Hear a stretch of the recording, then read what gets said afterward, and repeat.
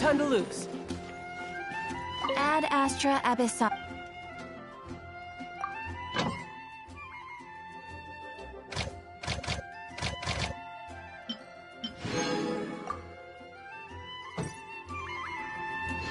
Ad Astra Abyss.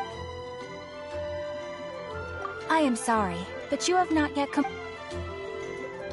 Ad Astra Ab.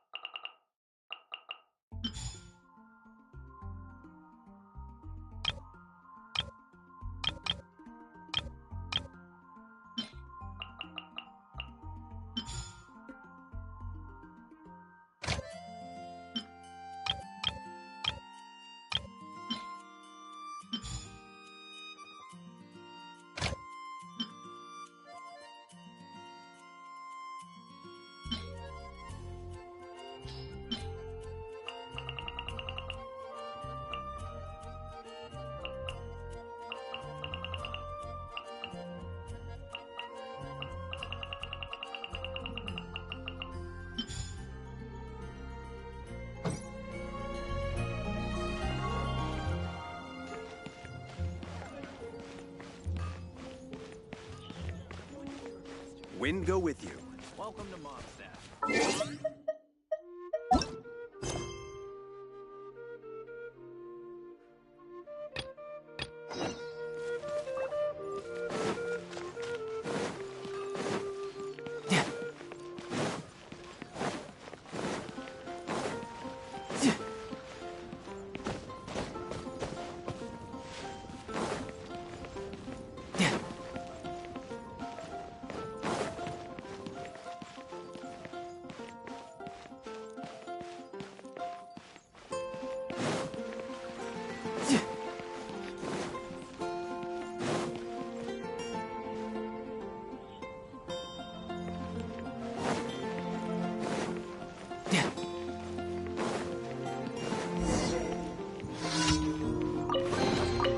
Not bad. Not bad at all.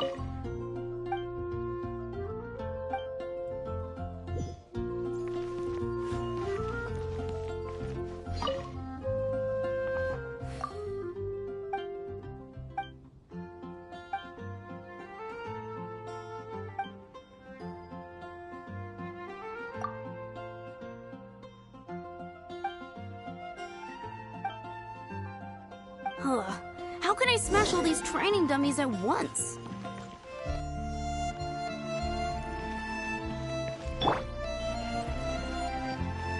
Brace yourself! Shame.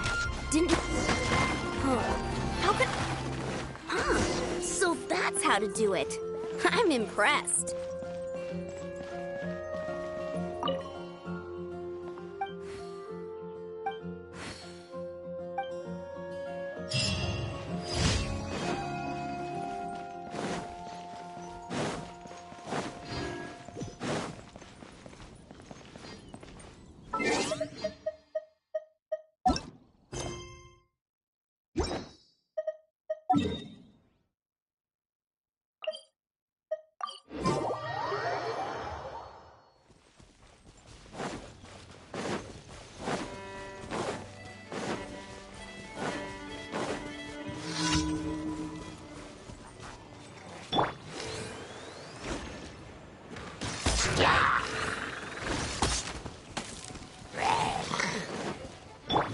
Brace yourselves! Think you can get away? Wouldn't gliding be faster? Yeah. Witness my great undertaking!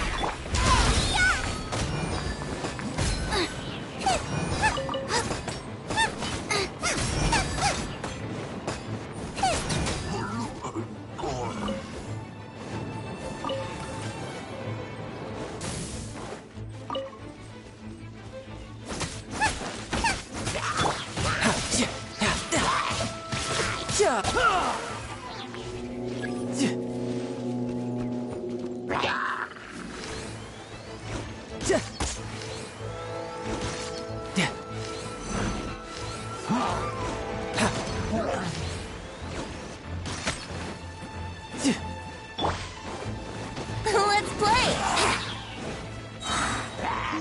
Time for takeoff.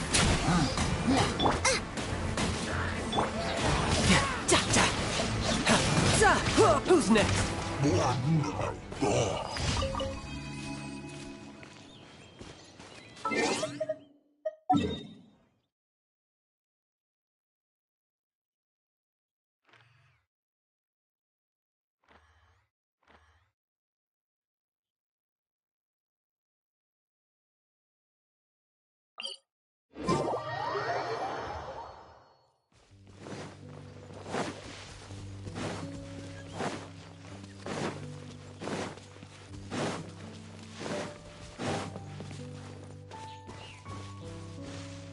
Brace yourselves.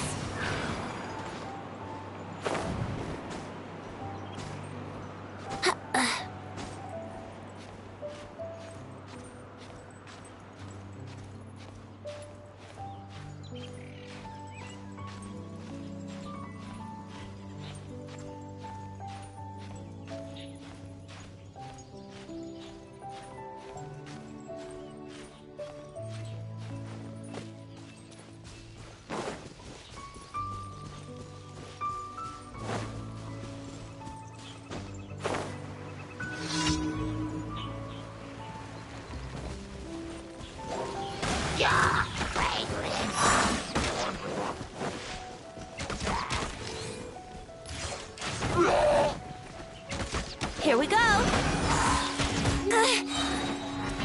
Think you can get away? Let's play. You're toast.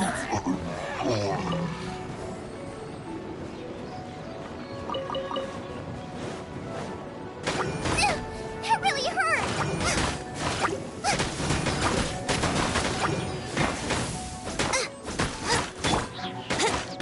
Here we go. Wouldn't gliding be fast?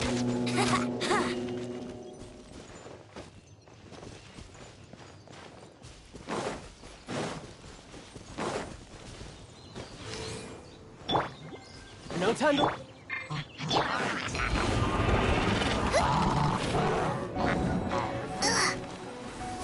Nice and spicy.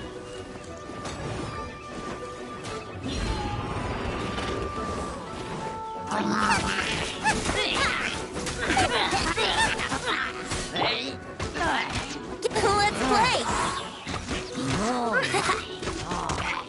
Yeah. Yahoo!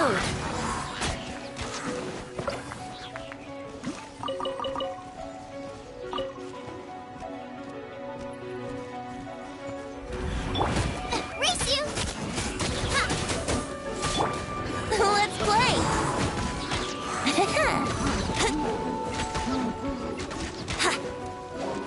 Wouldn't glide.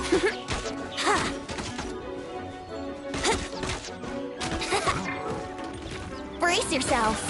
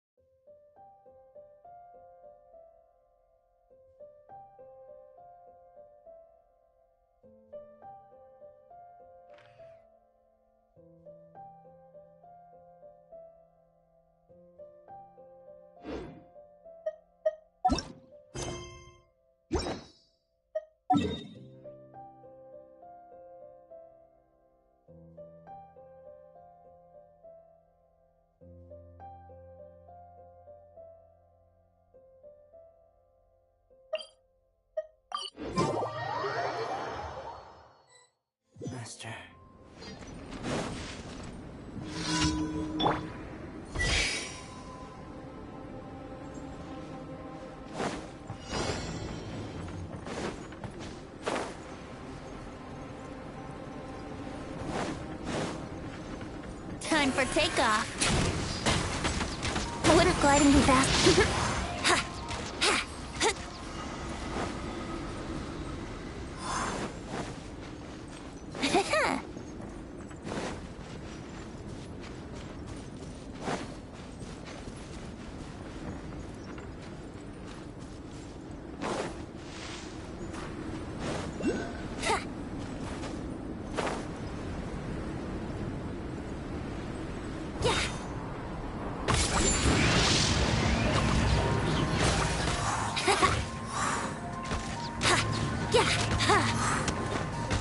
Here we go.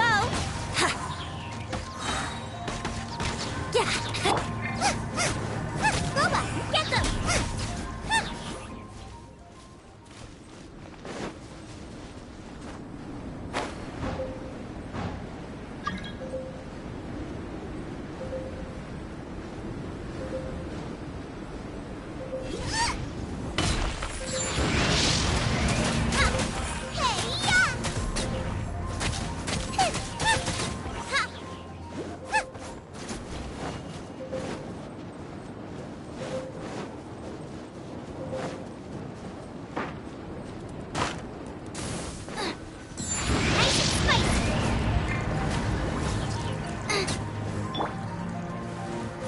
Think you can get away?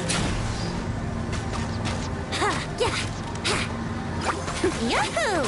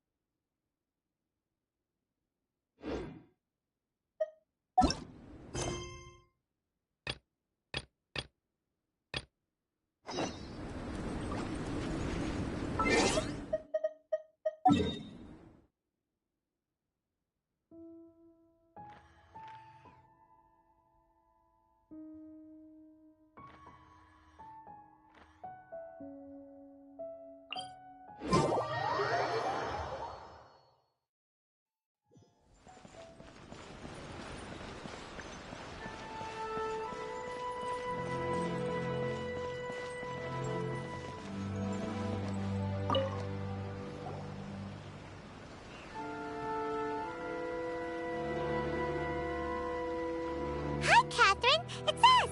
Was there something we could help with? Yes. I'm afraid that I have another task that requires your assistance.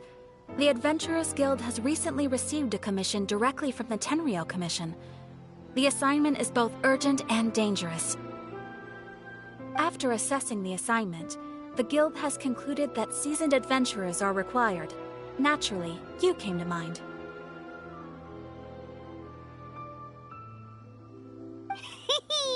Just another day on the job for us! Allow me to explain. The Tenryou Commission recently issued an arrest warrant for a young Oni by the name of Arataki Ito. An Oni? You mean those big, tough-looking guys with horns on their heads? That's correct. This particular Oni is quite vocal and audacious, so he already has quite the reputation on the streets. That said, he has never been caught up in major trouble of any kind.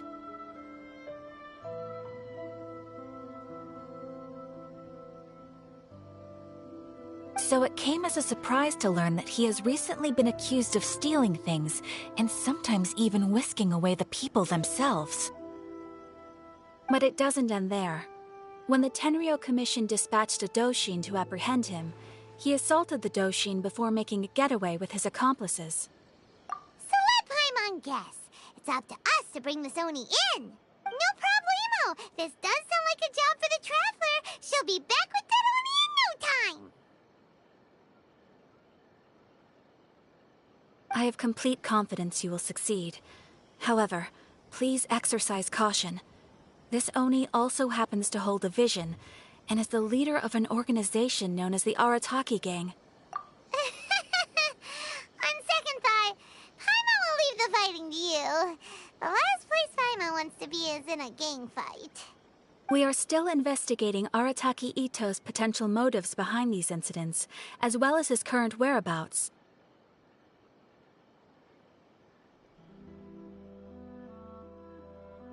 But please ask around in the streets as well.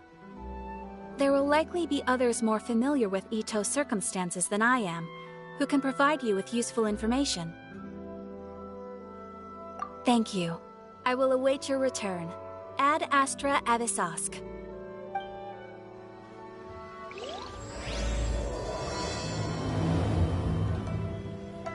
Well, let's start asking around on the streets. Hopefully we'll learn a little more about this Arataki Ito. Arataki Ito? Yeah, I've heard of the guy. Word is he did something monumentally stupid, then ran off before they could catch him. And to be completely honest, I was a little surprised when I first heard it. Okay, well, I mean, not that surprised. Wait, you mean he already had a bad reputation? No, not exactly. He's just very overbearing in everything he does. Big and brash and always making a ruckus. So, on the one hand, he's a larger-than-life kind of guy. But on the other hand, he's emotionally volatile. When he's in a good mood, he's as high as a kite. But when he gets upset, he gets completely enraged.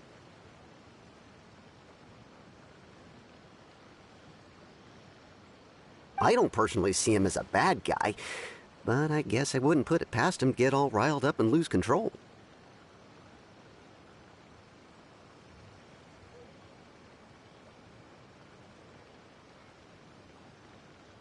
You know, I'm afraid that I'm not too sure myself. I keep a pretty good eye on what's happening in the city, and as far as I can tell, he just idles the days away.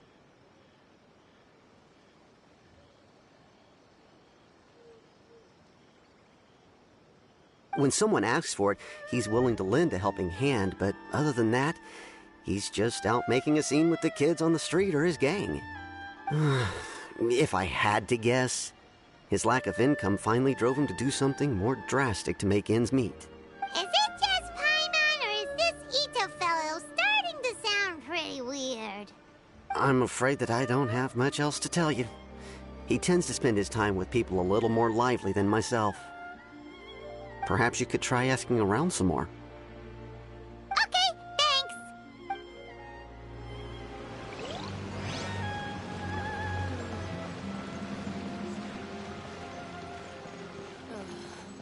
Is there anything?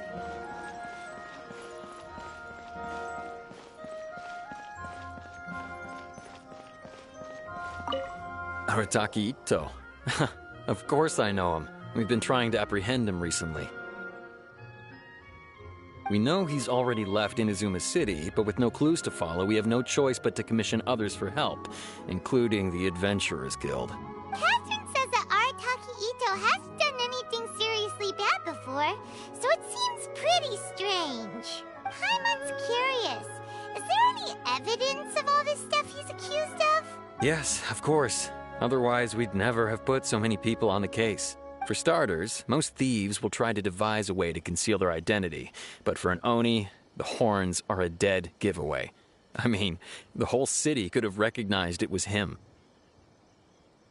At first, he was just one of our suspects, but when we went to investigate, he personally confessed to everything and started trying to provoke the officers.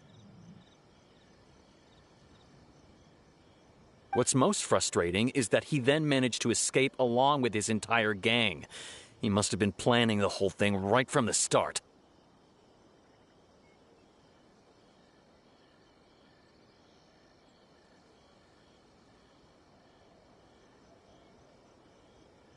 Of course he did. Whether material or psychological, there is plenty of evidence either way. He's never had a Mora to his name his entire life, and he's never kept down a real job. Word is that he also takes care of someone in his gang, and that the burden of it takes quite the toll on him. After scrounging for a living all these years, maybe he thought that being the bad guy would be an easier ride. As for his psychological motives, it's a bit embarrassing to talk about, but we confiscated his vision during the Vision Hunt Decree. At the time, Arataki Itto put up quite a fight. It took a huge amount of manpower and resources, and in the end we had to enlist the help of Kujo-Sara to finally secure his vision. The Vision Hunt was a mistake, but we never expected that he would go to such extreme lengths to take revenge on us. He does sound a little unstable, just like people have been saying. If the two of you are able to capture Arataki Itto, please bring him straight here. We'll handle him from there. Thanks for all the info.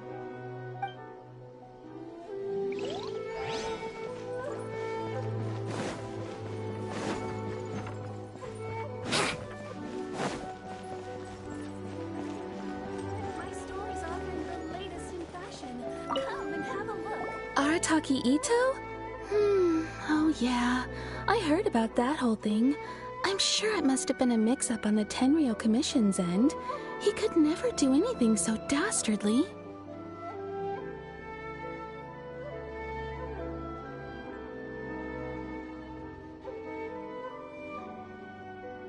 Huh? How can you be so sure? Is he really as trustworthy as all that?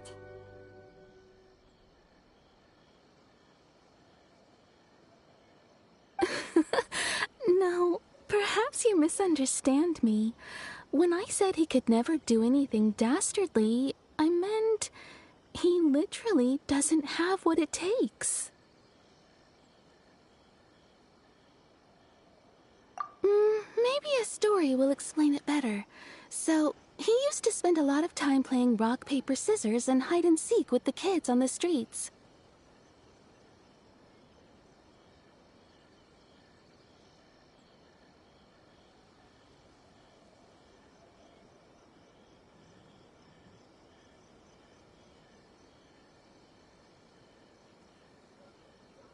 Kids, being kids, aren't exactly the most difficult to outsmart. I'm sure you can see— On purpose, though, right?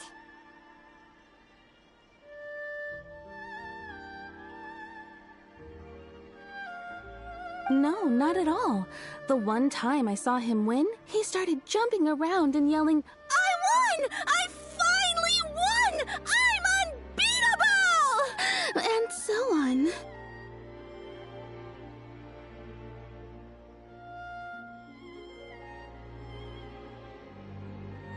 Then he took the kid's candy as his prize and ate it right there in front of him.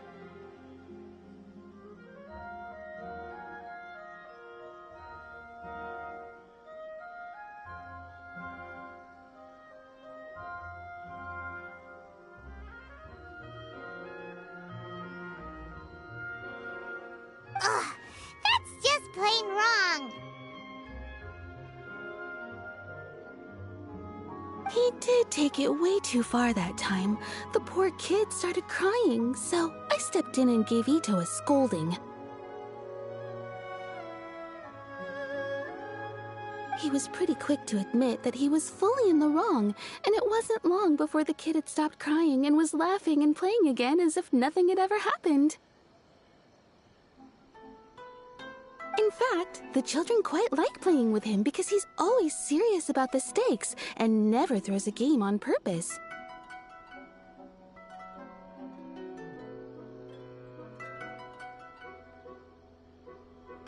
So, I suppose what I'm trying to say is a guy who can't even beat kids at a children's game really gonna be capable of these kinds of diabolical deeds?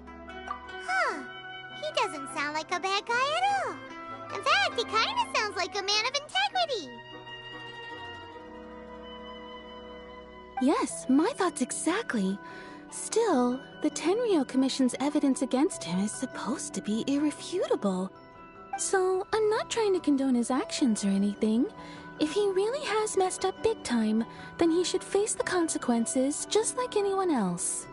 Thanks for info. We'll keep asking around.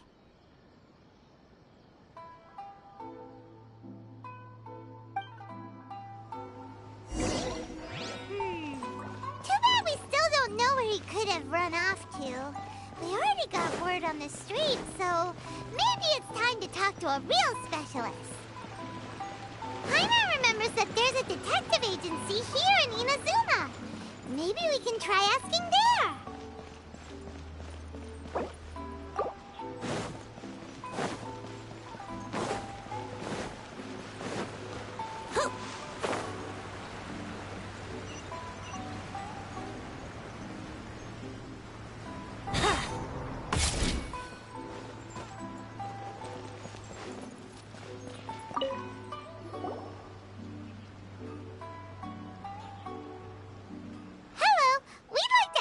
Questions about Arataki Ito.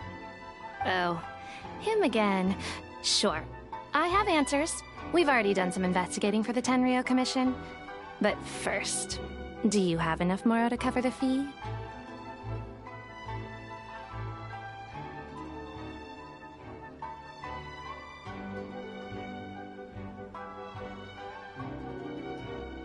I've heard all about your travels. After everything you've been through, I'm sure you understand the way these sorts of things work.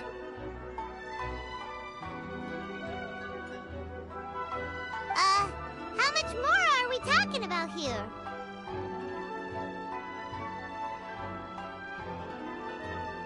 A one-off payment of 397,000 Mora, upfront. Plus a further 5% of your Adventurers Guild remuneration as my commission, if Arataki Ito is successfully caught and brought to justice.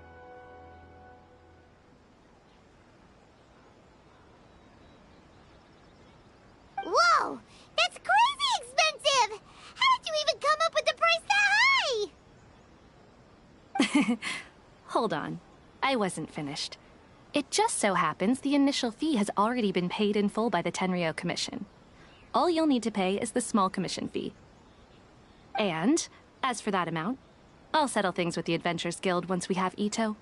So, from the way I see it, you guys are getting a pretty nice deal.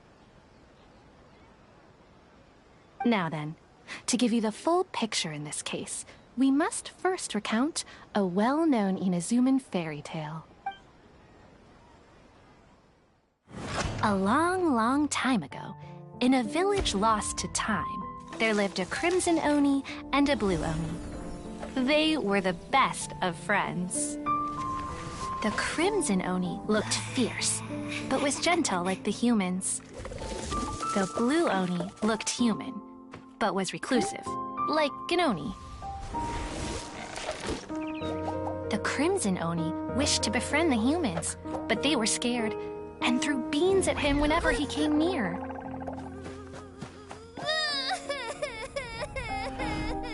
So the Blue Oni said to the Crimson Oni, Akka, I'll cause trouble in the village. You come and stop me. Then the humans will accept you. As planned, the Crimson Oni chased the Blue Oni away. The Crimson Oni's deeds spread throughout the land, and people finally accepted him. But when the Crimson Oni went to tell the Blue Oni the good news, he was gone and left only a letter behind. I went traveling. Don't come find me or they'll treat you as a naughty little Oni. But don't worry about me. No matter where I go, we'll always be friends. Huh? That's it? What about the little Blue Oni? Whatever happened to him? I suppose the Blue Oni simply disappeared, never to be seen again. Only the Crimson Oni remain now. But the Blue Oni was just an innocent little kid! Of course it does. Otherwise, I wouldn't go through all the trouble of telling it. One interpretation is that the story is actually broadly based on historical events and that Arataki Ito is, in fact, a descendant of the Crimson Oni. What I'm trying to tell you is that the Oni have sacrificed a lot in the past in order to finally integrate themselves into human society. but there are still some volatile personality traits in the Oni bloodline. Every generation of Oni inherits these traits. So while Arataki Itto has never been known to commit a wrongful act in the past, can we ever completely rule out the possibility of him one day allowing this side of him to take over? But how could he do that? After the Blue Oni's sacrifice? That would be such a betrayal! That's a very old story. Nobody knows how long it's been since the Blue Oni disappeared. We can only assume that they have long since died out, in which case, it would be quite a stretch to say it still counts as a betrayal at this point. Besides, the suspect has already confessed. What is there left to discuss? According to my investigation, he was headed southwest. I would bet he's already made it to Yashiori Island by now.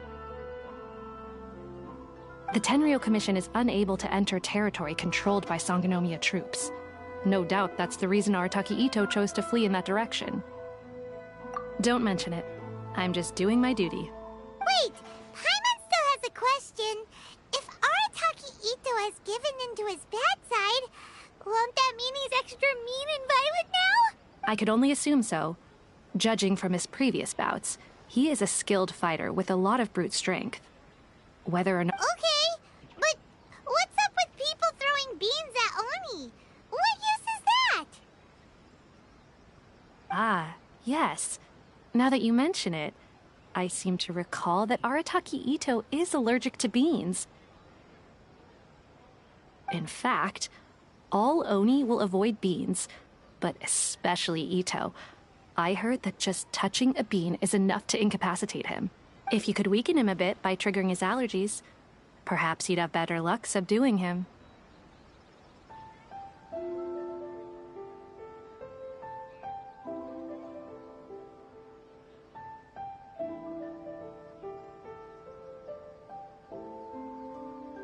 Right! Knowing our target's weakness will make things a whole lot easier.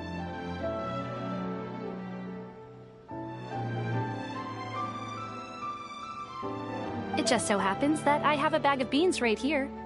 I was planning to use them to make some porridge, but I think you will find a better use for them. Of course, I will charge the Adventurers Guild a fair and reasonable rate for the beans. Sneaky! But also, thanks! Let's head to Yashiori Island and start looking for Itto! Welcome to Bonton Sangha Detective Agency. What will you have me solve?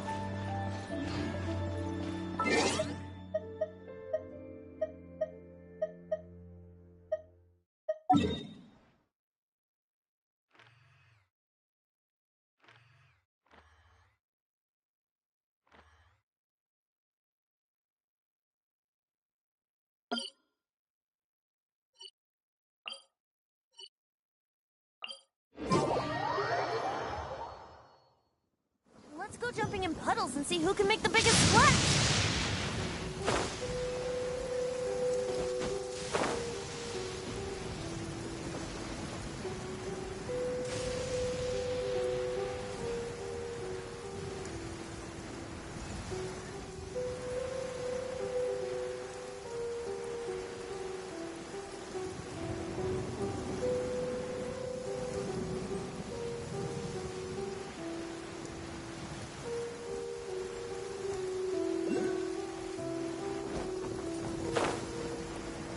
According to Detective Sango, Itto should be somewhere around here. Catherine mentioned that he has a vision. Why not see if you can track him down using elemental sight? There's a camp here, but nothing stands out as particularly noteworthy. Let's keep moving forward.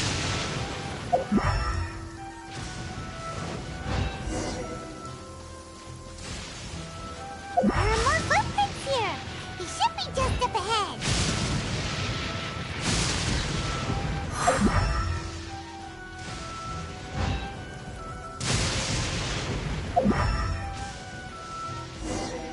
Wait, could that be him? Is that Arataki Itto? He doesn't seem to be looking this way. Perfect. Let's try the beans Detective Sango gave us. It'll save a lot of hassle if we can avoid a fight.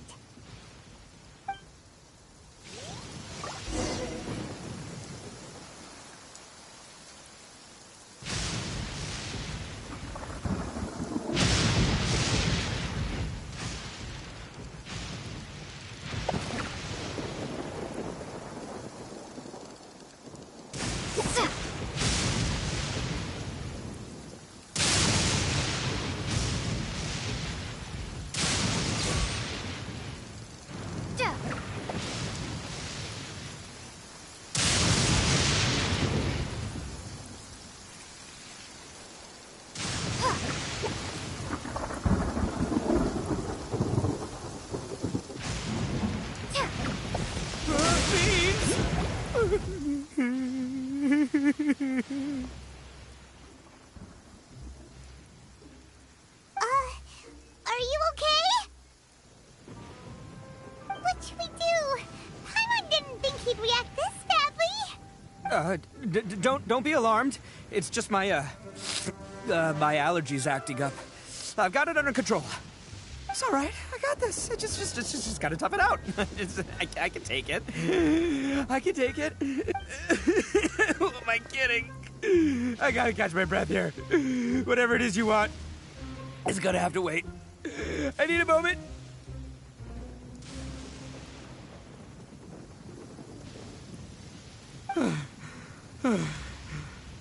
Need a moment.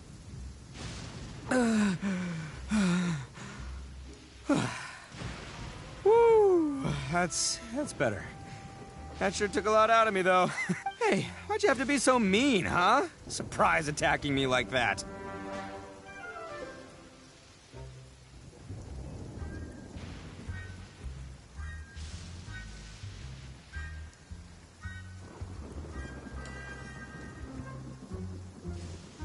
Oh, I get it. So you're here to bring me in. How in the world did you find me all the way out here? Well, whatever. If you think I'm going back with you, you can forget it. I'd walk away if I were you. I pack a mean punch, you know. I don't want to hurt any regular folks like you. That's pretty big talk considering all the beans we have.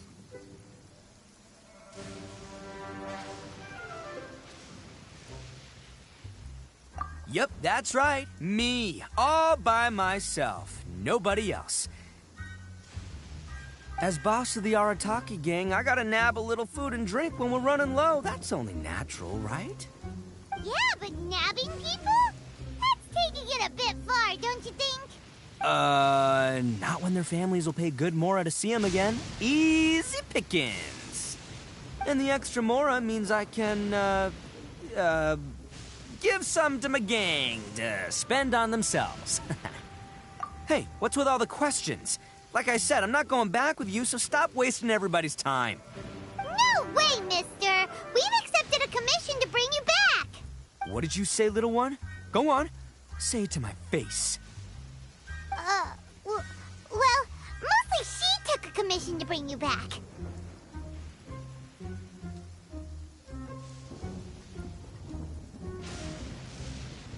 Looks like you aren't gonna let this drop. In that case, we... Uncle Ito! Don't run now. Careful or you'll fall. What's taking you so long? You said we were gonna have a beetle fight today. Come on, you promised. Yeah, that's right. Still going ahead. But you see, I've been out here for ages, and I still can't find a beetle that I like. So, just give Uncle Ito a little more time, okay? Huh? Who are they? Are they your friends? Yeah, that's right. I told them not to come, but what can I say? They were just too worried about me. It's because of a little thing called, prestige. Yeah, because of all the prestige Uncle Ito has. Huh? What are you talking about? Come on, just play along. Leave the kid out of this. Uncle Ito, you don't look so good. You look like you're about to fall over. That's because Uncle Ito bumped his noggin on a tree branch while looking for a beetle. Uh-oh! It's all good, though. These horns are rock solid. Okay, if you say so. Granny and I will keep heading back now. Don't be too long. Yep, I'll be right there. Hope you're ready to lose today. Who were those people? The old lady was Granny Oni. She's the one who took me in and raised me. And the kid's name is Daisuke. I took him in just a while back. They're both like family to me. They escaped with me out this way, along with my boys from the Arataki gang. If I didn't bring them with me, the Tenryou Commission would be knocking on their doors for sure. Right. But if you care about them so much, then you shouldn't have done all that stuff that made them worry about you in the first place. Listen, how about we make a deal? You two let me go wrap things up with Daisuke, and once we're done battling beetles, the two of us will settle things with a duel. If you win, I'll come quietly. You can take me back to Inazuma City, and you won't hear a peep out of me. Why? Because I'm an Oni of my word. I'll just tell little Daisuke that my friends and I need to step outside for a moment. That way you won't worry. Cool? What should we do? There is the... Oh, it's on! I like your style. All right, but first things first. I need to find an Oni Kabuto to battle with. I've been looking here for ages and haven't found myself a winner yet, so it's time to try somewhere else. Come with me. Saves you worrying that I might skedaddle.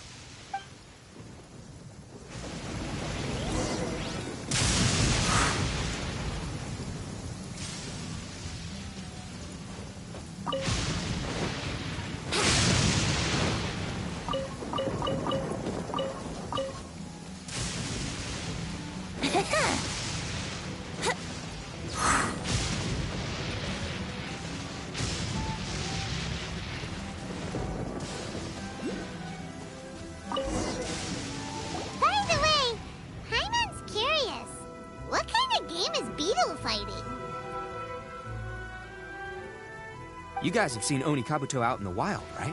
Even though they might look menacing on the outside, they're big softies on the inside. Most of the time, they're just sitting there doing nothing. But let me tell ya, once the Oni Kabuto start fighting, they won't let anything get in their way. The grand game of beetle fighting is a match where your beetle tries to flip the other beetle onto its back.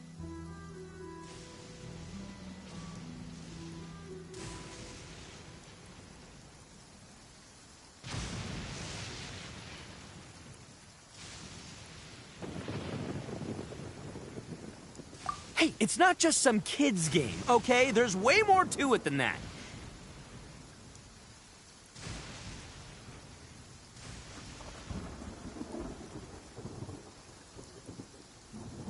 I have taken part in more beetle fights than you would believe. At least 800. I may have even crossed the 1,000 mark by this point. Anyway, after a while, you can tell a beetle's fighting potential just by looking at its shape, size, and the patterns on its body. But it's not just about all the physical stuff. Oh no, your Oni Kabuto's got to be in the right headspace as well. If it's not up for a fight or doesn't have the guts, well, then it's game over. Boy, are you two lucky you ran into me. When it comes to beetles, I'm the expert that the experts go to. I'll show you all you need to know. But we're not the ones that will be playing. We're just here to keep an eye on you. Oh, yeah. Yeah, anyway, not a problem. You two might think I'm just tooting my own horns here, but just you wait. I'll make you a beetle expert in no time. And by the way, that kid has one tough beetle. We can't underestimate it. You have to find a real lean, mean beetle warrior.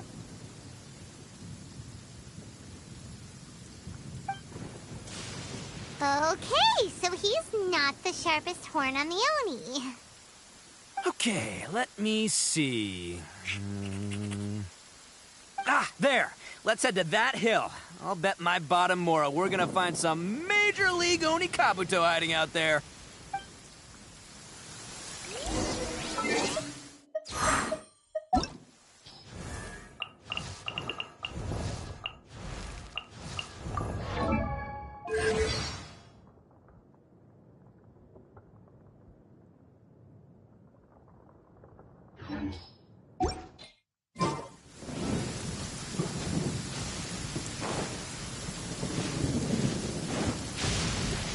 Would a gliding be faster?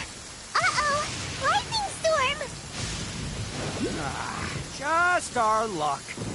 Well, hopefully that'll scare all the wimpy beetles. Oh, darn it, they're all gone. Let's hop down from here and take a look. My gut's telling me that there's a king-sized beetle just below. Beefy Beetle King, here we come! Look! You see all those purple things? It's a whole pile of Oni Kabuto! Now that's what I'm talking about! Huh? Oh, what the... Aw, no! Not lavender melons! Well, even a pro like myself can make a mistake from time to time. It's okay, just gotta roll with the punches. Let's try somewhere else.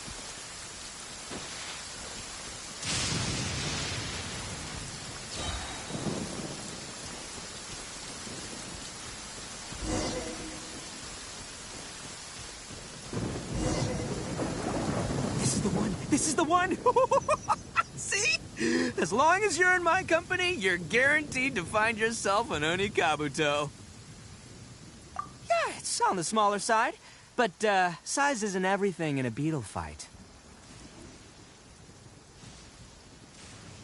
Just let the expert explain, okay? What smaller beetles lack in strength, they make up for in agility. They usually got a whole bunch of sick moves just ready to whip out when the right moment comes. Listen, you can never see a beetle's true energy until it's in the ring.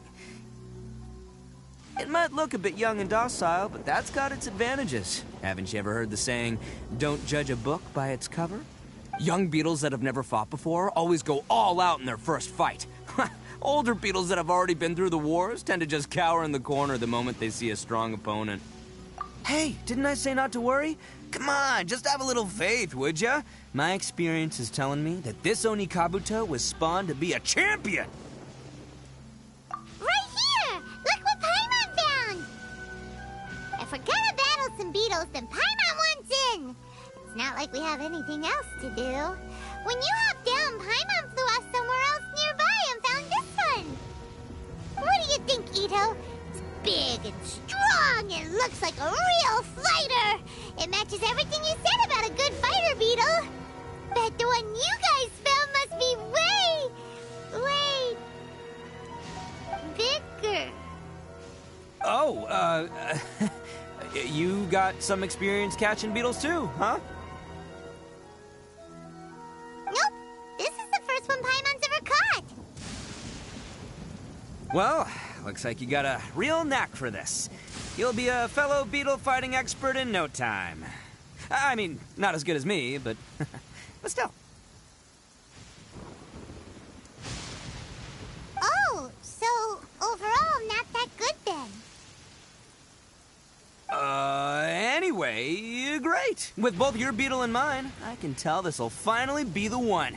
This time, I'm gonna win for sure.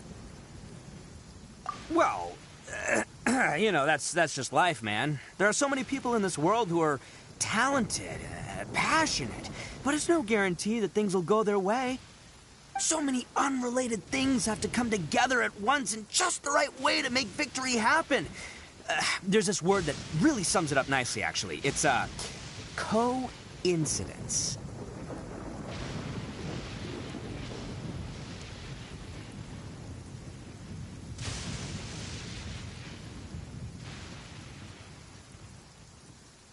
As in pure luck? Huh. Guess it makes no difference whether we have Paimon's beetle or not then. Might as well just... Whoa. let's not do anything rash here, you know. I think both of these fine beetles have a shot at winning. Let's just hang on to them and give them both a try. A true warrior never leaves a good beetle behind. Anyway, time to head back and get this show started. Man, I am psyched for this. Woo! Let's go!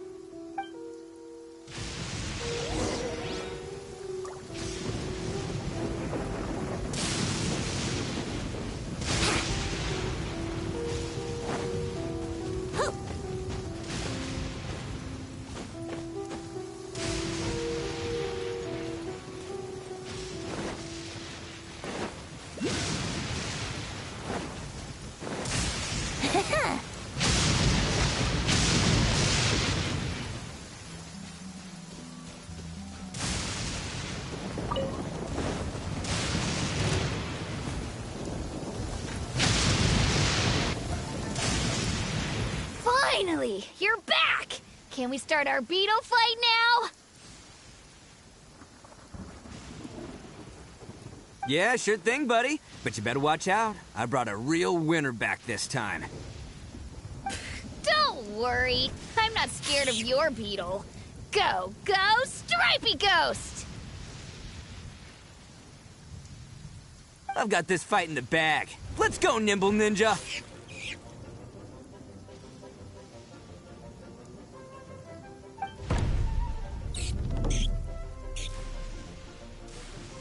Huh? When did you come up with that name?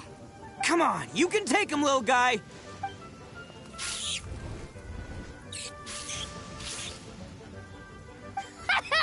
That's right! Finish it!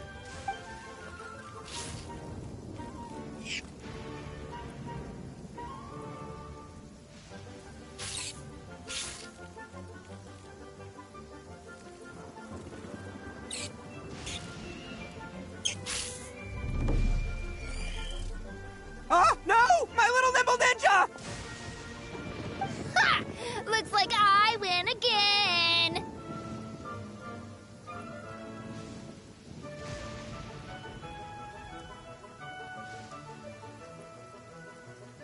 Dang it! Ugh, it's my 7th loss in a row.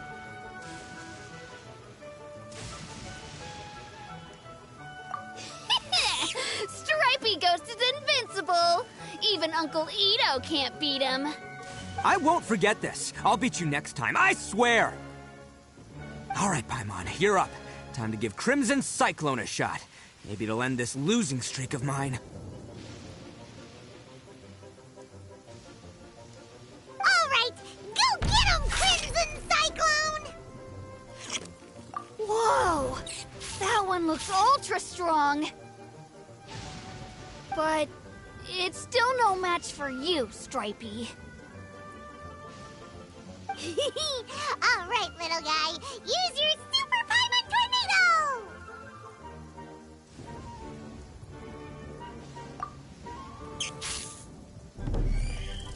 No, I can't believe it.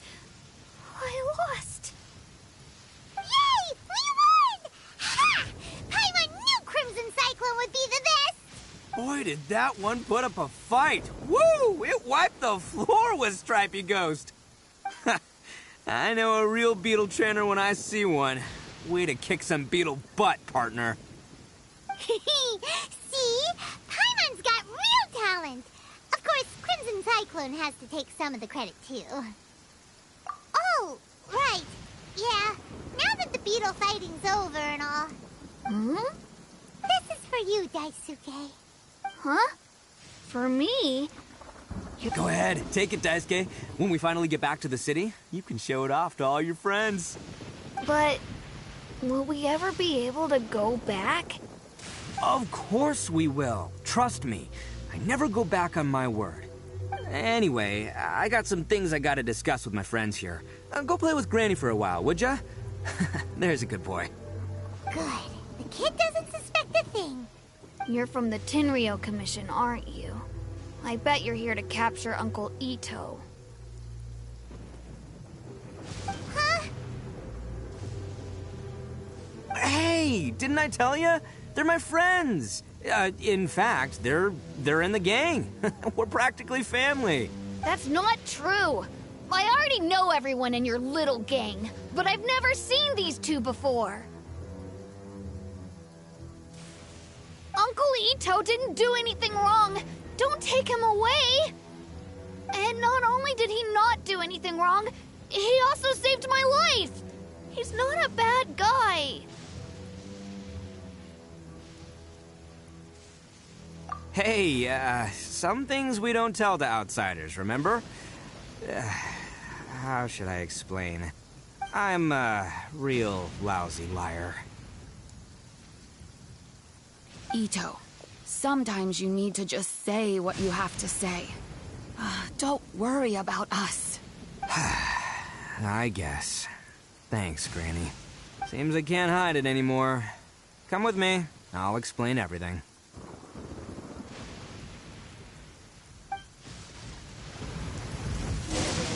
I'll be honest with you.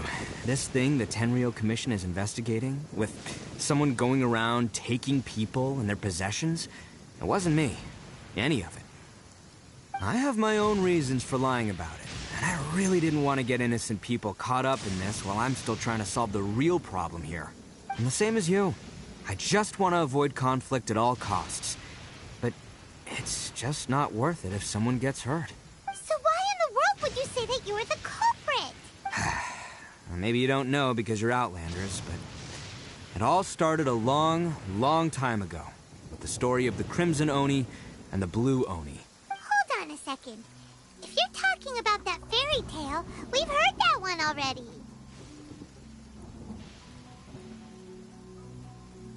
Oh, so you already know. Well, that makes things a whole lot easier. So, is the story from the fairy tale really true? Everything about the fate of the Oni is true. The Blue Oni chose exile, and the Crimson Oni stayed behind. But the other details aren't historically accurate. Fairy tales are nice stories, but there's something they leave out. It's a little thing called the cold, hard truth. The Inazuma of long ago was a dangerous place. If you wanted the Raiden Shogun's protection, you had to have a good relationship with the humans. The Oni are a proud kind, so it wasn't easy for them to ask others for acceptance. Over time, the Oni eventually split into two factions. The Crimson Oni were friendly with the humans, but the Blue Oni, they were more stubborn and insisted on keeping to their own. Paimon thought you were two different species. So really, you're all one family? Yep, that's right. There's no real difference between us. We just paint our horns different colors to show which side we belong to. Because humans were still wary of Oni at the time. The Crimson Oni always hoped to find a way to live in peace with the humans, but the Blue Oni kept clashing with them. Humans didn't see a difference between Crimson and Blue Oni. All they knew was that Oni were hard to get along with. If things were to continue that way, the Oni were never gonna get along with humans. And so, the most revered leaders of the Crimson and Blue Oni decided to resolve it once and for all. Over drinks, they swore an oath. The Blue Oni would play the role of evil Oni to help the Crimson Oni integrate into human society. But the Blue Oni's leader gave two conditions. Huh? What were they? First, the Oni must abandon any prejudice they held against humanity.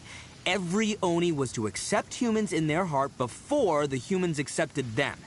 Oni were not to use their strength to mistreat humans, but were also not to stand for mistreatment against themselves.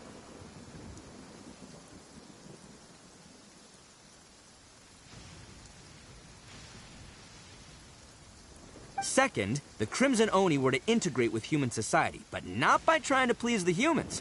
The Oni were to embrace their own honest characters, their surging tempers, and their awesome strength to win respect from the humans. In other words, they were to carry on the Oni bloodline while also protecting our Oni pride. After choosing exile, the number of Blue Oni began to dwindle, until eventually, they disappeared altogether. Since I first heard the story of the Blue and Crimson Oni as a kid, I've heard it countless times in my life. Not once did I ever imagine that the Blue Oni clan had actually survived. So you're saying the real culprit was a descendant of the Blue Oni? That's right. Most people don't pay attention to the color of an Oni's horns. They probably don't even know that Blue Oni exist. But nothing gets by the Arataki gang. At the scene of the crime, they saw an Oni with different color horns than mine. Still, it would be strange if the culprit really was a descendant of the Blue Oni. I can't bring myself to accept it. Exactly. They would give up their life before abandoning their pride. I've always respected the Blue Oni for the sacrifice they made. And I know the aspirations my ancestors had for the future of all Oni. Our pride does not allow for any wrongdoing. You don't steal from other people. You don't harm other people, period. My guess is that the Blue Oni was tricked or forced into it somehow. But I don't have any evidence. That's right. If I didn't step in, the Tenryou Commission would have definitely caught them by now. But what does Daisuke have to do with any of this? He said that you saved him so he knows your story, right? He was the one I managed to save from the Ronin after I sent them running from the scene. He was off playing somewhere when they came by and ransacked his house. By the time he came back, his parents had been taken. The whole reason I'm in this is to help this kid find his mom and dad again. I never wanted to tell you any of this. My original plan was to knock you both out and take my family to hide somewhere else. There's more to this than just one blue Oni.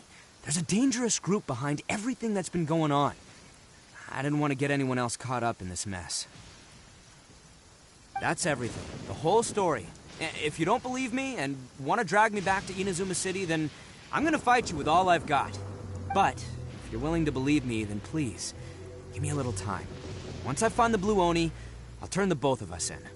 Yep, Paimon too! Just treat it like we're here to keep an eye on you. So, you... all right. I knew you'd be reasonable. I knew it.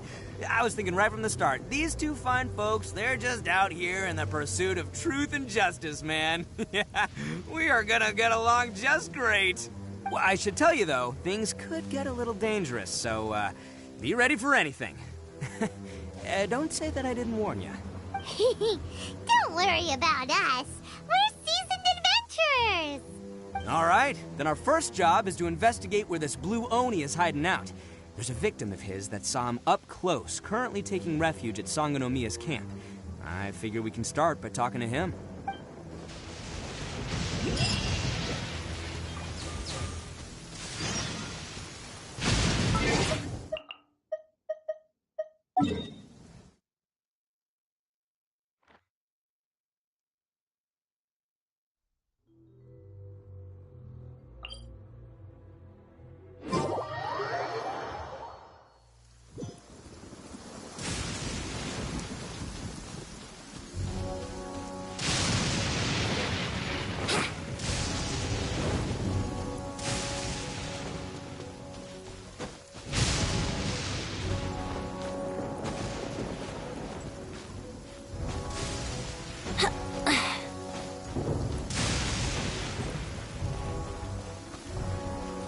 Here we go.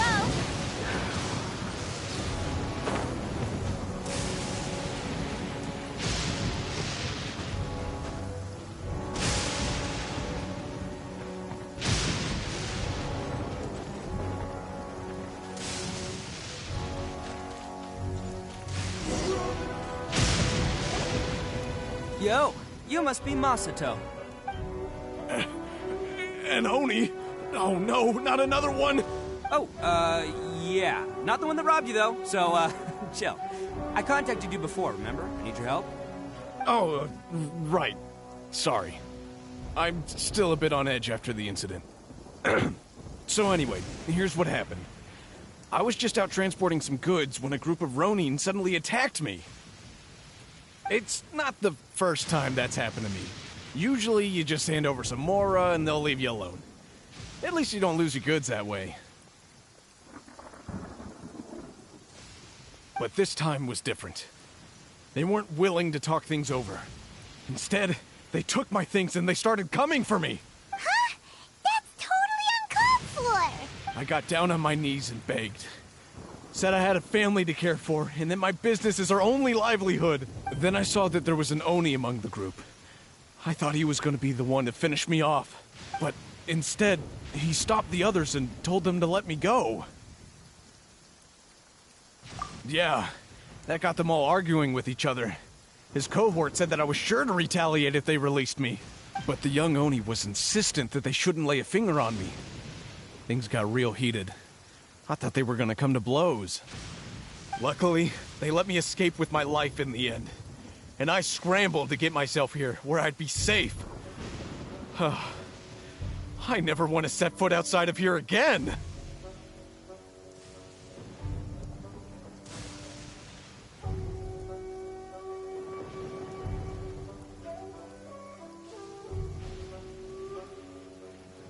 So he'll steal, but he won't harm people. Seems he has some sort of standards.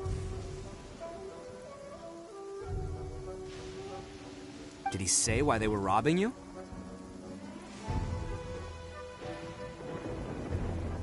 Surely it was Mora, right? What else could they have wanted with me?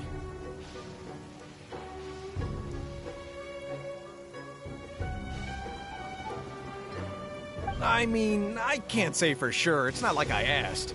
But what I did hear them say was, the goods are worth more than the merchant's life. Or something like that. Ugh, that idiot Oni.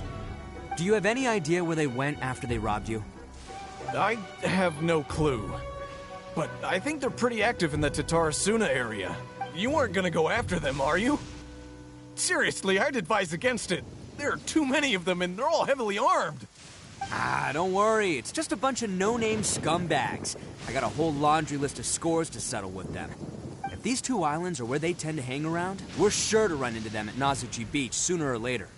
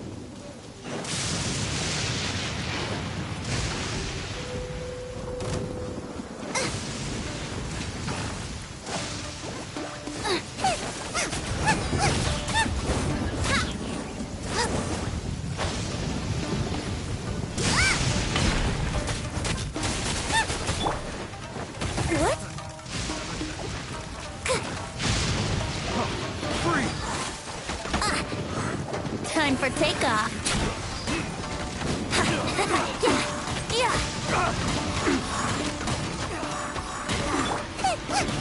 Nice and spicy. Eat this! Into the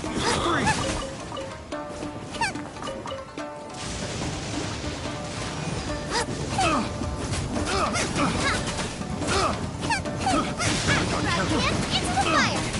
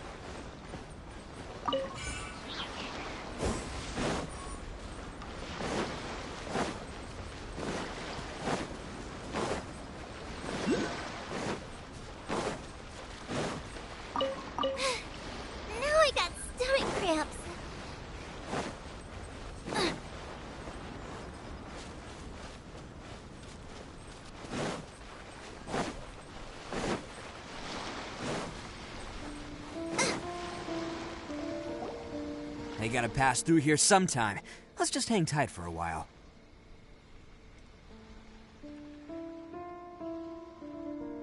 If I'm not mistaken, they'll be showing up any time now. Yeah, things might get a little rough, so we better be prepared.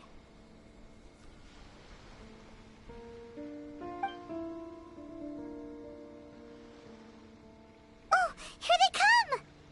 Yeah, there they are. And one of them has horns. All right, it's go time. Let's get him!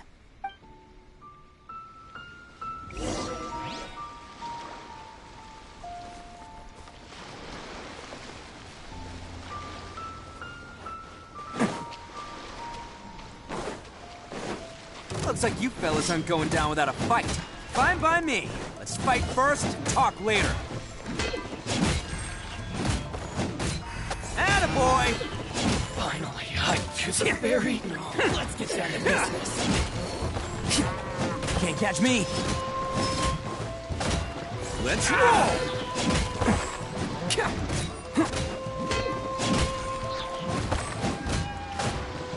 Boom! Feel this ancient power. Let's play! Attaboy!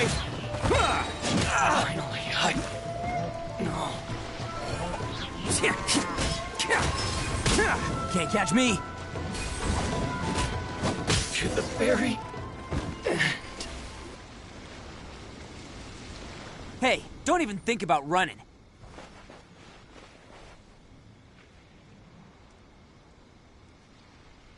It's me, Arataki Ito, descendant of the Crimson Oni. I know who you are. From the day we are born, every blue Oni knows their purpose.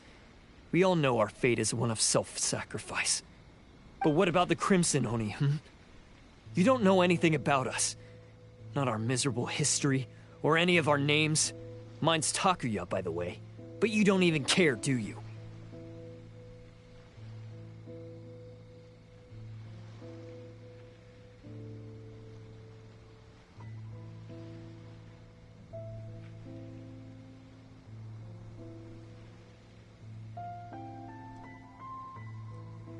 Because those who get sacrificed should be forgotten, right?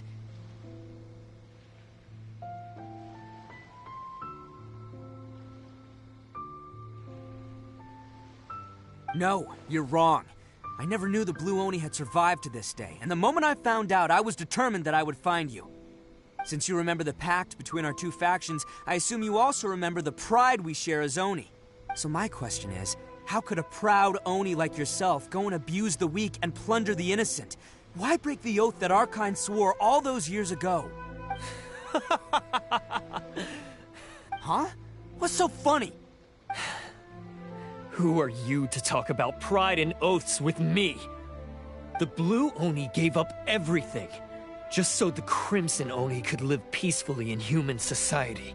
But let me ask you, Arataki Ito, what exactly do you contribute to human society?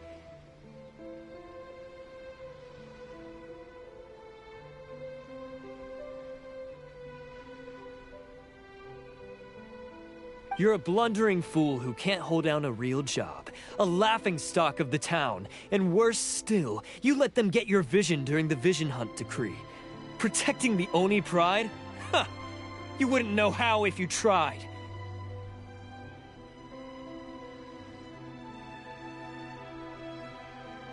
You're a disgrace to the Oni kind. Hey, come on. None of that stuff's a big deal. I mean, you're really hanging me out to dry here, man. Since when do you care what other people think? You just do whatever you want. It's not like anyone can stop you. But do you have any idea of the kind of life my kin and I have lived while you've been hanging around in human society? We were cut off from the rest of the world. We severed all contact with it. And since then, we've had no place to live, no stable source of food, no clothing, no medicine, nothing. Besides the oath we swore to uphold in our so-called Oni pride, we had nothing.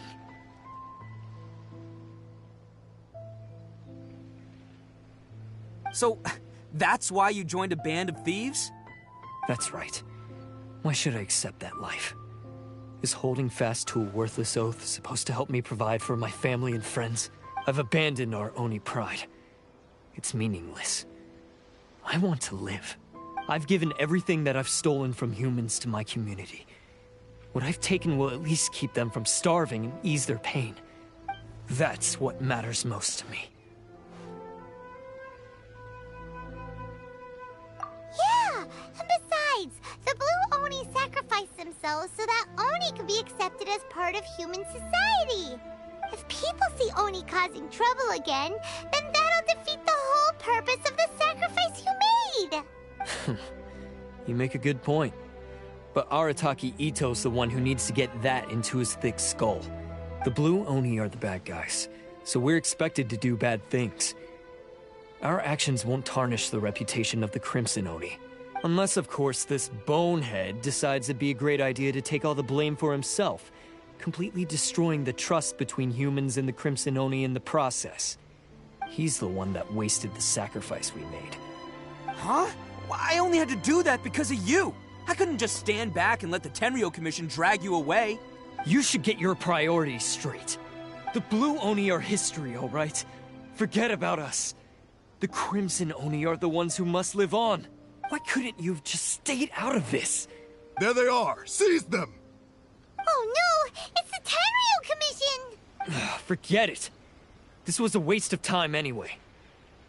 Look, I don't expect you to understand me, but you could at least take a look in the mirror sometime. Hey! Hey! He got away! Uh-oh, we need to get out of here too! We can't get caught here. Looks like I'm up to bat. Just wait here and we'll escape together when the time's right. Whatever you do, don't attack any of the Tenryou Commission, or they'll be after you too.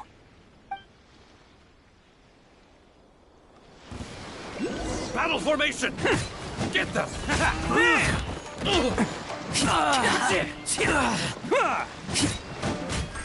Can't get... I must withdraw. Come on, men! He won't get away this time! Just give yourself up, Arataki Ito!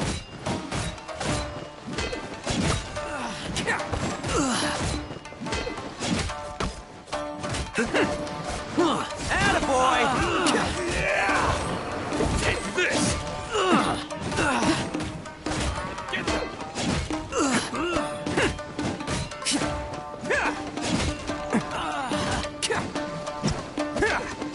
Let's roll!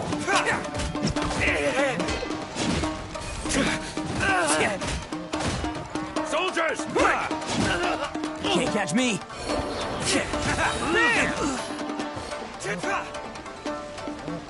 Oni coming through! You cannot match my bravery!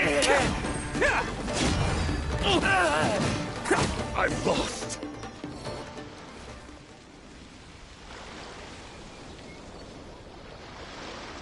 Man, they really came out in force today. I'm kind of flattered the Tenryou Commission sent so many. But I still haven't completely recovered from the bean attack earlier. I'm starting to lose my edge here.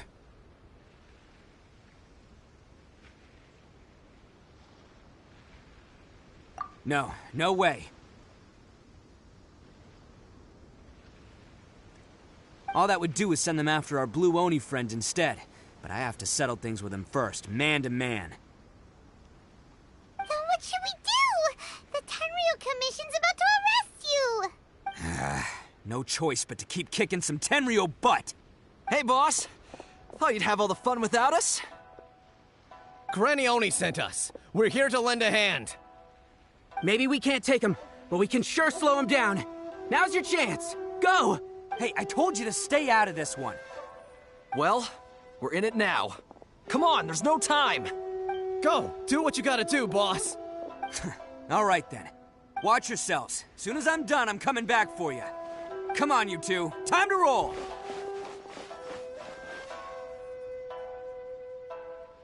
Don't let them get away! After them! Hey, you guys want some of this? There's plenty to go around. Run for it, boss!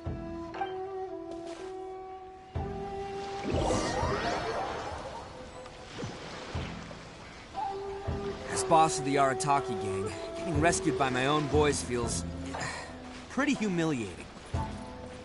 I promise to never let you down, boys. All right, we've got some footprints to follow. Let's find Takuya. It was real touching and all what they did, but those few guys weren't much of a gang. Hey, is it just me, or are there more and more footprints here? A wrecked cart and some goods. Look alive, we've got company. Think you can get away? How's this? Bubba, get them My out! blade!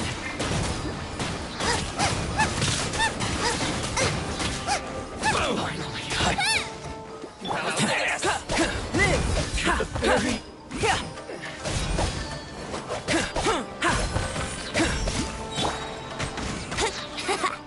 Finally, Seems they definitely don't want us going any further. Let's see what's waiting for us up ahead.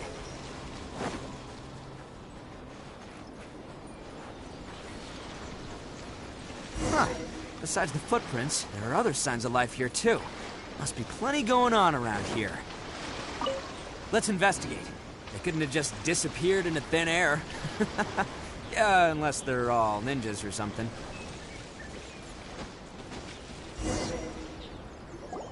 Hidden entrance, yes!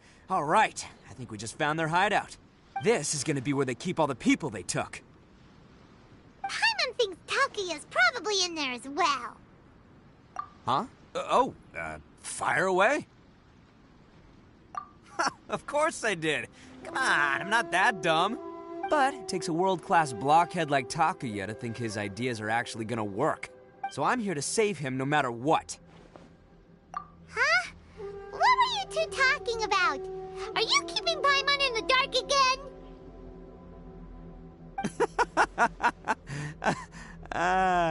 Let's go.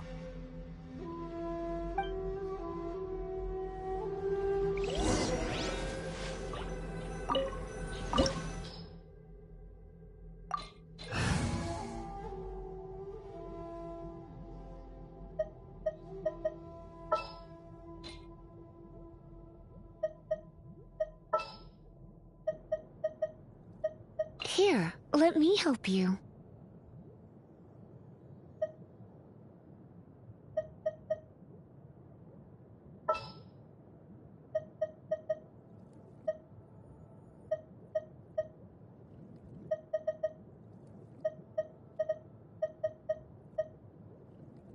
Need to end a few enemies?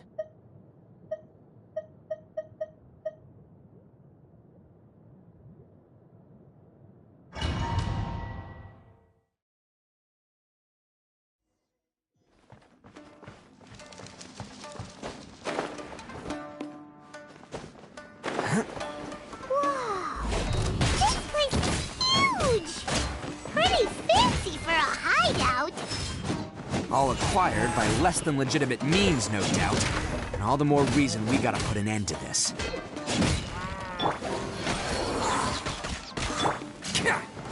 To the fairy. Finally, No.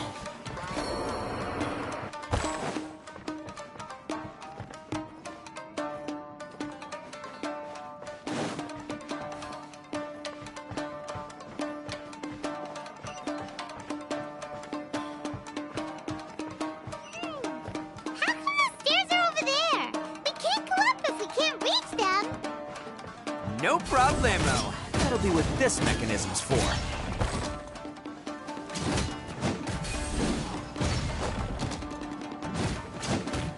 To the ferry.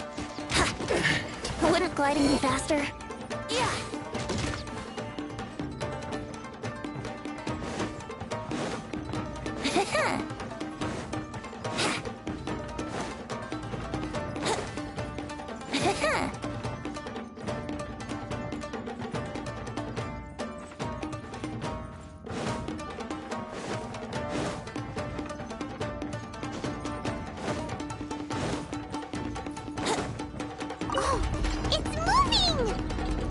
Ah, see? What did I tell you? Just trust my instincts.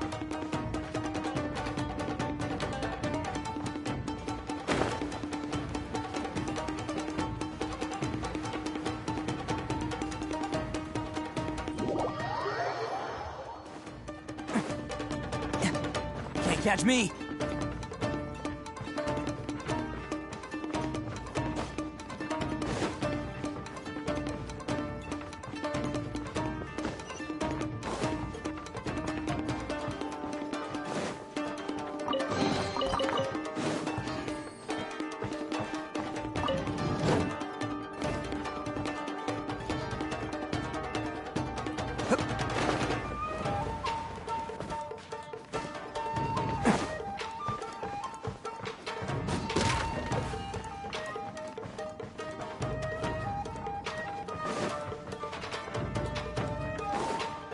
Can't catch me.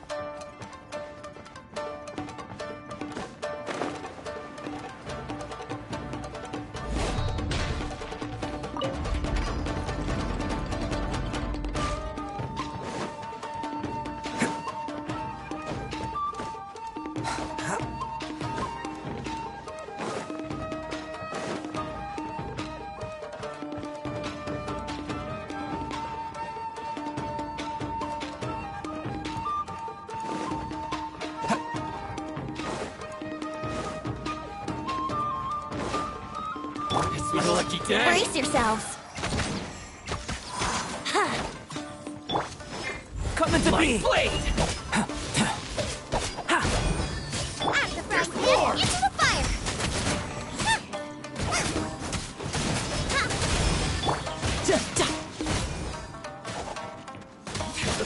Say no more! Blade!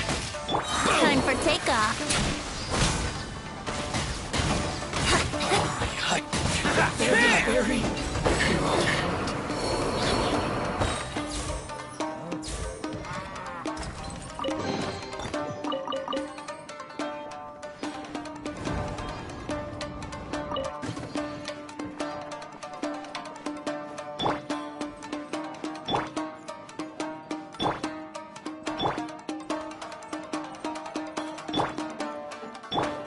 Can't catch me.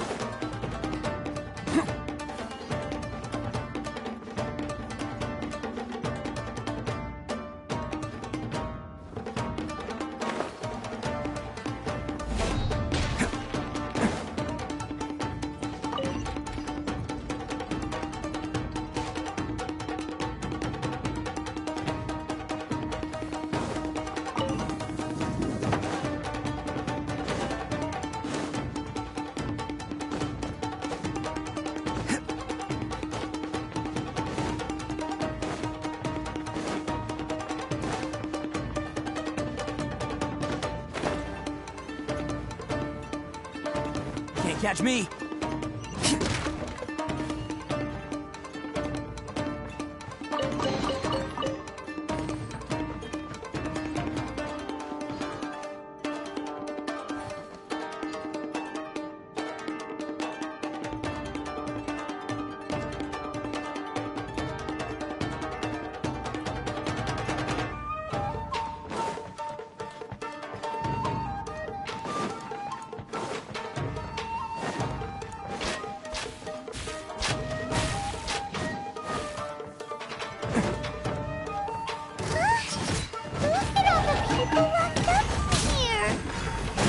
Must be holding on to them for leverage. All right, let's get him out of here. See no more! My blade!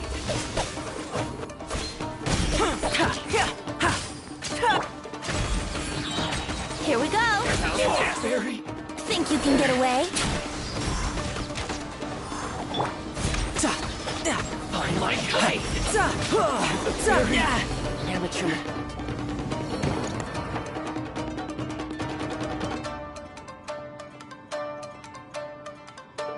All right, you're all free to go now. Quick, get to safety. Sorry, but have you seen our little boy? We're awfully worried about him. Calm down, dear. We don't even know if he was taken here or not. But... Oh, my little Daisuke! Oh, you must be Daisuke's parents. Yes, that's right. Have you seen him? Where is he? Is he all right? Don't worry, he's safe and sound. Someone's looking after him now on Yashiori Island. I can show you where on the map. He's been worried about you. I bet he'll be relieved to see you. You were the one who saved him? Oh, thank you, thank you! No, please, no. No need to thank me. It's my pleasure, really. It's just who I am. It's what I do. Before you go calling me a hero, let me ask you this. Wouldn't any other self-respecting guy who saw another person in danger have done the exact same thing?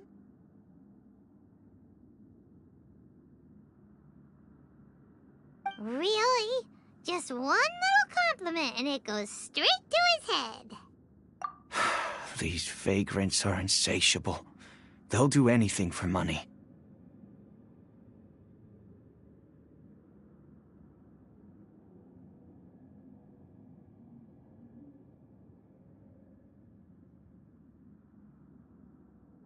No one dares stand up to them for fear of what they might do.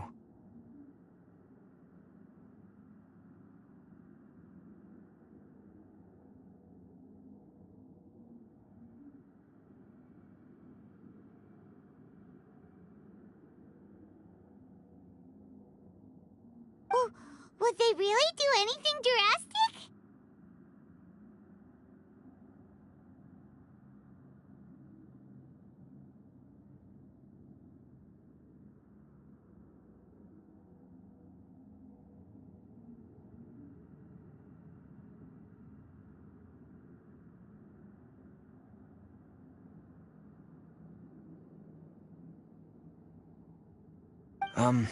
No, actually, because one of the guys, the one with Oni horns on his head, has always shielded us so far.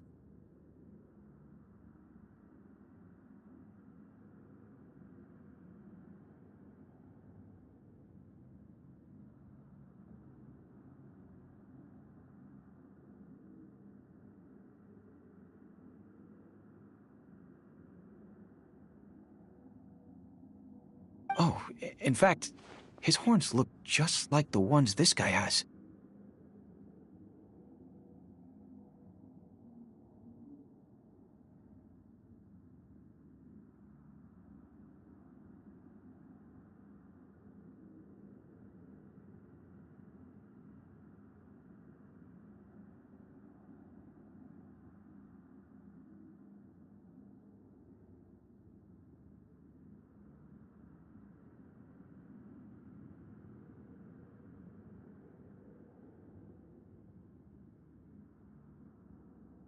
At night, he would secretly bring us food and water.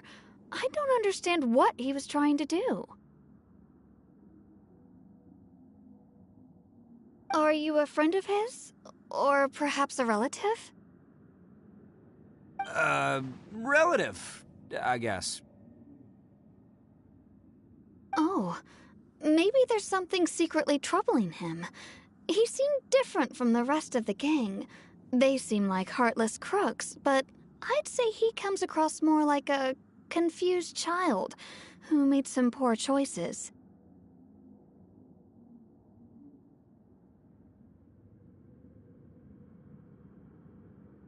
Let me put it this way. There are a few things he needs to straighten out in his head, and I'm here to point him in the right direction. I'm glad to hear that. He's lucky to have family like you.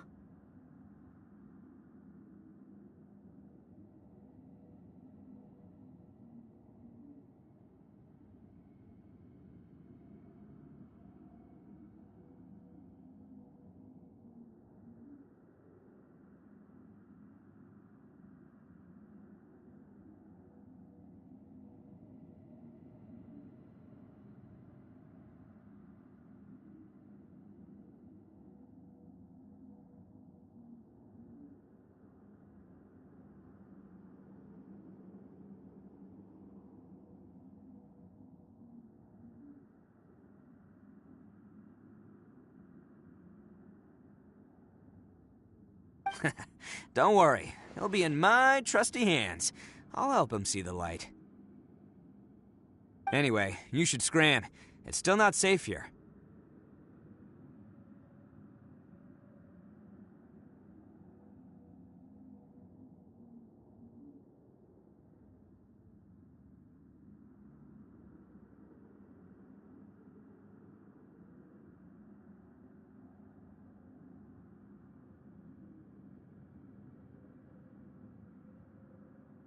Yes, thanks again. You've rescued our entire family. We are indebted to you.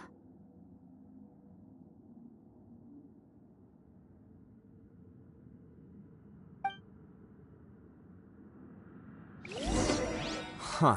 A child that made some poor choices. Anyway, let's get going, while we still have time.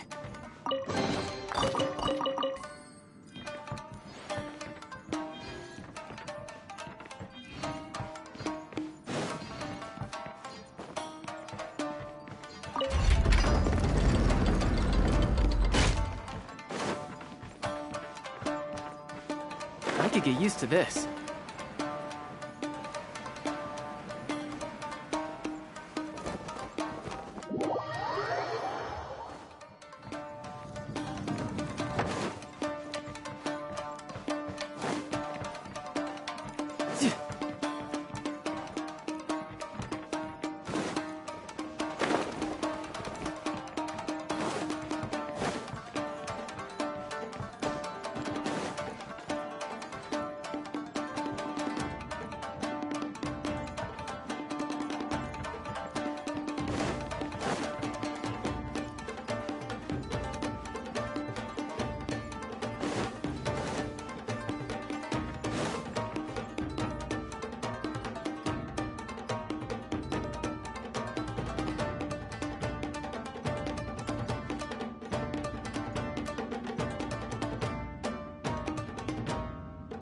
No time to lose.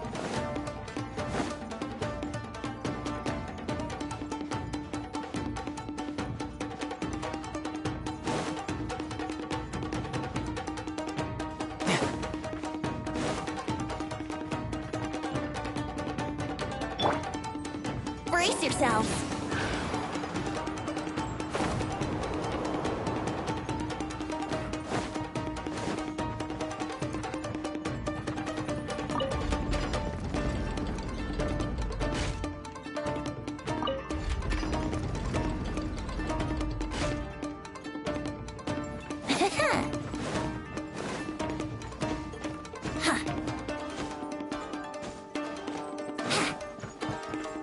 Wouldn't gliding be faster?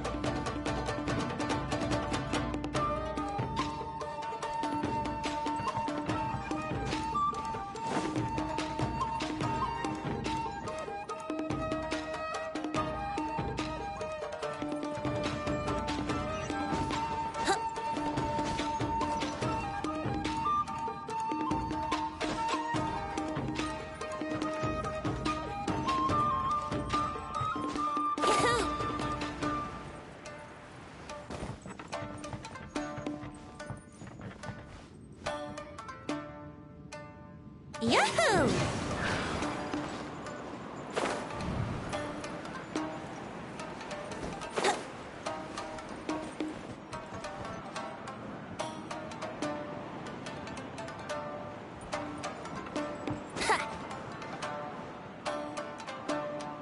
Brace yourselves.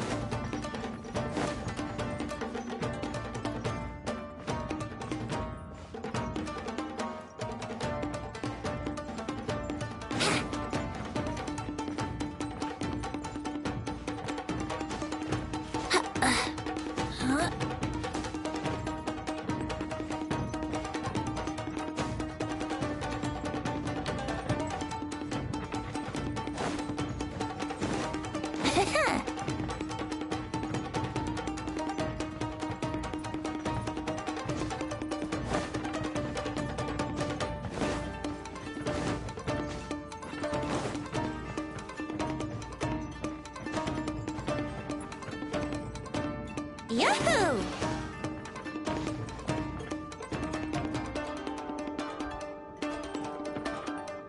Brace yourselves. Yahoo!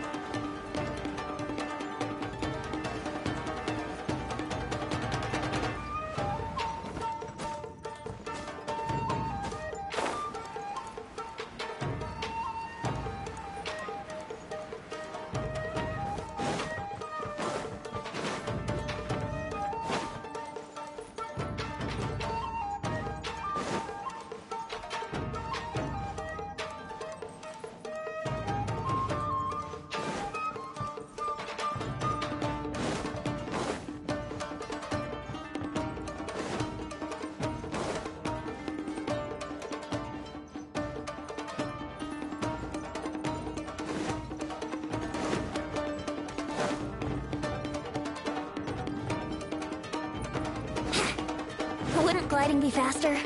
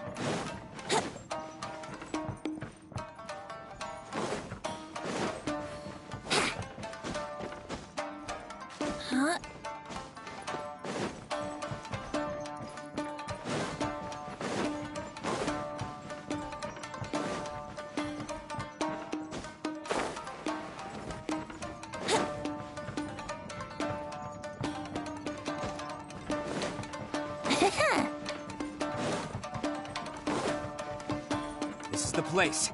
The jig's up. Surrender while you can. Perfect distance! Say no more! Coming to be.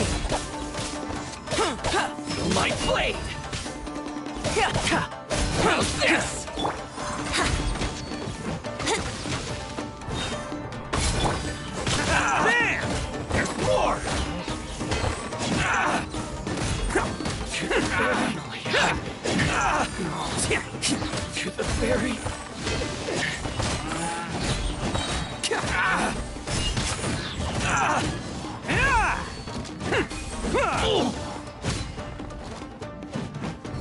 It's me. Going somewhere? How's this? You want Attaboy! Boom! Is that all you got? How's this? The perfect distance.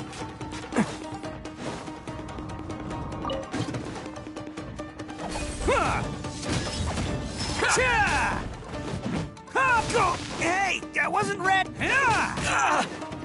Going somewhere? Let's roll. Let's play! Yeah! Bet you think you've won, don't ya?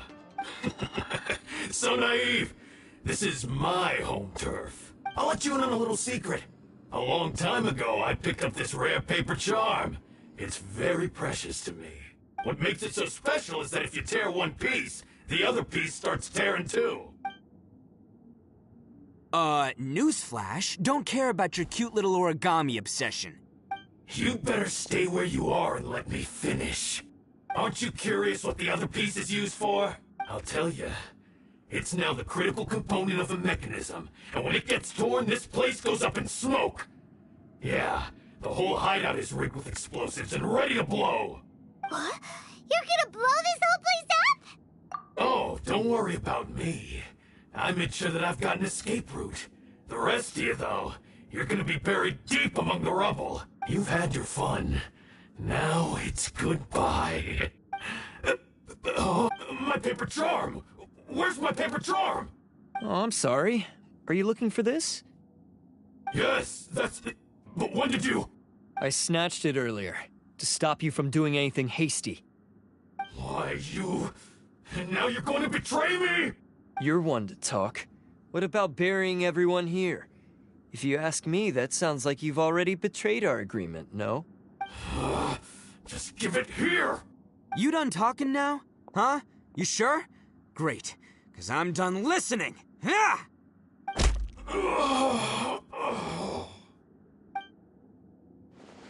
Great work, Takuya. You arrived in the nick of time. Stay away from me. Huh? I said stay away, or I'll tear the paper charm. Hey, oh, okay. Fine. Just calm down. What are you doing? Just because I won't let him blow this place to bits doesn't mean that I won't do it myself. Unless you want to get buried, you should leave this place now. Take everyone here and get out! You won't go through with it.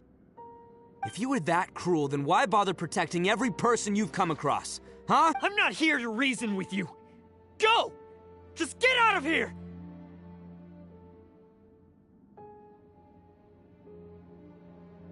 This sacrifice is mine to make.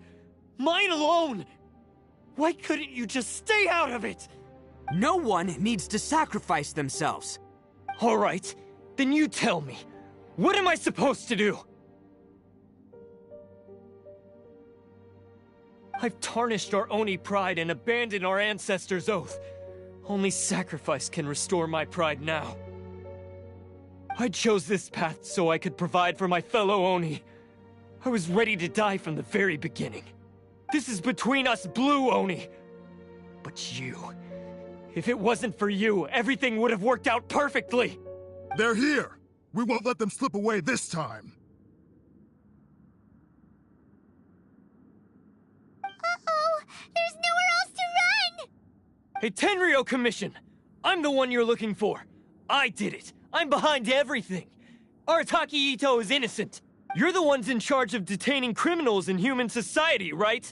I'm sure you can tell who the criminal is here. Huh?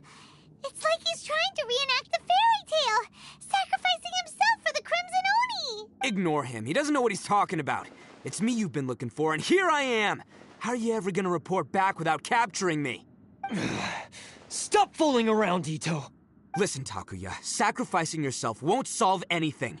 Your sacrifice can't protect me or your fellow Oni, and giving up your life isn't gonna make theirs any longer. Sacrificing yourself is one way to escape your fate, but the only one you'll be setting free is yourself. Listen to me. You want to be the tough guy? Huh? Well, this is the coward's way out. Don't let your sacrifice stain our Oni pride. The Blue Oni have been scraping the bottom of the barrel all these years, So let's give them a new beginning. We've made mistakes, but we can make up for them. Fate hasn't been kind to the Oni? Well then let's tear it up and start over. But before any of that can happen, you need to get yourself behind me and forget about all that self-sacrifice stuff. Now let's go. But we're not done talking about this. Takuya!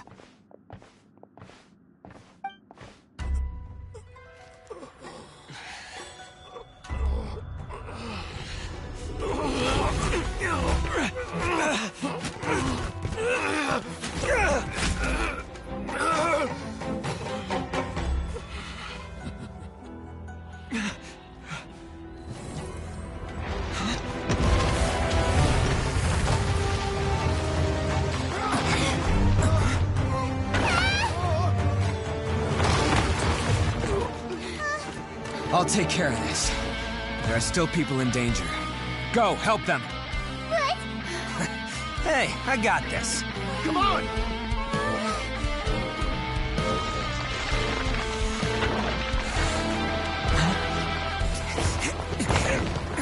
Forget about me! Just go! It's what I deserve!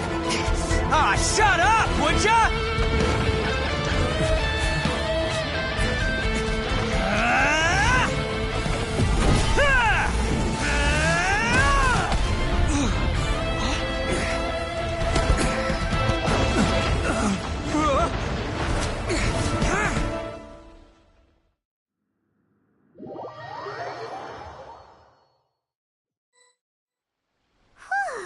We managed to save everyone! But...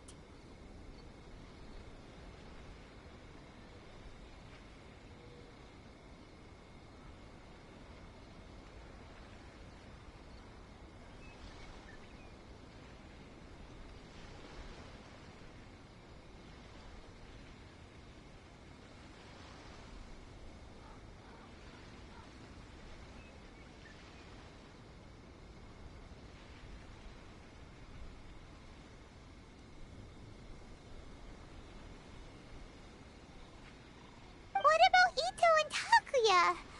Paimon hopes they're alright.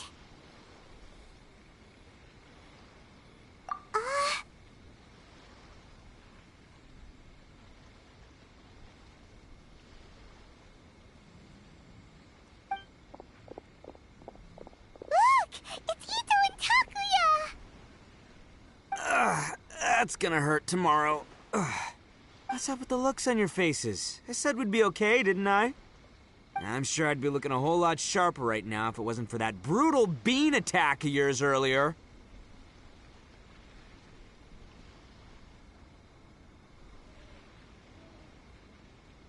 Why? Why would you do this for me? I'm the guilty one here. I don't deserve this. Because we're Oni, that's why. We share the same blood, brother. Our parents and their parents before them never taught us that it was okay to abandon family in need. I just wish you'd come to find me sooner. If you knew about me all along, then you should have come and asked me for help. I never would have dreamed of turning you away. The Blue Oni disappeared so that they wouldn't bring trouble to the Crimson Oni.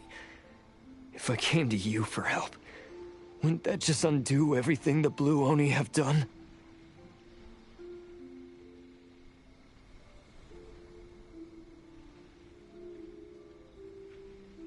Not to me. I've always respected the Blue Oni for their sacrifice. Nothing they did was in vain. It's only because of them that we have survived to see today, and built a world where Oni and humans can live side by side. Honestly, everything that I have now, I owe to the Blue Oni. And let me tell you, the Inazuma of today wouldn't see you as a villain just because of the color of your horns.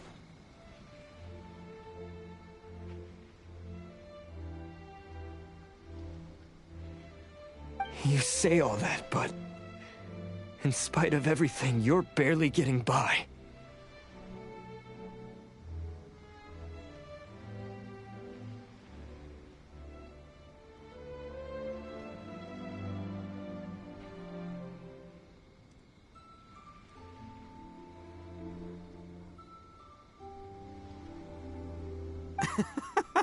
That's just how I roll, man.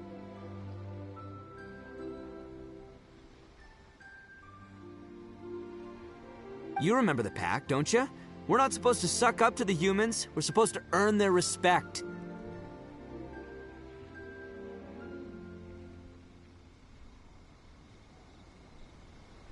Every member of the Arataki gangs had a tough time trying to fit in.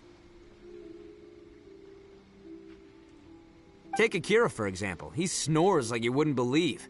Or Genta. He's got a serious temper problem. And Mamoru, well, he's colorblind. Even Granny Oni. She got that name for taking me in as a kid. We're all rejects and outcasts in some way, but we don't care. You want to talk about pride? Well, in our gang, we're proud to welcome anyone who's been through adversity with open arms. But... don't worry. The Arataki gang's already a bunch of misfits. You really think you could cramp our style? We've dealt with the Kairagi and the people they took captive. I assume the two of you are finished talking. Takia, based on the findings of our investigation, I hereby announce that you are officially under arrest for forceful seizure of people and property. Please do not attempt to resist.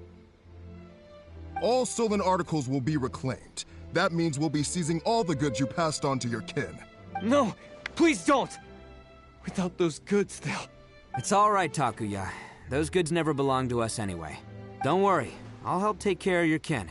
Now that I know the situation, I'll personally make sure they never suffer again. Might want to put your grand plans on hold there. You're under arrest too, for numerous assaults on the Tenryou Commission officers. Oh, yeah, I guess I forgot about that. But no worries, I'll put my gang on the case. My boys will take good care of the Blue Oni. Yeah, we've already arrested them too.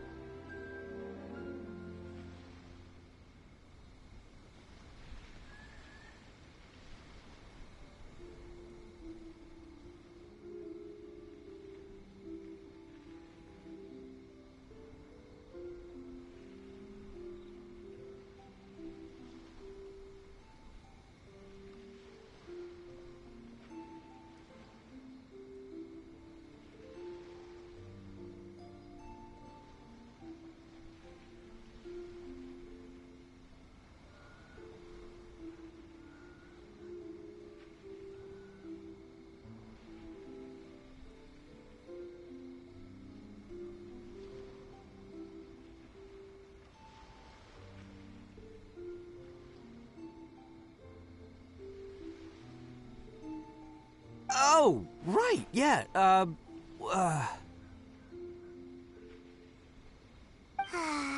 That's what they get for resisting the Tenryou Commission.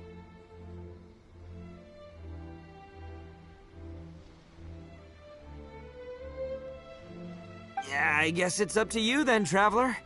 Could you be a pal and tell Granny Oni about the Blue Oni situation?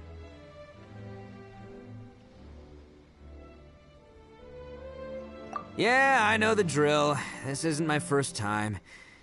And it probably won't be my last. As for you two, lending them your aid when you knew full well they were in the wrong means that the culpability extends to you too.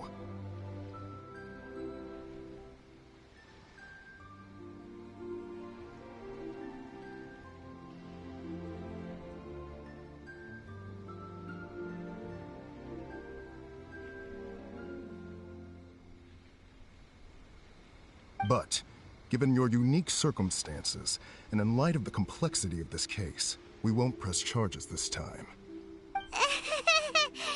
Sorry for the trouble. Hey, wait! Are unique circumstances? Are these guys like a big deal or something? Oh, yeah, okay. Cool. Because I was gonna say, you know, like, I'm kind of a big deal myself, you know? Yeah, all right, see you next time. Whenever that'll be.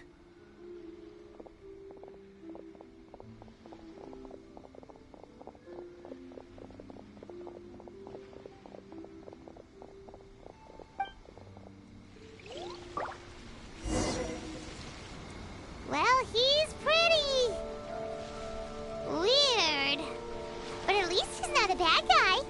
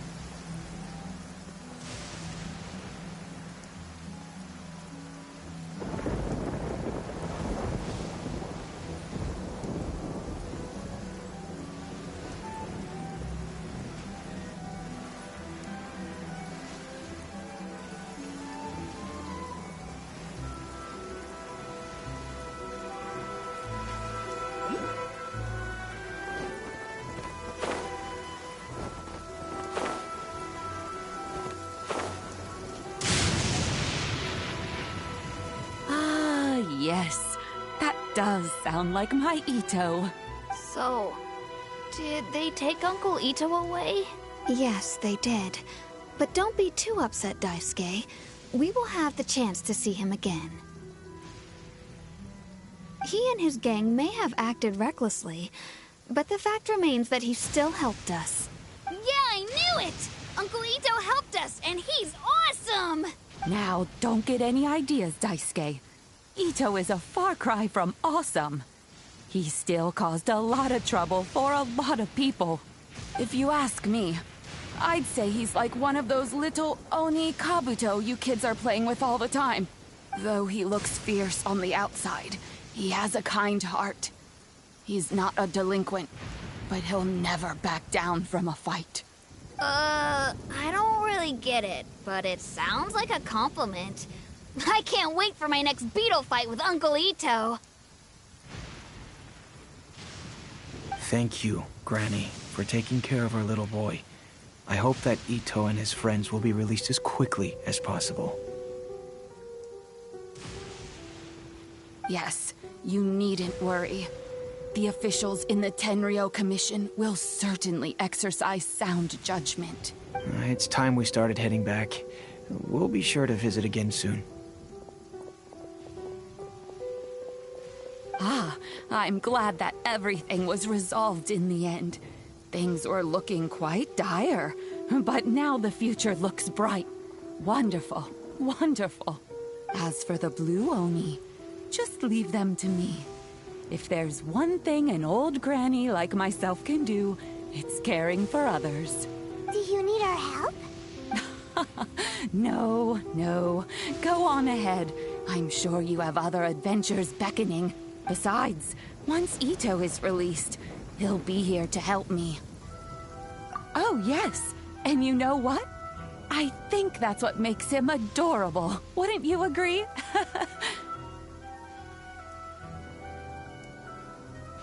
He does whatever he puts his mind to. He's sincere, brave, and determined. Back when I took him in, everyone thought I was most unusual indeed. They started calling me Granny Oni.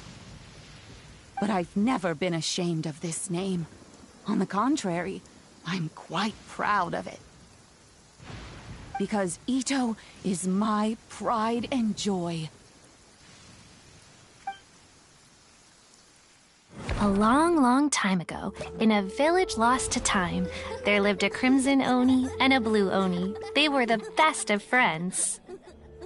The Crimson Oni wanted to be friends with the humans, so the Blue Oni played the role of the naughty kid. And then he left. After a long time, the Crimson Oni was living happily with the humans, but in his heart, he wanted to bring the Blue Oni back home. The Crimson Oni didn't know where to find the Blue Oni. His search took him up the highest mountains and across the widest rivers. He found many traces of the Blue Oni, but the more he found, the clearer it became. The Blue Oni was hiding on purpose. So just as the Blue Oni had once done, the Crimson Oni left him a letter. Dear Al, I've made lots of human friends now, and I want to have a big party for everyone. I want all my friends to be there. That means you too, Al. If you don't want to meet me, you can just watch from a distance. The Blue Oni snuck back to the village and hid in the shadows. He saw the great feast and roaring fire and longed to join in. But though his stomach rumbled, the Blue Oni remembered the oath of old and kept his distance. Suddenly, he jumped. The Crimson Oni was right behind him. Hey, you're finally back. Come on, I'll introduce you. It's time everyone met my best friend.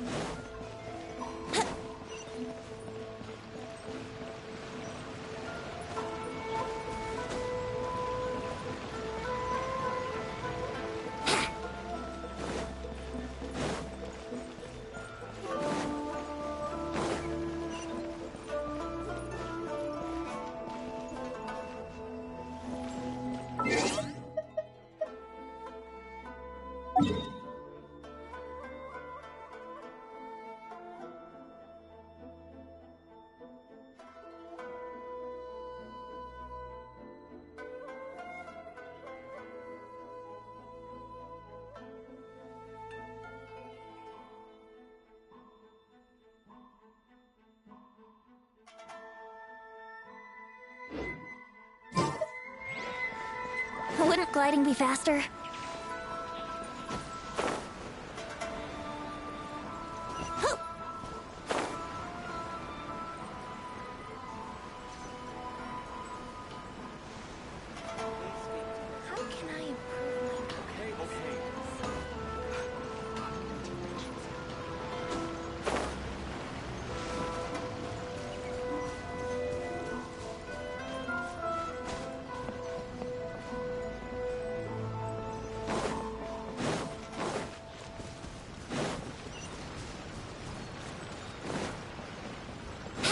Please speak to President Sung.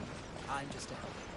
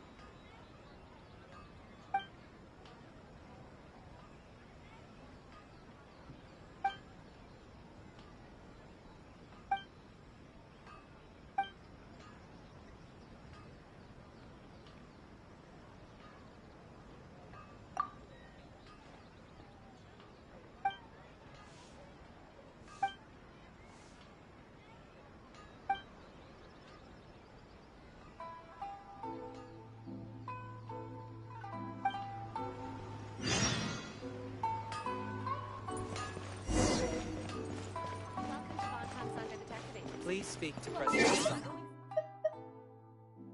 Huh? Where'd that wind come from?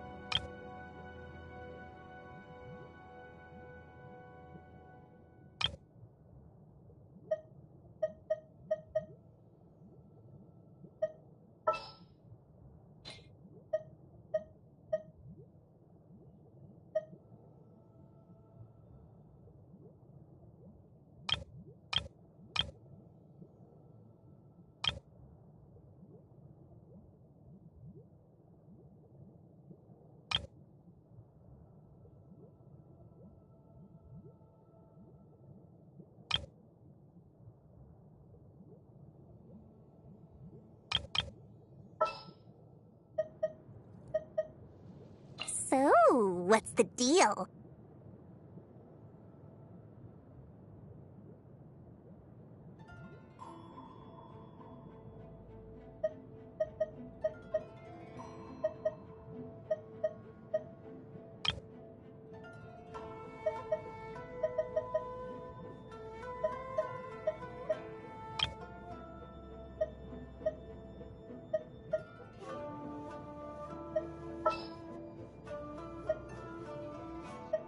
I charge a higher rate to meet outside the office.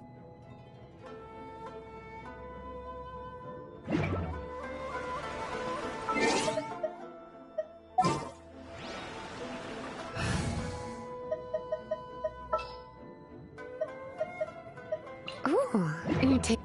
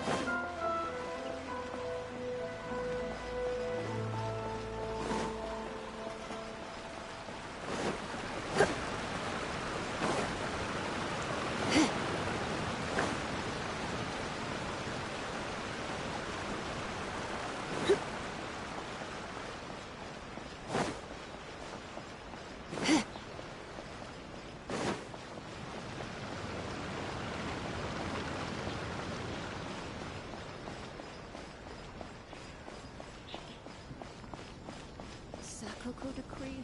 Vision.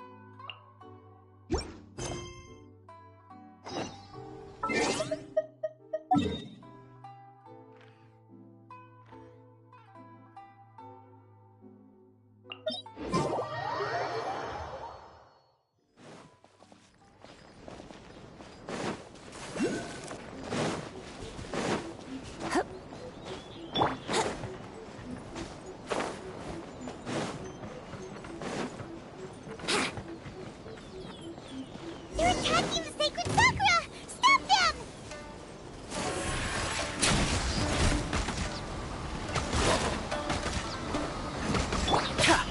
forth. Witness my great undertaking.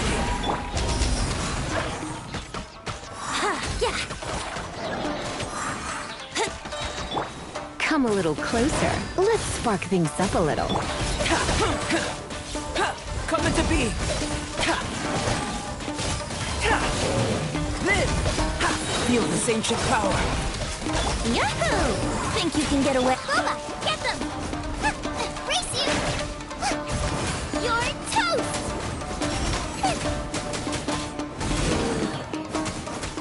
Wow, there are so many of them! No wonder the Tenryo Commission needed help. Come on, travelers, you can take them!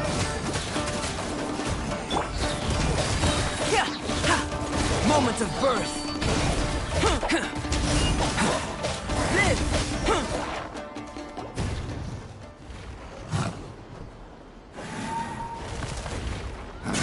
Torn to oblivion!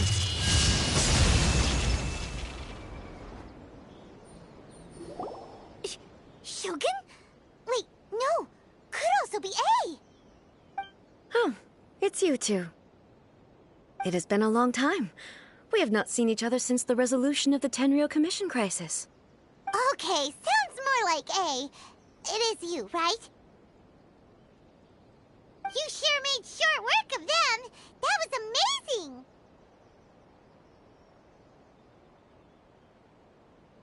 I'm making early preparations for what is to come.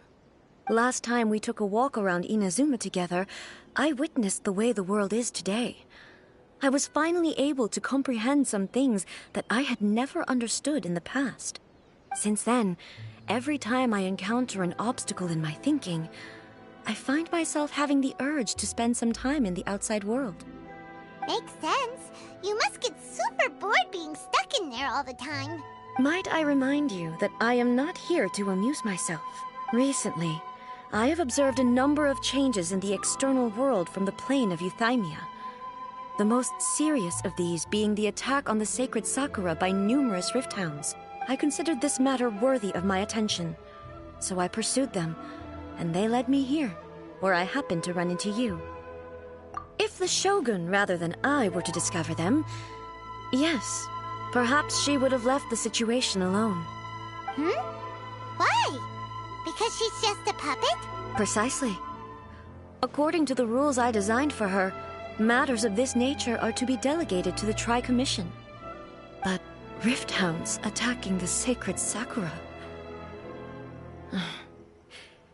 It brings back bad memories of that terrible disaster. A disaster? Yes. 500 years ago, a great catastrophe befell Inazuma. Everything was engulfed in a pitch-black fog, and monsters ravaged the land. Countless lives were lost, and this homeland that the people had worked so hard to build barely escaped being obliterated entirely. The monsters committed many atrocities on Inazuman soil, and the Rift Hounds were always their advance guard. Their duty was to tear open a passage through space with their claws and teeth, and then call in even more powerful beasts. So you've heard of it too. That's an episode of history that I am loath to recall. Maybe to you, it seems like my response to these creatures was an excessive one. But an excess of caution is not unwarranted in this case. Guess you can't argue with that. Since we are both here for the same reason, let us work together. From the traces they've left in the surrounding area, there should be many more monsters nearby. All of them must be eliminated. Paimon feels so safe when we're in Ace company. Having someone uber powerful on your team kinda makes you feel invincible, doesn't it? Oh yeah, after we've dealt with the monsters, we should ask her to tell us more about Conria. This color! It's similar to the color when the sacred Sakura takes damage. Let's follow it. It should be this way.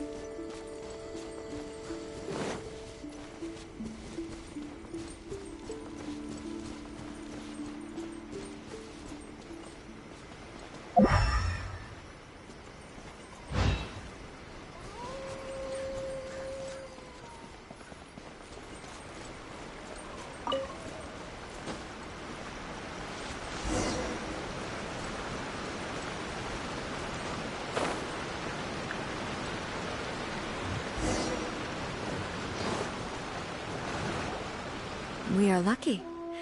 The damage is not too serious. The Yashiro Commission will be able to nurse the root system back to health.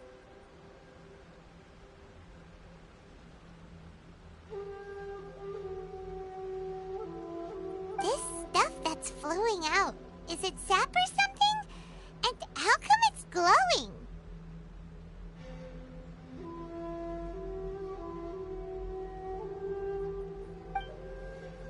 Huh?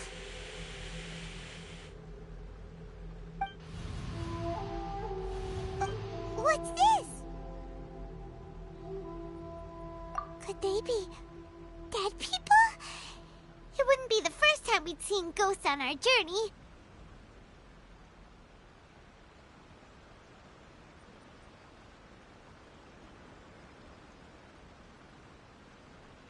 But why would they appear here?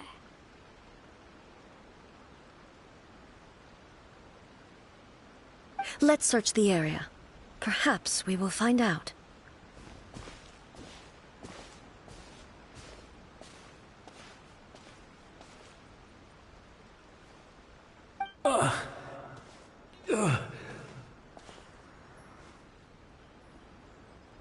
I can't go on like this.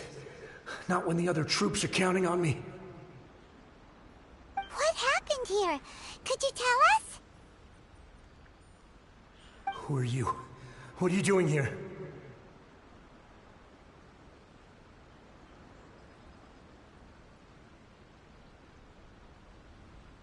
Run quick while you still can! The monsters will be back. And once you're in their sights, I'm telling you, there's no escaping them.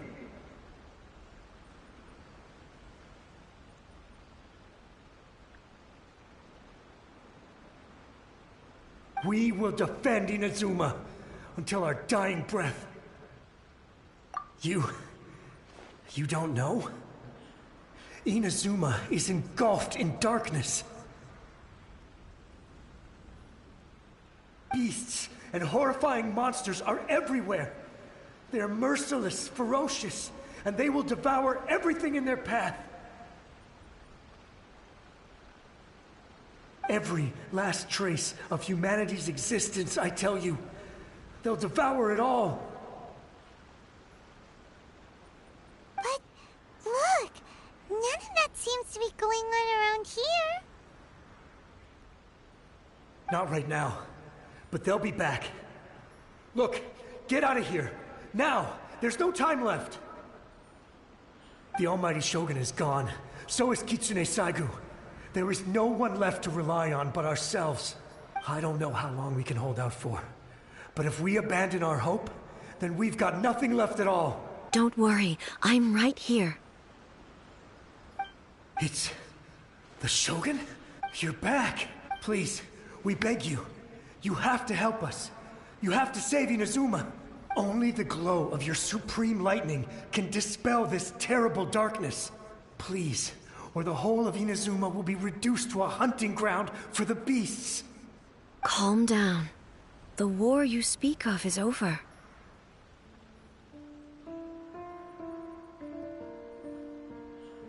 Over?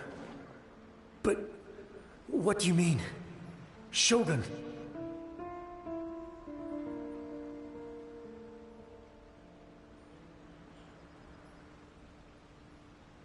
Look around you. The grass grows green and lush, and a soft breeze blows. This is Inazuma at peace, as you will no doubt remember.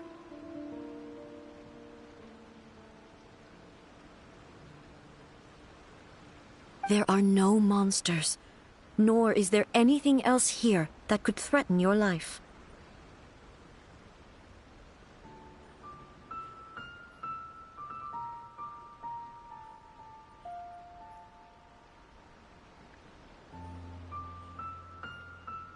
What?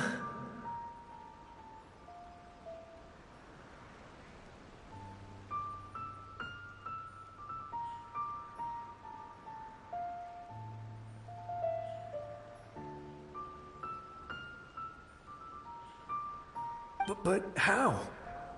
Just moments ago, they were everywhere. I saw them tear my comrade to shreds with my own eyes. down. Everything's fine now. Huh.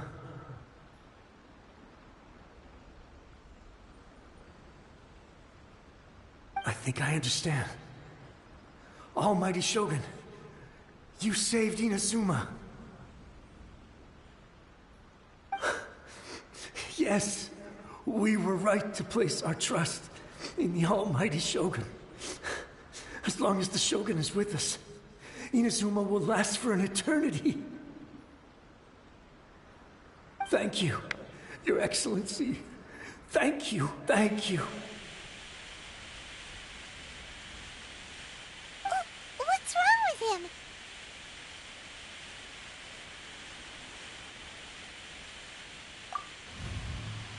He's gone. Paimon can't even begin to understand what that was all about. But somehow, Paimon feels all sad and hopeless.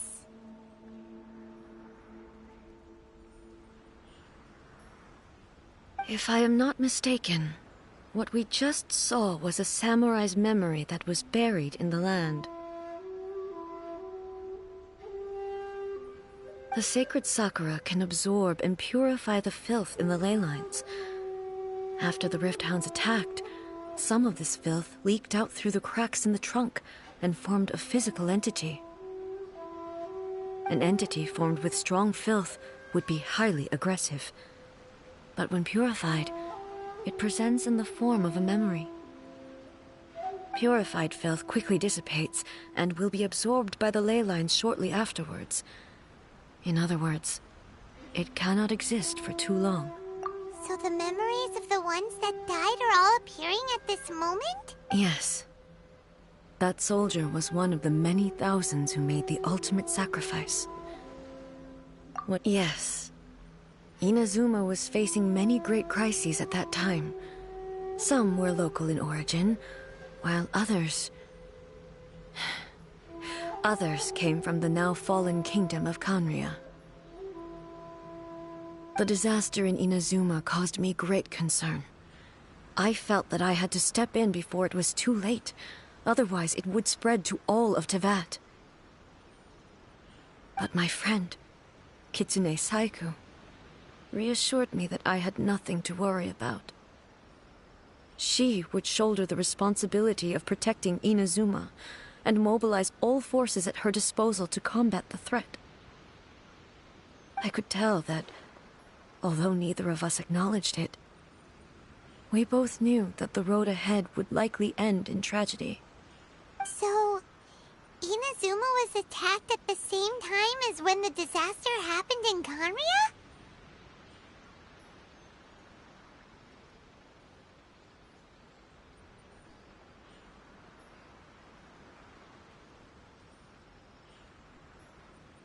Indeed. Countless monsters suddenly appeared throughout all of Inazuma. In the end, Kitsune Saigu sacrificed her life to protect the people. I never had the chance to see her one last time. But I would like to believe that she kept her promise to me until the very last.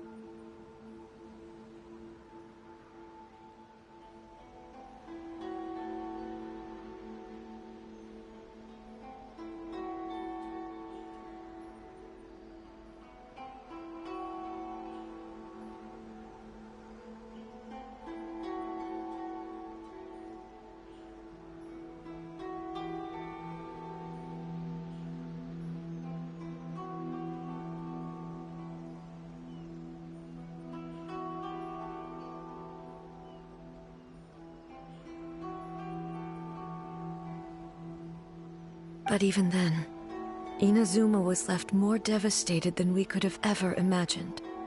Those terrible tragedies left great wounds that are still felt to this day, both on the land itself and in my heart. Hey? Yes. For the longest time, I couldn't bring myself to face the pain of that loss. All my martial might was in vain. Though I could conquer Tatarigami and vanquish monsters, I was helpless against the ravages of time, powerless to keep the ones I cherished alive. But after my clash with human ambition, I thought long and hard. Now I realize I cannot fixate on the past forever. When I traveled around Inazuma with you, I caught a glimpse of how the nation has progressed over the centuries. A glimpse of human potential. Moving forward inevitably invites further loss, but also new encounters. Just think of that soldier. Despite all the losses he had experienced, he still chose to keep fighting for the sake of moving forward. All those who sacrificed themselves back then gave their lives fighting for a future. But perhaps the future they were hoping for is not the eternity that I once strove for. As Inazuma's god, it is high time I honored their wishes. Warriors of the past, who spilled your blood on this land, your noble souls now rest in this earth. I will never forget you, and all that you did for Inazuma. He's taking all this pretty hard. Come on. Let's keep investigating the damage to the sacred Sakura.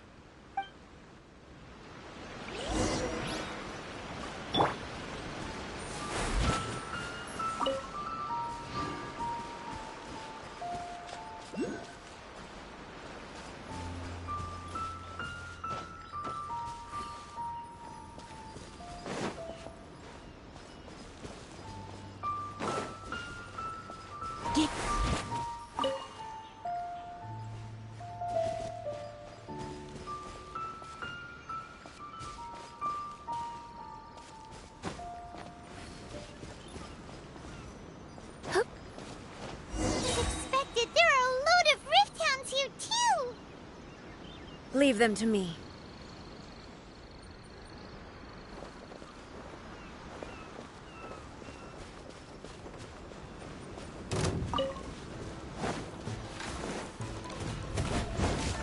There is no escape!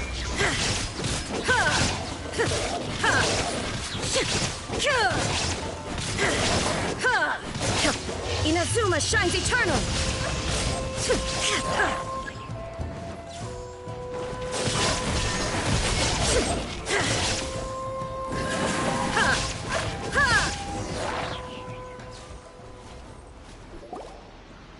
Huh? Something seems wrong with A.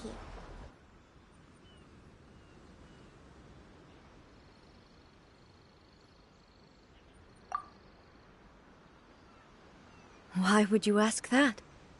Well, usually you'd pull out your sword and swish!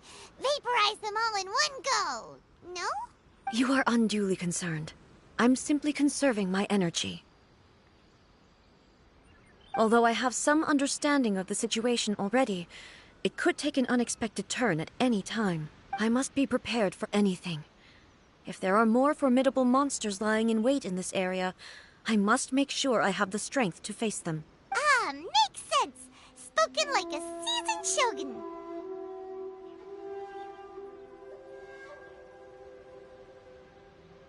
The roots seem pretty badly damaged this time. We definitely need to tell the Yashiro Commission about this.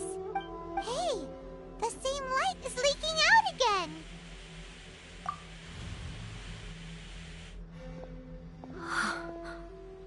Furuyama? Is that you? Almighty Shogun, what brings you back so soon? I thought you were off fighting a battle in a distant land. Fighting a battle in a distant land? Sounds like this guy's talking about 500 years ago, too. Allow me to introduce Furuyama. He is a tea master and a member of my retinue. Though blind, Furuyama is unparalleled in his ability to appraise tea.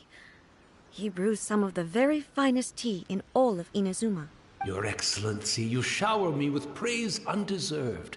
I have simply had the good fortune to be in your Excellency's presence long enough to become acquainted with all the skills that are required of me. It sounds like the almighty Shogun has brought a guest. I'm afraid I'm unable to serve you any respectable refreshments on account of the current situation.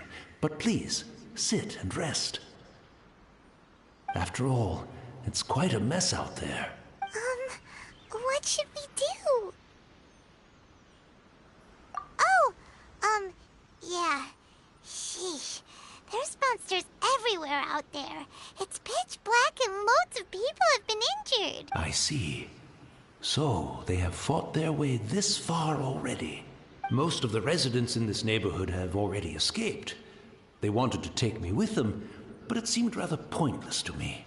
So, I decided to stay. And now the almighty Shogun is here, I have even less reason to run away.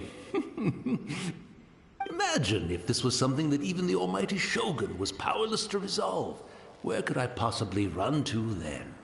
People flee out of a desire to live on, and the desire to live on stems from a feeling of having unfinished business in life. But me, I have no such thoughts, and the almighty Shogun often speaks to me about her dreams over tea. Just listening to her stories. I've been blind for many years, but her vivid descriptions took me on a splendid journey to all the most beautiful places in Inazuma. Over time, I've come to understand her mindset. Quite the romantic at heart, a true dreamer. One thing she always says is, good things don't last forever. Everything changes, fades, disappears completely over the passage of time. And so, people must make the most of the life they have, seize the chance to enjoy it while it lasts, and have no regrets in the end.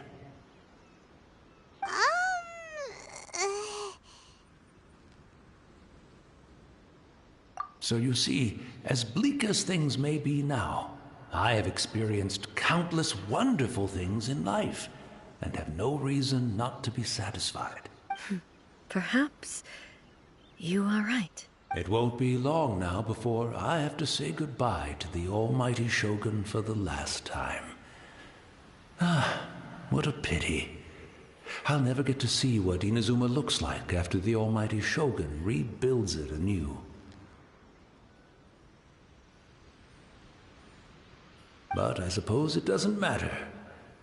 Everyone says that Inazuma has turned dark now. But to me, it went dark a long time ago. Once this catastrophe is over, life is sure to spring forth anew. But even if I survived until then, I'd probably be a hopelessly befuddled old so-and-so by then.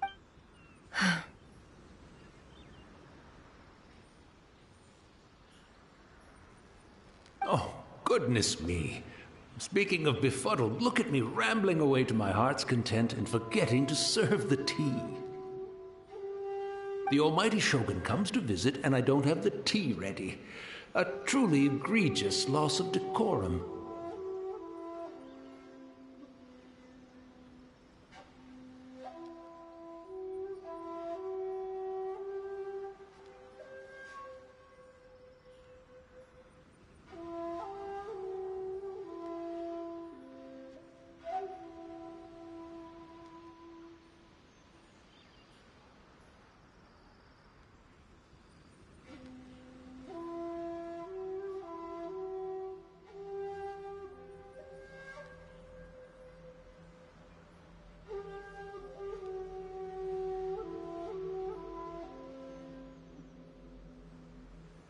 One moment, I'll just... Where in the world is the tea set?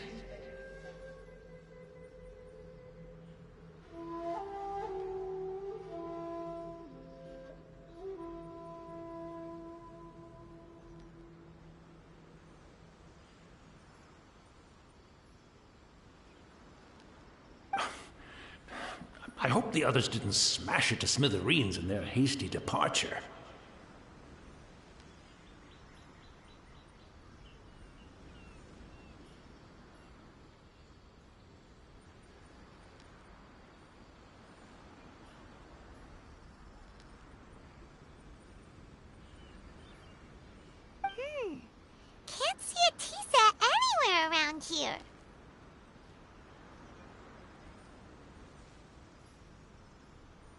Really? But it's always been right by my side. Goodness gracious, what a fool I'm making of myself.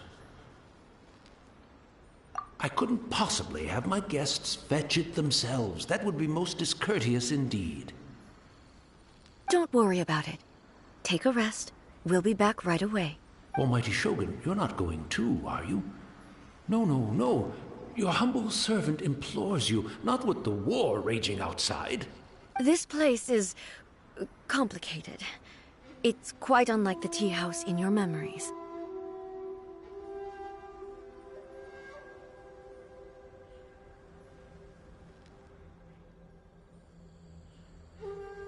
Leave it to us.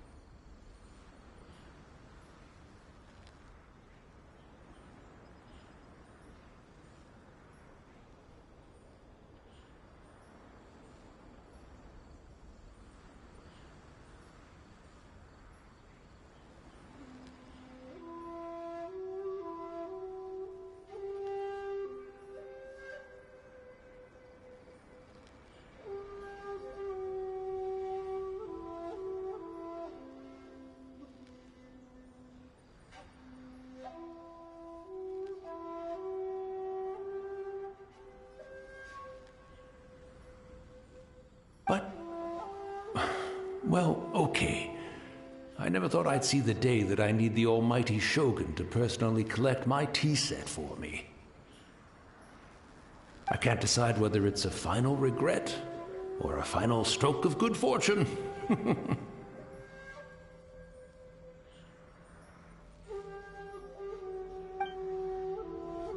Where should we go to find a tea set? Having a cup of tea isn't exactly the most urgent thing to do right now, but at the same time, this lovely old man from 500 years ago has been through so much, and it makes Paimon so sad. I'm also feeling very nostalgic for his tea. Oh, why don't we go to the Kamisato estate? There'll definitely be a tea set we can borrow there.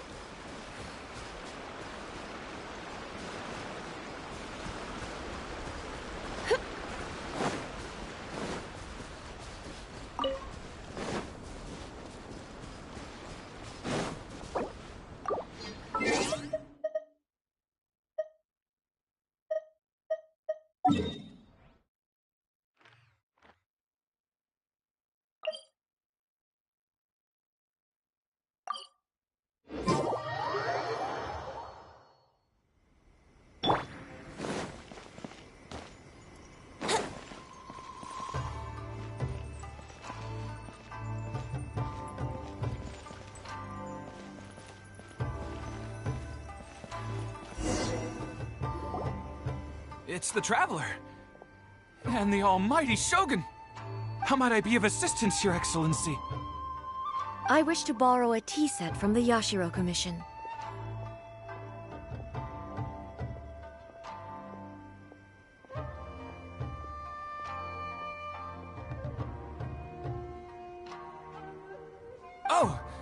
Sure.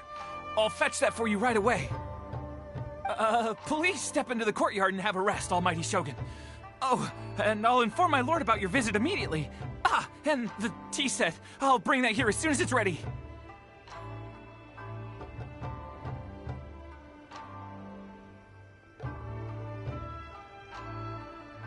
Be at ease. I'm not here to see Commissioner Kamisato. Actually, I'd prefer to spend this time chatting with the Traveler. Please, fetch the tea set at your convenience.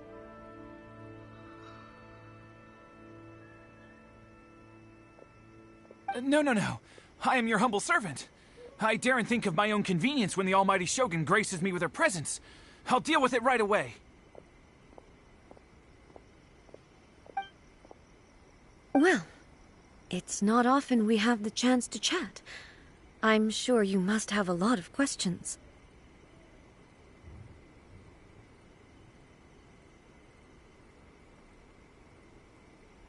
Right.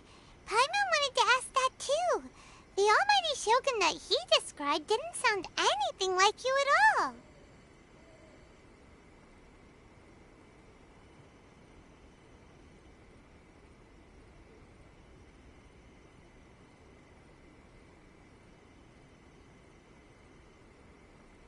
I seldom had the time to drink tea.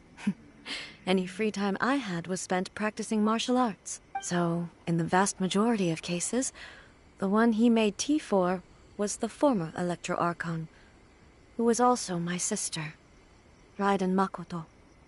He may well have had an inkling about there being two Raiden Shoguns, but he always acted as if he was completely unaware of it. The philosophy of life that he shared with us just now, that was Makoto's view on reality. She always saw things that way. You and Makoto had pretty different views, huh? Indeed we did.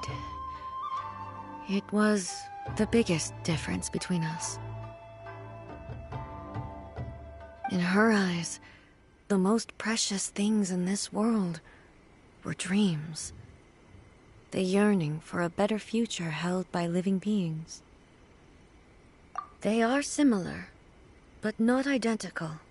When you came charging into the plane of Euthymia, I saw human aspirations light up the sky far above in the form of countless stars.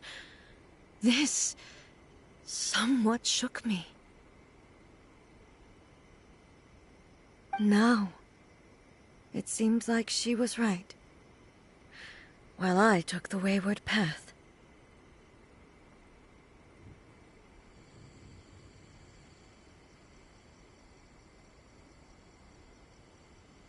Wow, there sure was a lot going on beneath the surface.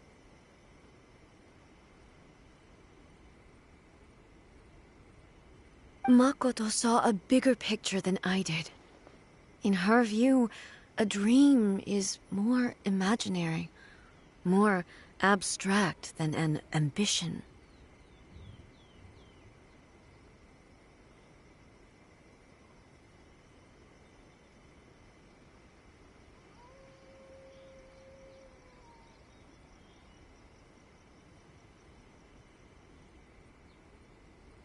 An ambition is a yearning for something material, or a concrete outcome. It is finite in nature, and will be replaced by a new ambition in due course.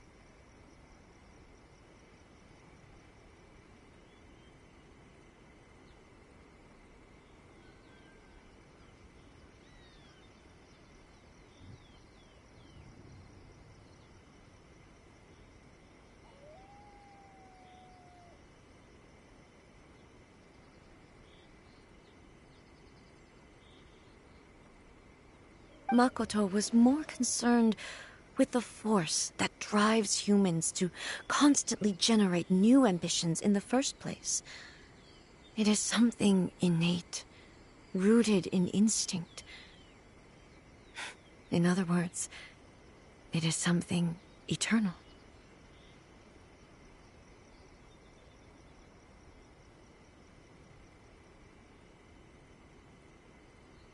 That's, lot to take in.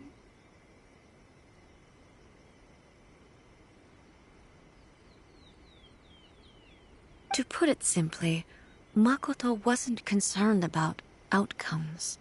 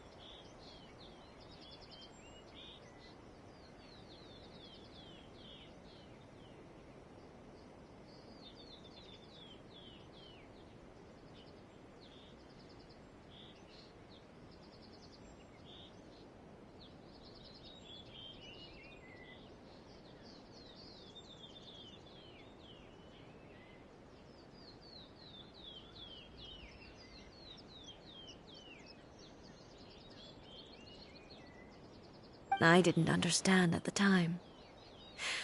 How can we say that we are maintaining eternity when things are constantly moving forward and evolving?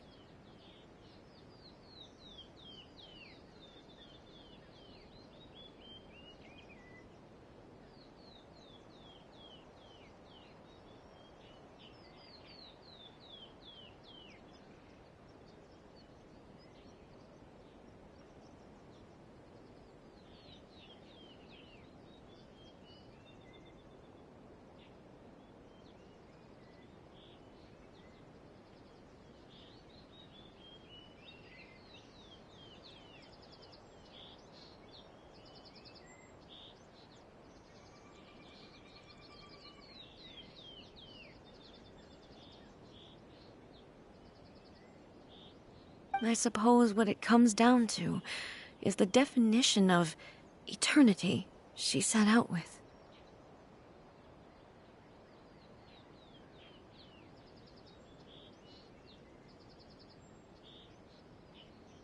Yes, it does.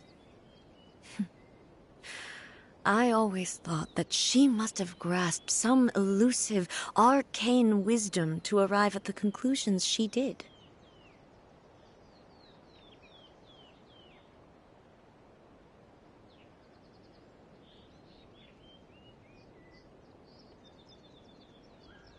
But in the last analysis, Makoto's philosophy was, on the surface at least, an elegantly simple one.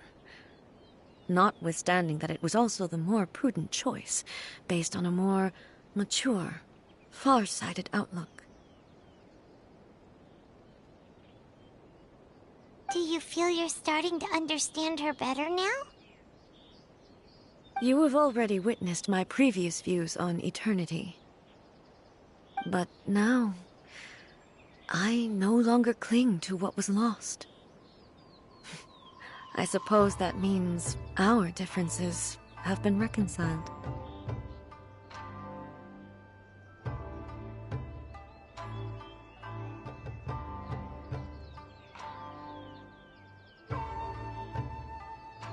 Almighty Shogun, I found a tea set. This one in particular should be fit for your Excellency's use. It's quite beautiful. Thank you.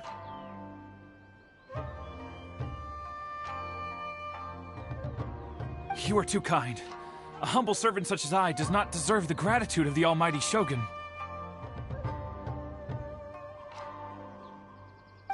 good sir. She's actually pretty chill.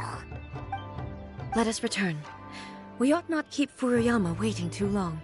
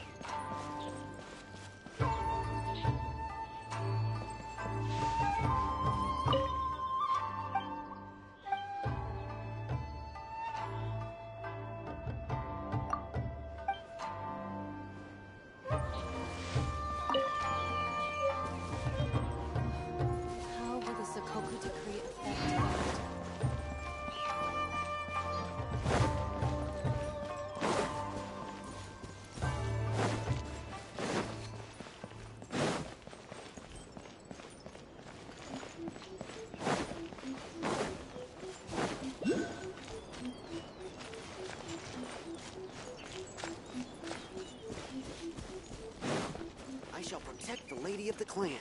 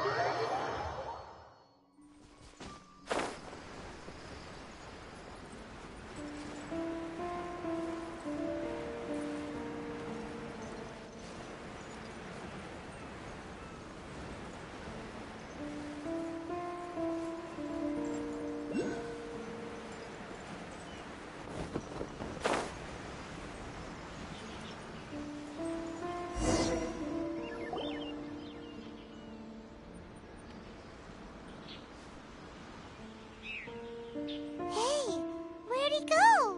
He wouldn't have gone looking for a tea set himself, would he? Or perhaps the ley lines did not have the power to sustain him for very long, as was the case with the memory we saw earlier.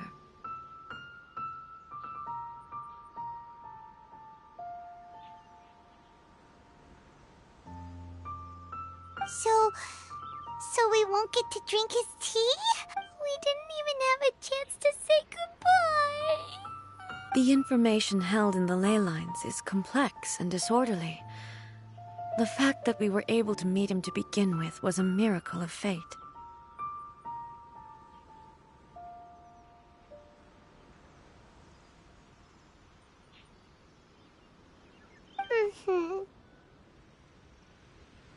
Well, this chance won't come often, and we do have a tea set.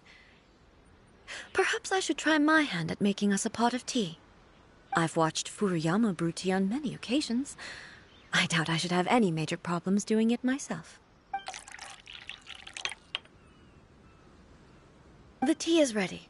Please give it a try. So many thoughts were racing through my head as I was brewing it.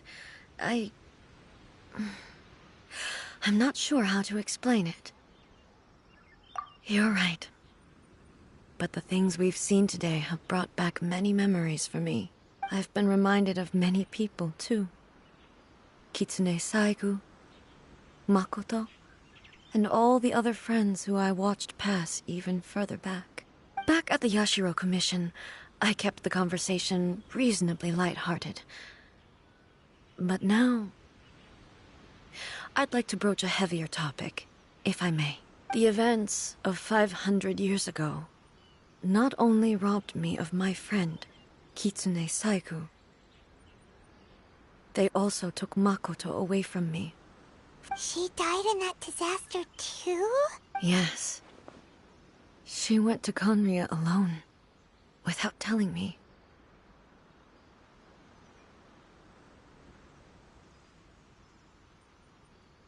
Unlike me, Makoto was no martial artist. Whenever similar crises had arisen in the past, I was always the one to face them in her stead. But this time, the circumstances were so grave that Makoto had no choice but to leave me behind. Or perhaps it was more that she went ahead of me, put herself in front of me, so that I would remain hidden. In any case, by the time I realized what was happening, yes, it was too late. I arrived only in time to hear her dying breath. She had already lapsed into unconsciousness by that point, so all I could do was enter into her mind. As far as you're concerned, it would be somewhere similar to the plane of Euthymia. It was there that we bid each other a final farewell. I cried bitterly. Even in those final moments, why did she go to Conria first, and not I? Why did she keep me in the dark about it? Was it to shield me? It was there and then that I resolved to pursue eternity. As a testament to that decision, I saved her realm of consciousness just before it collapsed completely, and brought it back to Inazuma. That's quite a story. When I returned to Inazuma, I was shocked to find that a great sakura tree had appeared on Mount Yogo. The tree that you know as the sacred sakura. That's exactly what everyone back then told me as well. That it had existed since time immemorial. They were so matter-of-fact about it, and couldn't at all understand what I was so surprised about.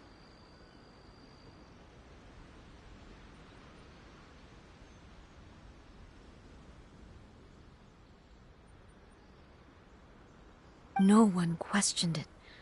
And yet, its presence contrasted so starkly with the area as I remembered it. It seemed as if I was the only one to have noticed it appear suddenly out of thin air.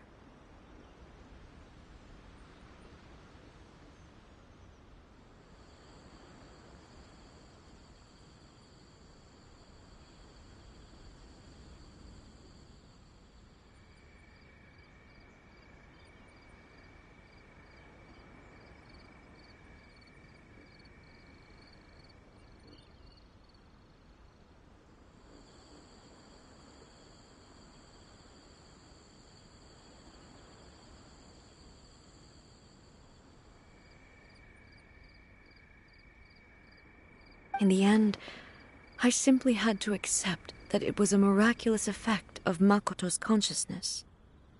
With the help of the sacred Sakura's power, I was finally able to overcome the monsters and quell the disaster in Inazuma. This is all really hard to understand. Kinda beyond Paimon's level. Yes. She had such a great love for this land, and for its people.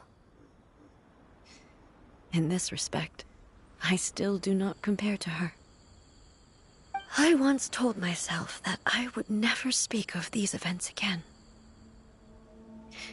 But even the tea that is most bitter to the tongue, once swallowed, leaves some sweetness in the throat. And it's time I came to terms with it all.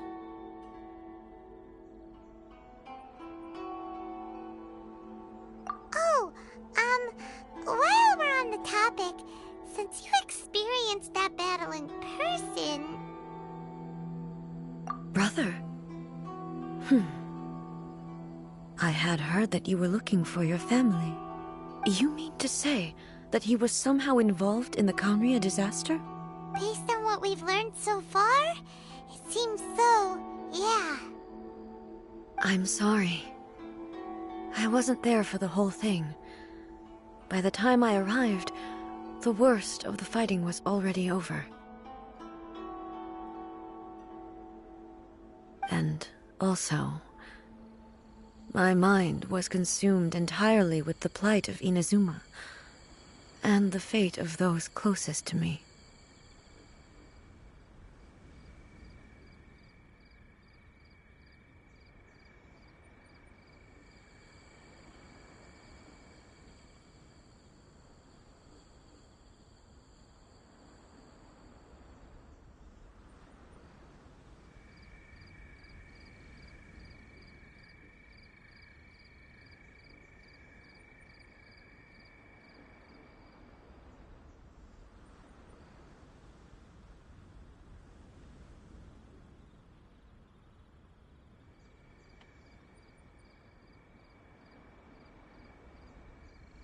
So, I am afraid I can't help you. Oh, well, that's a shame. But it can't be helped, I guess.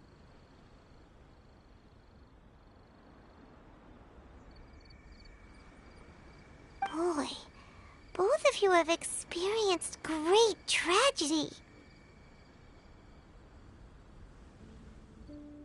With this last cup of tea, let us honor the Tea Master's memory.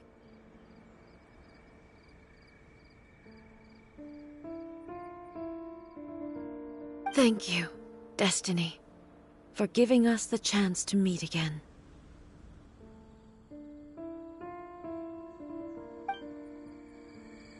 We should go. Let's keep following the traces. Very well. Based on my investigation so far, I believe this next pack of monsters should be the last.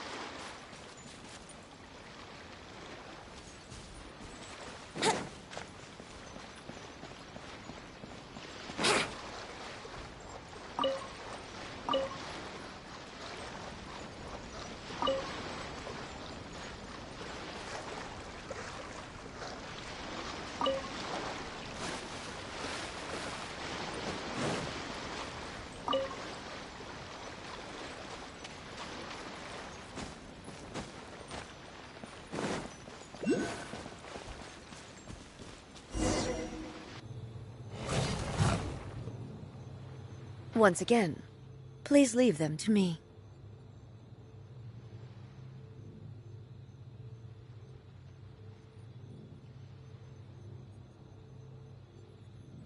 Hey! Are you sure you're alright? You're scaring us!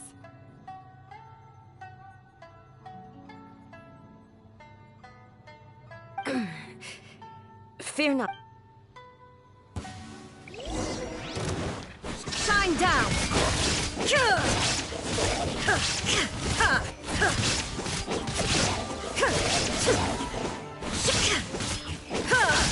There is no escape!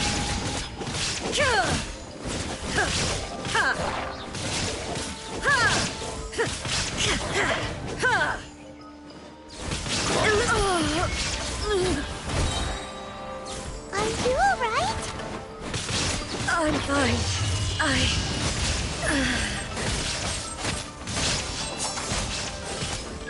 There is no escape!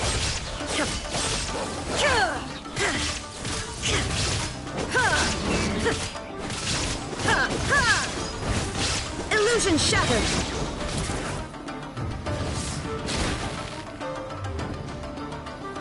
Inazuma shines eternal!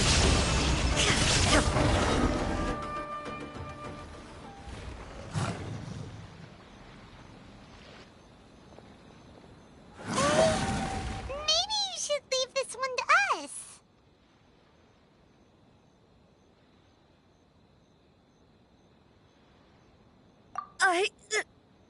My apologies. Don't worry about it. Just take a breather and get your strength back. We'll deal with the monsters.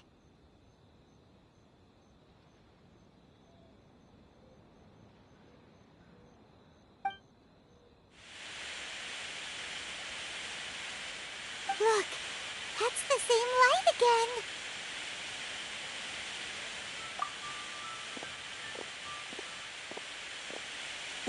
Where am I? Who are you? Almighty Shogun, you're here too! Are you injured, Your Excellency? I'm quite all right. Just feeling a little stiff. We, the Shogunate Samurai, will defend the Shogun until the very end. Come on, men! They're coming back for more! Don't! It's too dangerous. Danger is our duty, ma'am. If we were the kinds to shy away from danger, we never would have taken— No need to worry, Almighty Shogun. When the situation looks bleak— Is that a vision? It certainly is. If the Almighty Shogun is in trouble, now of all— So that's how samurai of that era understood visions, huh? Nobody knew where Your Excellency had gone, and we were starting to despair. But now we've found you. Just the sight of you appearing before us. This hope is the light that will guide us out from the— Everyone, on me! We'll help too! Huh? Affirmative, but watch your backs.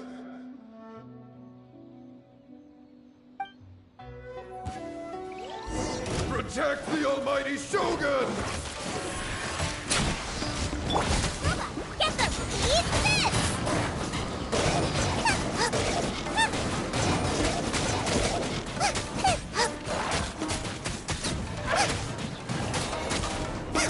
Out of the frying pan, it's yours! Coming to be! Witness a great undertaking! Yep, try not to enjoy this too much.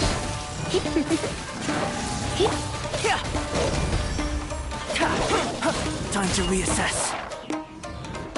Burst forth. Brace yourselves.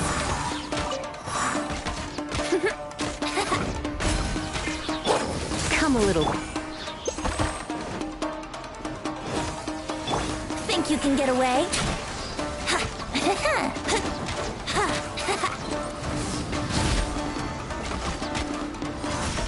Let's play!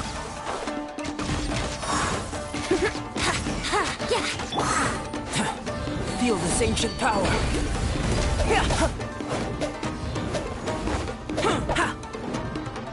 Come into being.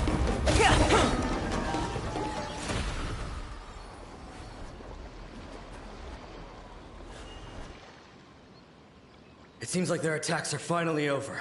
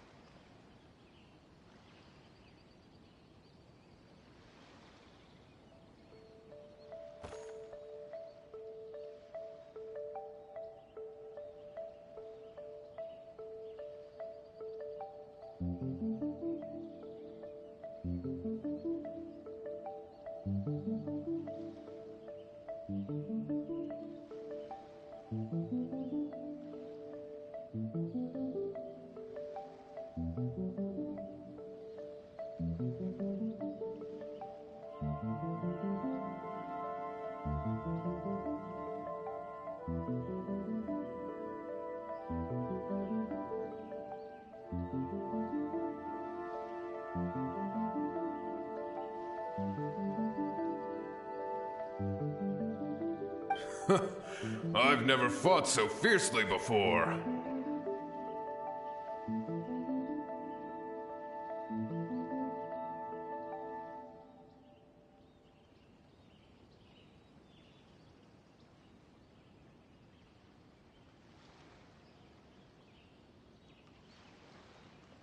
Thank you all.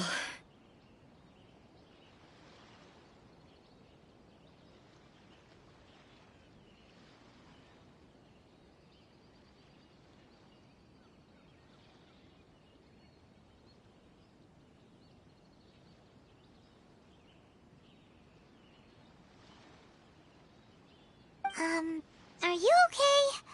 Maybe you should keep resting. I'm fine. I feel much better already.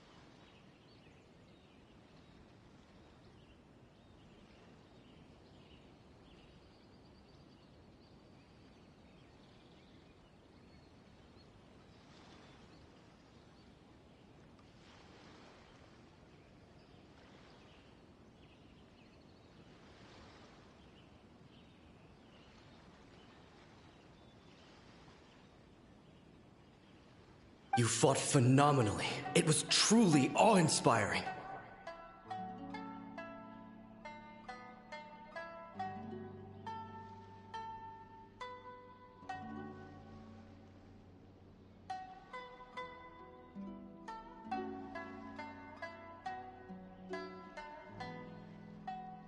The monsters will definitely come back. And when they do, it'll be more than a few Rift Hounds this time. Quickly, escort Her Excellency back to Inazuma City, and regroup with the General's forces as soon as possible.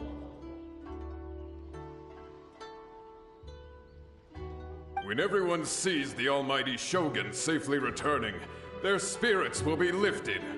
Well, what are you guys gonna do?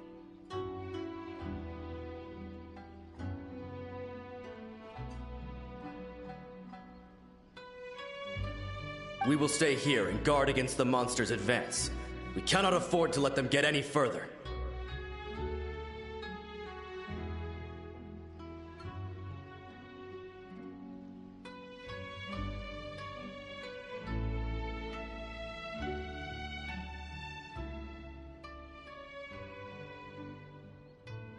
We are brothers in arms.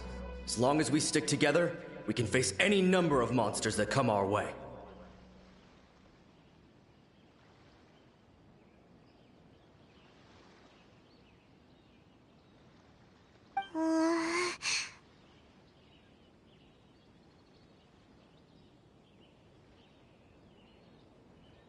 Just leave it to us. Fighting is what we do best.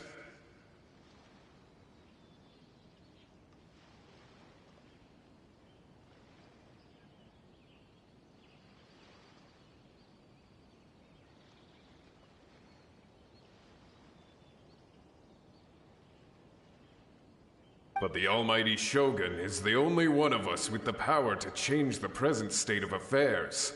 Only Her Excellency can turn back the tide of despair and lead us onward into the future. No matter what kind of threat faces Inazuma, we will always place our faith in the almighty Shogun.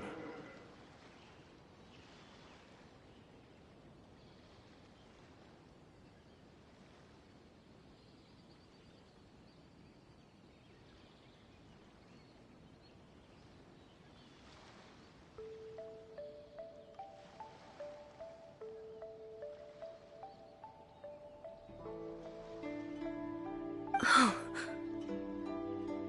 Thank you all very much. I promise you that I will create a bright future for Inazuma. I should not have left it this late to make this promise.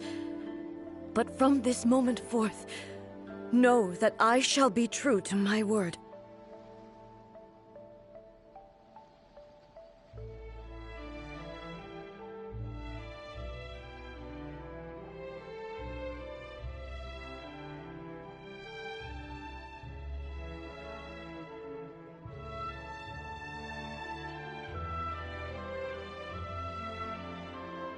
Don't worry, Your Excellency. We will never doubt your word as long as we live.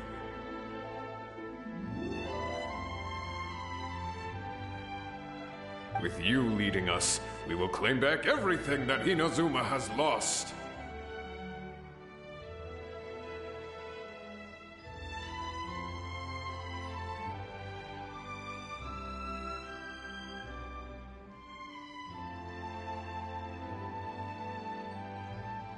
Glory to the Shogun!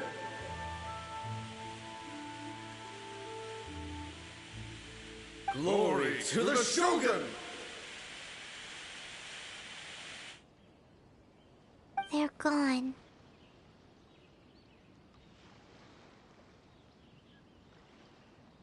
It was both. The people's sacrifice has always caused me immense pain. But in dwelling on the tragedy, I overlooked their splendor. The grief blinded me to how brightly they shone in their final moments.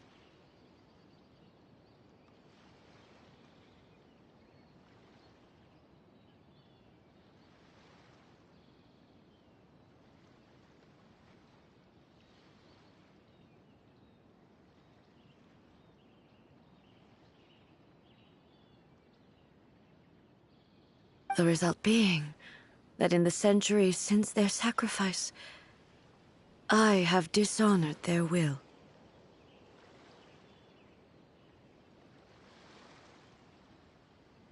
You could take the view that whatever I say to them is meaningless, because they are but disembodied memories held in the ley lines.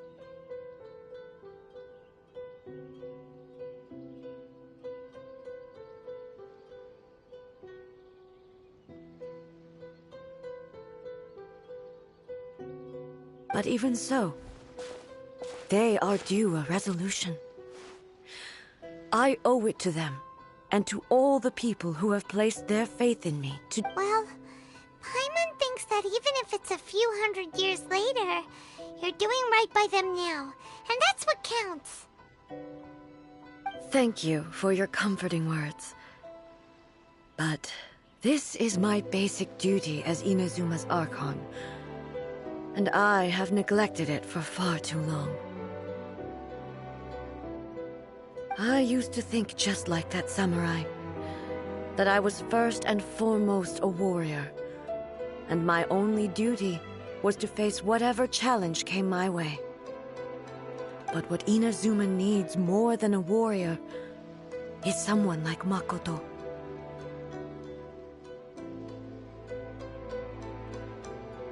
Even though I am utterly unlike Makoto, and can never become the person she was, I still need to— Yes, they are.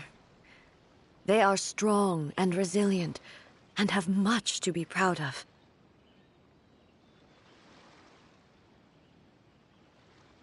As the Raiden Shogun they revere, I should not be the one to hold them back. Befell said. Sounds to Paimon like you figured things out. Change will come to Inazuma, and with it, new possibilities. This will take time, no matter how long it takes. I am committed to bringing this to fruition. This is my promise. Now that we've dealt with the Rift Hounds, this matter is halfway resolved. It does not appear that the threat will escalate for the time being. I will leave the Tenryo and Yashiro commissions to handle the follow-up work, such as investigating the origins of this incident and tending to the root system. Alrighty then, let's move on. It looks calm on the outside, but Paimon bets her emotions must be all over the place right now, huh? She seems to have changed a lot since we last met her, huh? What's wrong, eh? Come on, keep up! What's going on? Are you feeling unwell again? My body... I can't move it. It looks like the situation is more serious than I thought.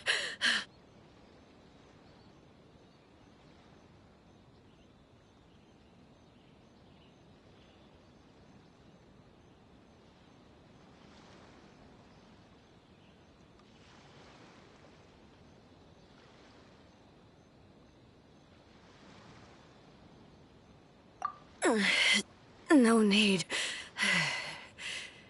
She is calling me. The time has come.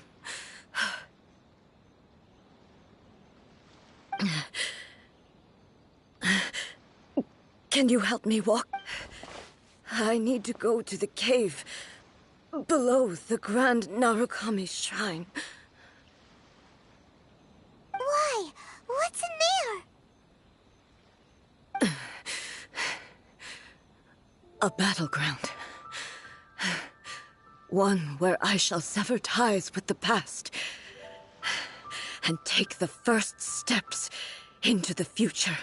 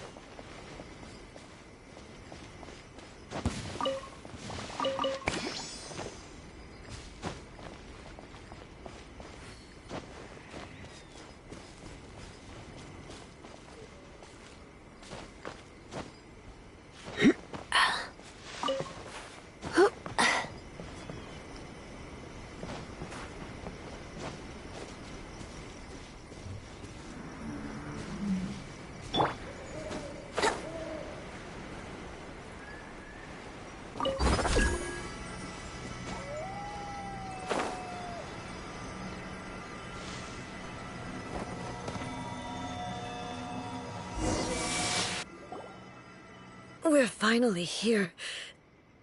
The entrance should be nearby.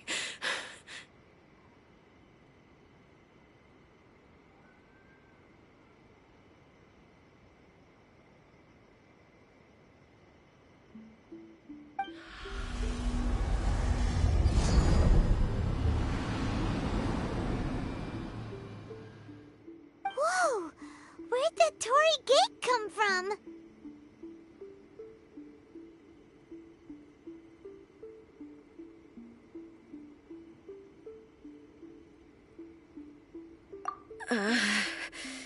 It's getting worse again. But it's fine. I'm about to put an end to it all.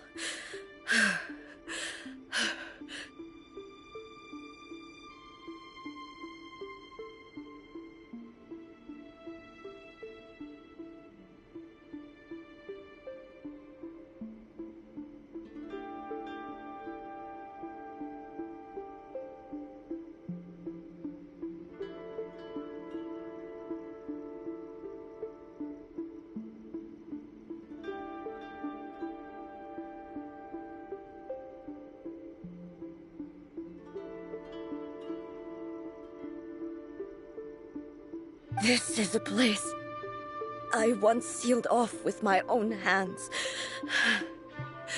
The entrance to Raiden Makoto's realm of consciousness.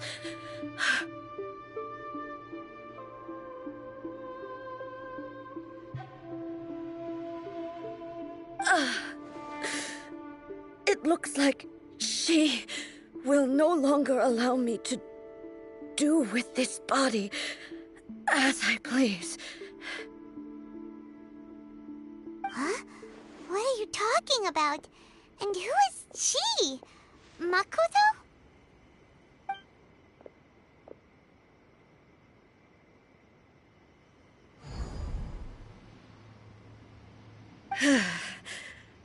Follow me. Where are we go?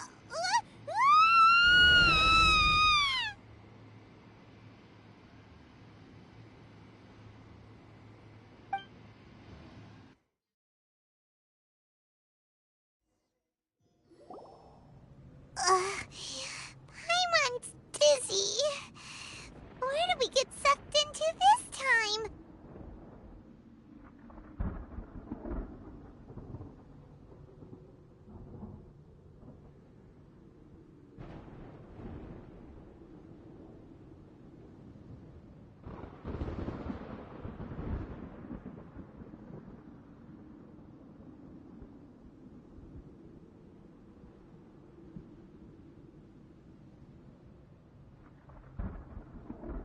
Whoa. This place... Look! Look over there! It's another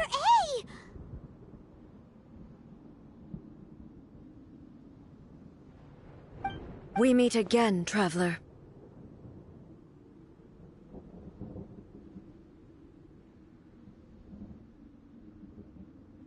This body is an assistant to the one within, but it is also the guardian of the rules. Should the one within wish to stray from the rules, this body shall stand in her way.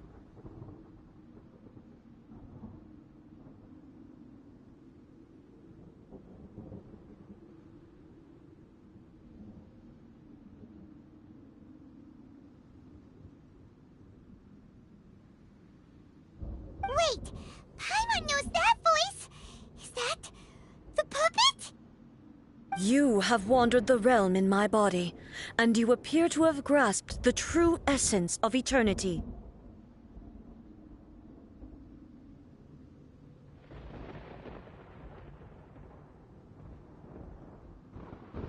You believe your present self has greater certainty than your former self.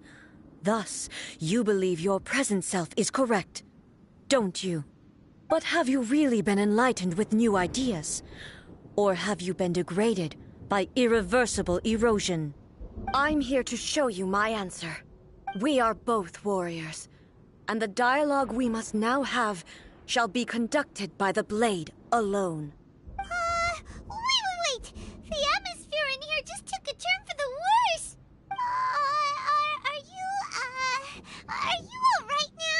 The discomfort I was experiencing earlier was caused by the Shogun rejecting my continued use of her body. As she indicates, once I started entertaining the idea of change, I became hostile in her eyes. But inside a realm of consciousness, I exist independently of her. She cannot affect me in this way. Though she is a puppet, the Shogun has her own consciousness too.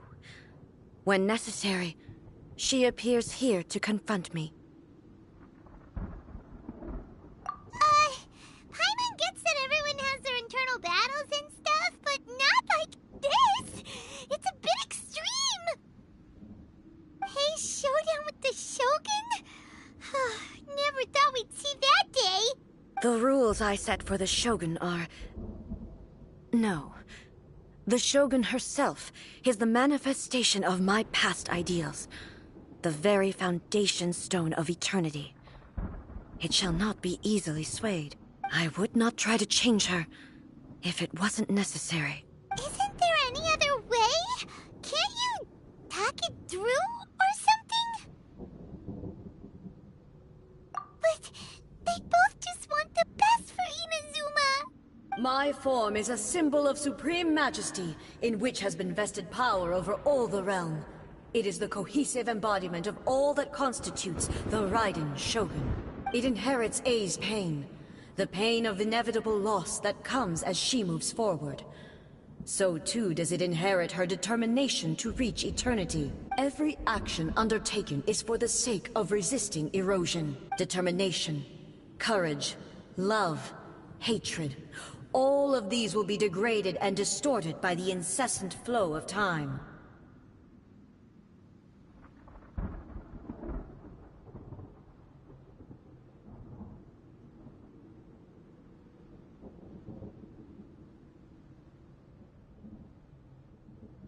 Only rules shall remain constant for eternity.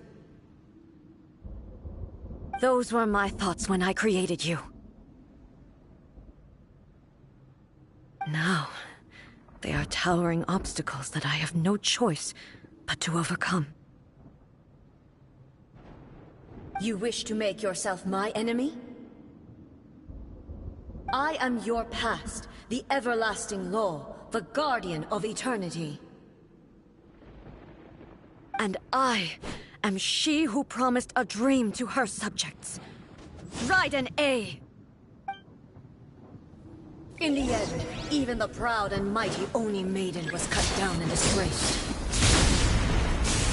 Though your blade has been cleansed of her blood and filth, never shall it shine as brightly as it once did. Pathetic. Weak. Pathetic. Illusion shattered. Weak. Pathetic. Be gone!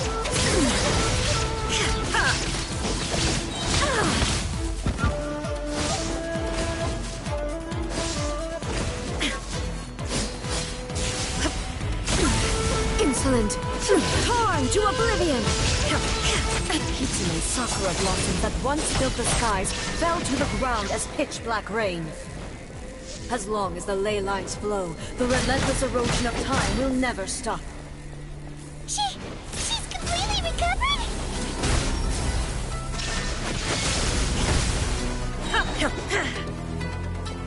Inazuma shines eternal! The divine lightning that envelops all of Inazuma will fade silently into the clouds. There shall never be another. Never. For the rest of time.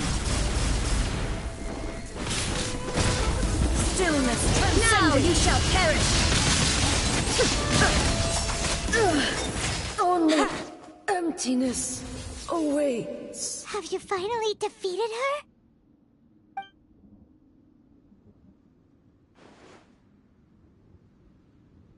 It appears your martial prowess has not dulled. But how long can your will remain strong?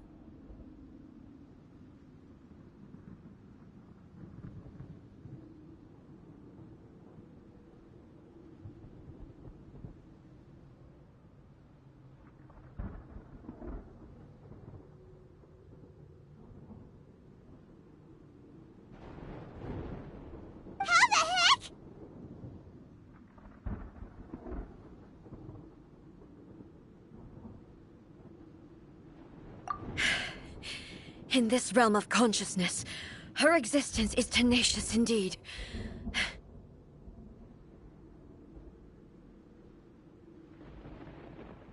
She was built to resist erosion. Her will is stronger than any other living being's, including you and me.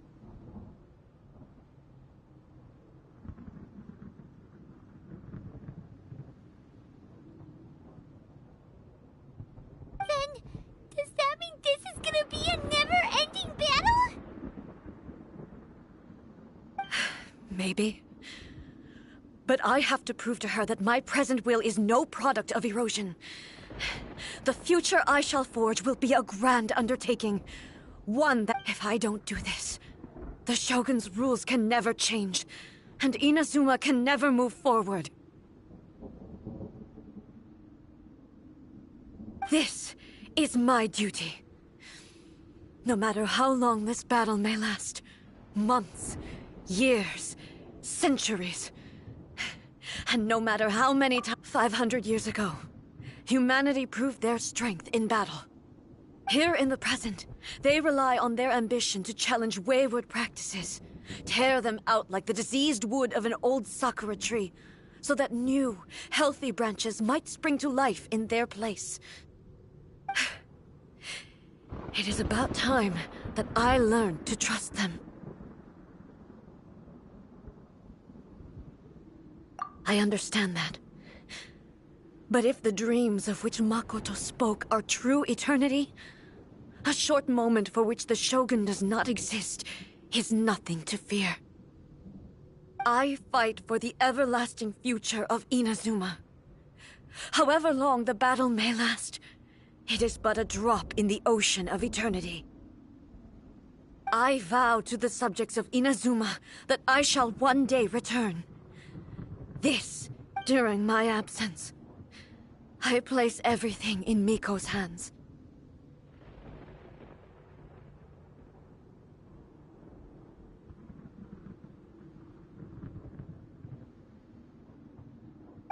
But this means that...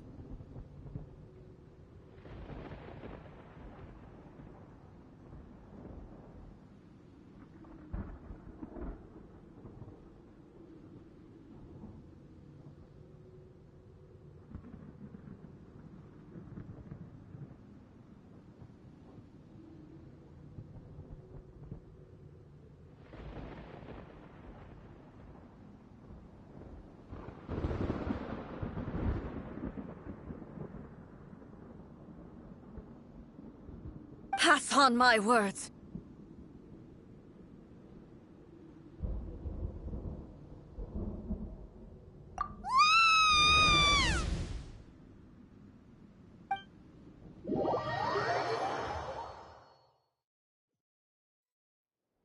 Looks like we got kicked out. Oh, what do we do? Are we really just gonna leave A and the Shogun to keep on duking it out in there forever? She was making sense, and maybe this is the only way to change the Shogun's rules, but still...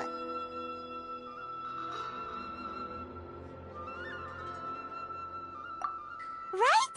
Also, A can be pretty stubborn at times, and has a history of rushing into difficult situations.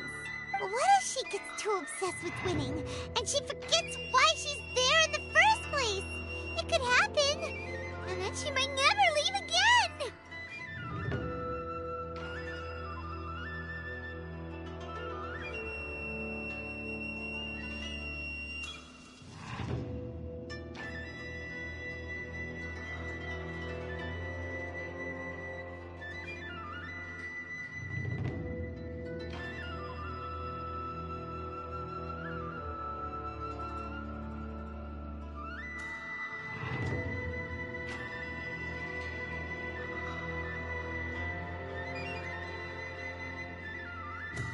Yeah, we should help her out, like we did last time.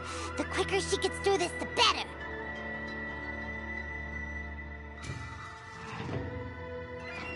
Is there any way we can cut down how long she needs to spend in there? Or, you know, help her win the fight?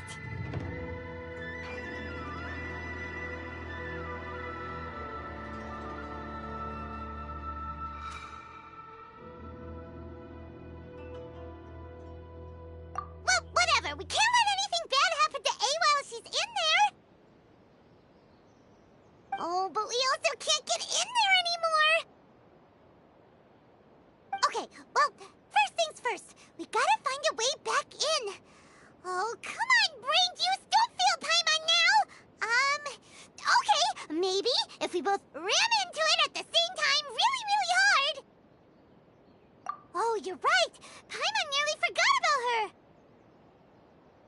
Who knows if she really understands these consciousness realm plane thingies more than we do, but there's no one else we can turn to! Alright!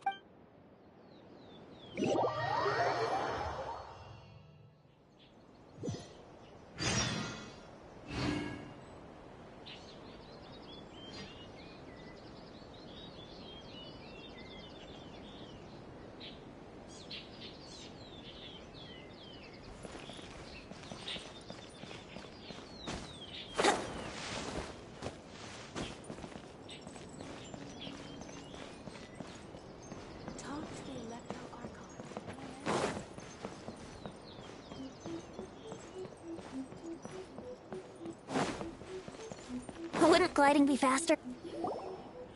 Someone's not in the best of moods. Let me guess. You're all tangled up in another situation and need me to unravel it for you. I hope you realize how lucky you are.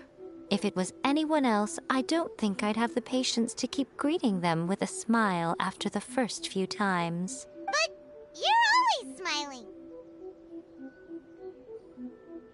That was a figure of speech. Do you understand? Oh, yeah.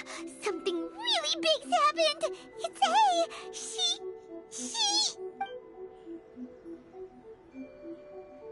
Oh, okay, I see. So, A's decided to palm Inazuma off on the humans, while she goes off on her own to fight a fierce battle that doesn't even have an end date. Impossibly stubborn. Jumps straight to the most extreme course of action imaginable, presumes her sheer will can see her through, despite a near impossible goal that requires nothing short of the very peak of her abilities. Yes, that sounds like A all right. You know as well as I do that she's always been like this. Why start fretting about it now? Rushed into it without thinking. Well put. Oh, she acts like such a child sometimes. So you seem to be under the impression that I am able to offer some sort of help? Who gave you that idea?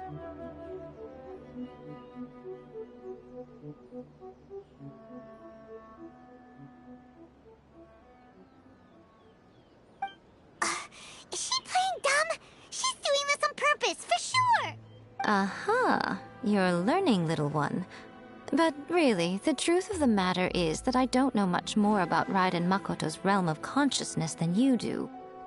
All I know is that it's the foundation of the sacred Sakura, and from what I've heard, it's a little different from A's plane of euthymia. Because Raiden Makoto is no longer alive? Not just because of that. The nature of the space itself is different in some way. But I can only speculate. You're the ones who have actually been there, so you tell me. What was it like? Anyway, we needn't worry about the details too much. It'll just be a little difficult to explain things later on, that's all. First things first, follow me to the entrance.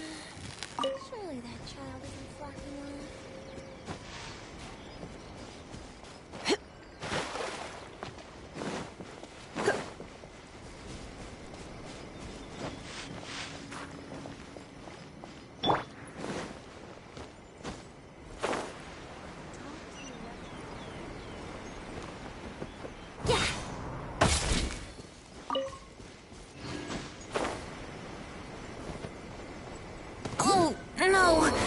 My lyre is broken.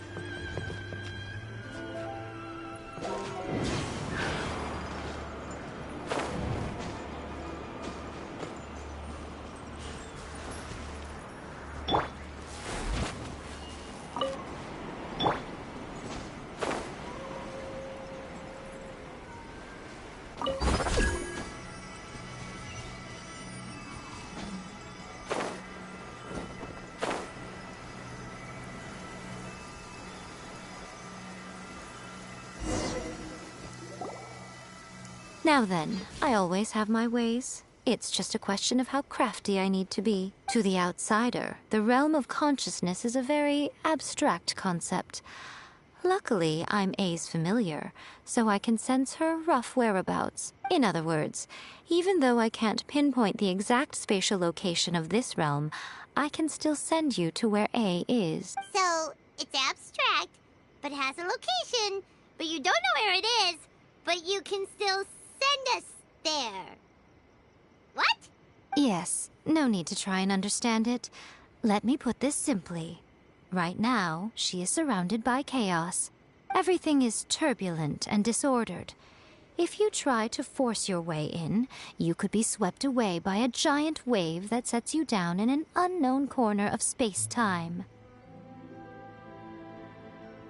This is precisely why when entering the plane of euthymia, it's much safer if you place your consciousness in a physical object first.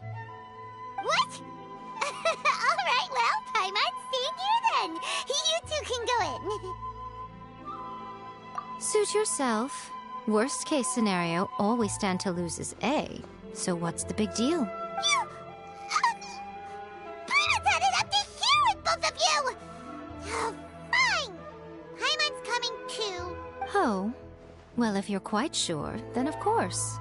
Now, I shall send you on your way.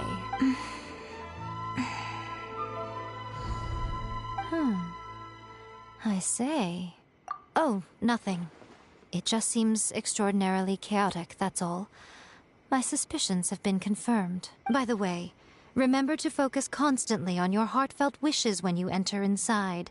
Only a strong enough will can prevent you from being swallowed by the giant waves of abstract space.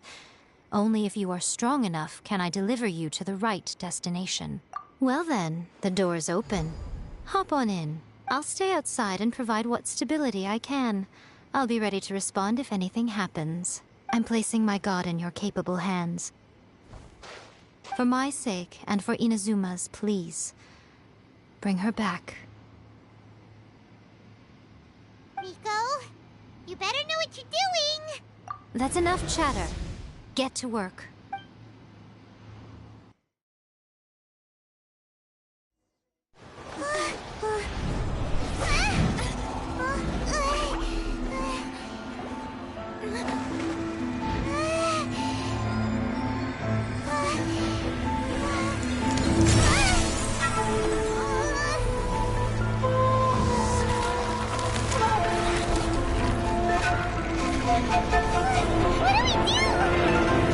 Remember to focus constantly on your heartfelt wishes when you enter inside.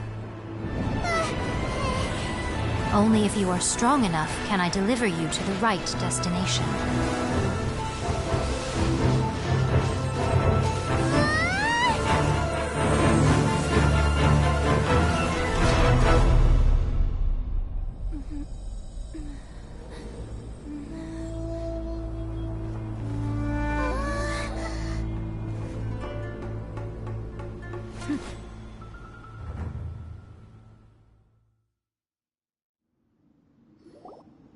Huh?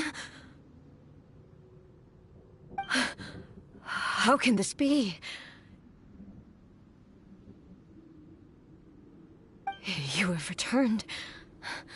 But how were you able to get back in? And how come you have not changed at all in all these years? This is a duel to remember. It is as if we have returned to the moment when the laws of eternity were first established. Your will today is as strong as it was back then. Over countless battles, not once have you lost, and never have you shown the slightest hesitation. Had I made all enemies of eternity stand against you, you still would not have wavered. For your firm commitment to enforcing the rules, you have my admiration, too. You bring honor to the title of Guardian of Eternity. Now these two return once more to this space. An inevitability of fate, perhaps. Then, let this be our final duel. The conclusion to that which began 500 years ago. Final duel? So you're finally willing to stand back, traveler.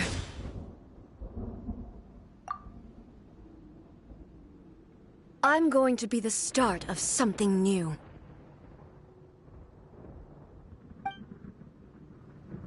The time our duels took to fight was long enough to witness the rise and fall of nations.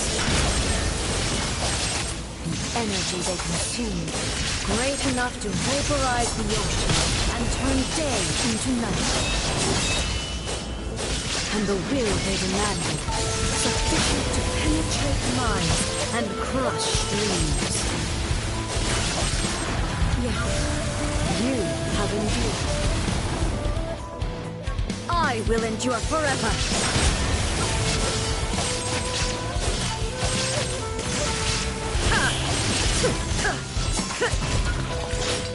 Witness. Illusion shattered. Calamity.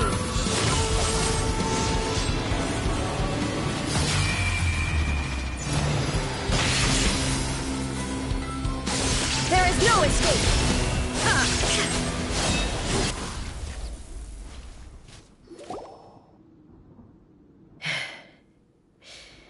This, I believed you were incapable of transcending the past. But it seems my belief was baseless, and I underestimated your spirit. But a will that cannot be eroded has no way to embrace the future.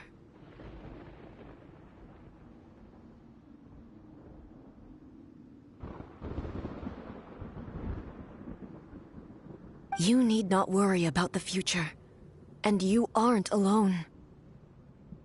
I know your power more than anyone else. Had I relied upon my strength alone, I would have lost this duel for sure.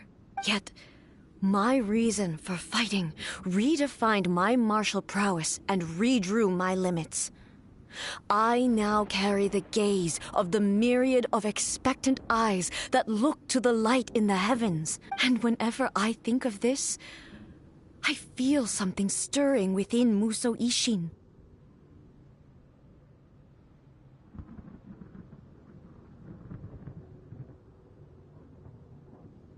The blade that I inherited from Makoto seems to be trying to guide me, to encourage me.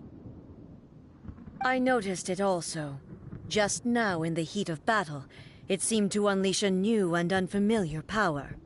This power is beyond the limits of my understanding. This blade belonged to Makoto.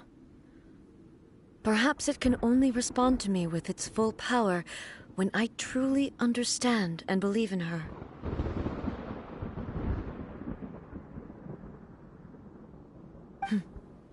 When I clasped Muso Ishin in my hands, I had the feeling that it was at once a familiar feeling and a strange one. Makoto barely wielded a blade in her life, and yet her blade You have my approval. Your present will is not the product of erosion. I shall no longer stop you from attempting to modify the rules. From this day forth, this body will remain your assistant. I won't design any more rules that can never be changed. You used to represent my past, but from today onward, you are me. Makoto never saw me as a fearless weapon. Likewise, I should not regard you as a mere tool. You truly have changed. I suppose this is what humans call growth. I understand. I shall become your shadow, just as you were once Makoto's shadow. The duties I perform will not change, but as a warrior, I look forward to the chance to fight like this again in the future. Do you say this because you have not yet reconciled yourself with your defeat? It was simply a new experience for me. One that is worth reliving. Have you finished fighting then? Like, for real this time?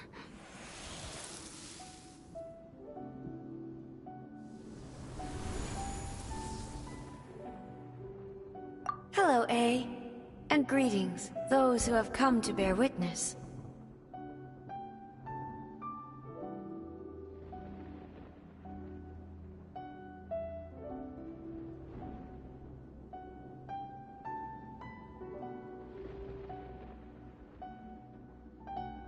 I am Raiden Makoto, the previous Electro Archon, who failed in my duties and left you all to pick up the pieces.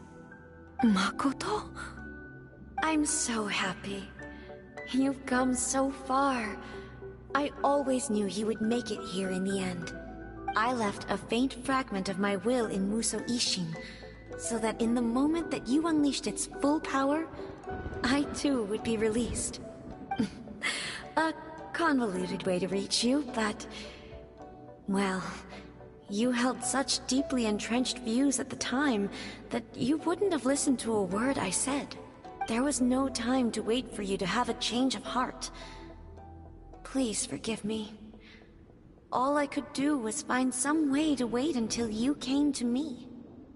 But... you never mentioned this to me. Everything happened so suddenly.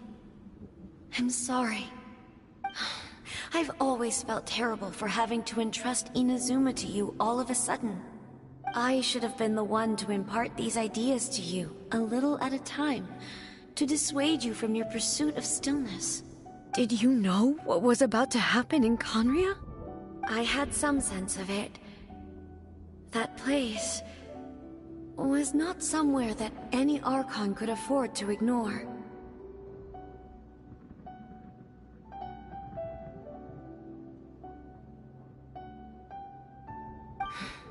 In my present form, I can no longer perceive time.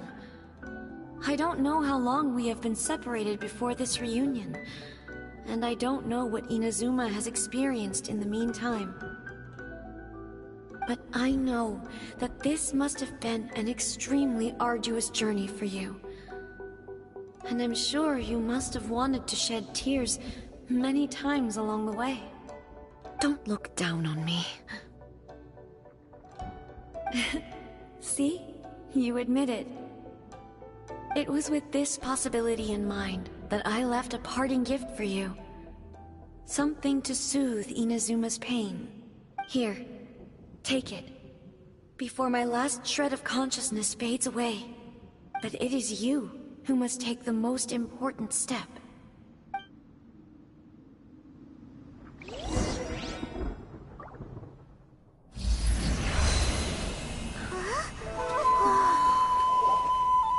The light turned into a seed? The miracle tree that blesses the people, in this moment new to the world and yet to be known. When to plant it, where it shall bloom. She who brings it into being must let her heart and dreams decide. Grant it life, eh? Is it really?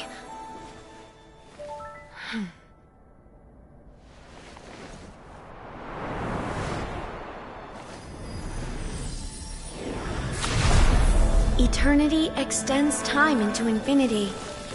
Dreams illuminate each moment within. When both shine in unison, the sacred Sakura blooms from the darkness, finally free from the clutches of the heavenly principles. Now the nightmare has dissipated, and reality is made whole. The vision we both yearn for is still further ahead. My only regret is that I cannot witness Inazuma's future, nor can I walk this journey with you.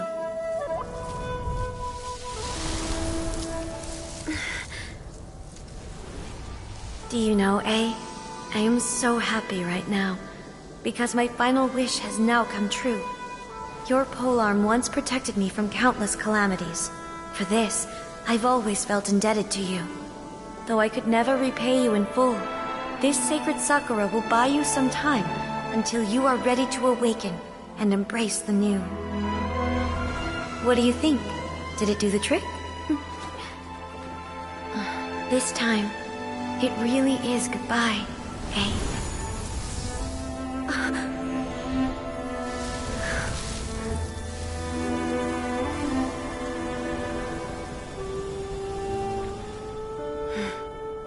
Goodbye, Makoto.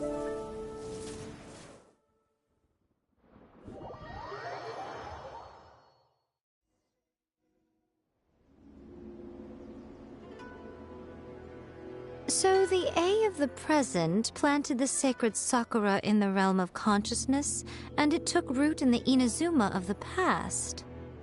No matter what you make of it, it's quite incredible. All of this is thanks to Makoto's power. Her understanding of eternity is much more profound than mine.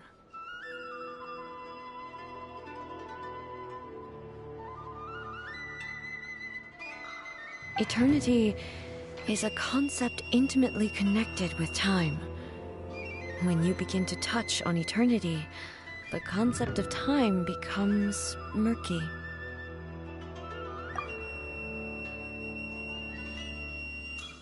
A place where time is meaningless and cannot be understood with ordinary logic. Huh, so that was the turbulence I was sensing.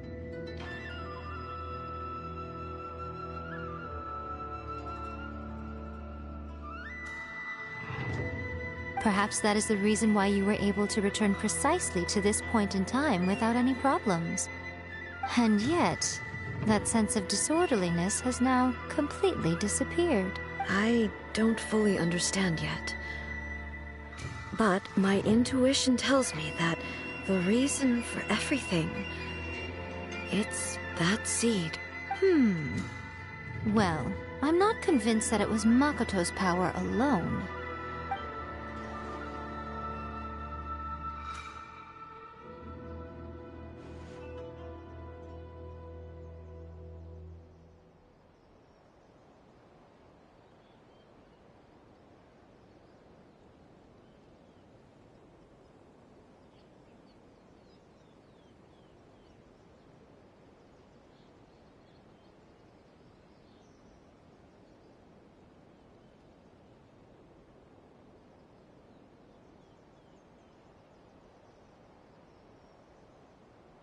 Without the sacred Sakura, Inazuma would likely have been completely swallowed up centuries ago by that disaster and the filth.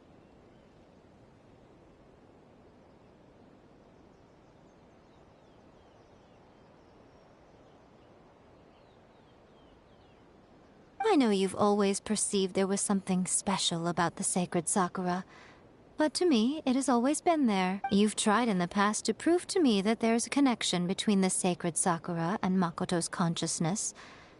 But unfortunately, you never did persuade me, did you? No. But I understand why now. It was because the sacred sakura hadn't even been planted then.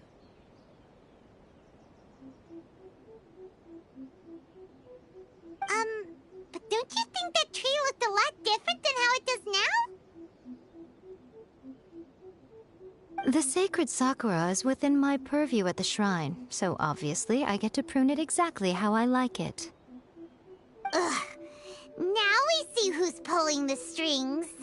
I'm joking. That tree has been through a lot since it first sprouted. We have the loving care of Kitsune over the ages to thank for how it appears today. And obviously I played my part too. It's fair to say that very little time passed between the moment you came out of that realm and the moment you re-entered it. But in that same time, centuries of battling took place on the inside, did it not? Traveler, if I'm guessing correctly, you were repeating your wishes to yourself in your mind, weren't you? At that time, I could sense A's whereabouts, but I also sensed anomalies in the flow of time within that space.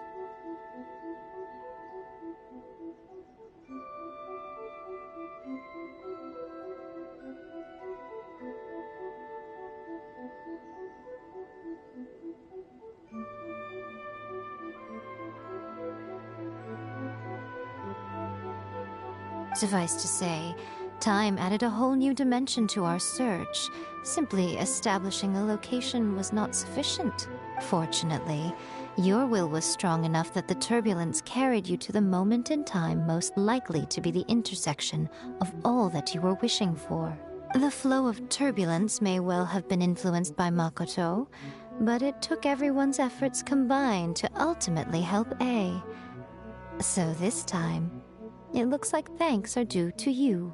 Does that mean it wasn't by chance that we ended up at the final duel? We were always meant to be there to witness what was going to happen? I thought that the flow of time was the same on the inside and the outside. So it was a great shock to me when the traveler reappeared. My first thought was, has a great disaster befallen Inazuma? But it turned out you had come to rescue me. You came for my sake, to help me reach the best possible outcome. You too have my thanks. You have done much for me, and I will never forget it. A, how are you feeling now? My body has fully recovered, and the Shogun's will no longer fights against me. Always thrilled to hear you're in good health. But I was really asking about your emotions. Have you managed to calm down? After all, you saw Makoto in there, didn't you? I only heard her voice. I wouldn't say I saw her. I'll be fine. It brought a few things back, of course, but I've made my decision to move forward. I have to say, this has reminded me once again just how brilliant Makoto was. She predicted all the ways in which Inazuma's future could unfold, all the way back then. She even factored my immaturity into her plan. It's all thanks to her that Inazuma lived to see this day. I just planted a seed. Yeah, it was thanks to everything you did that you got to see her again. That's amazing!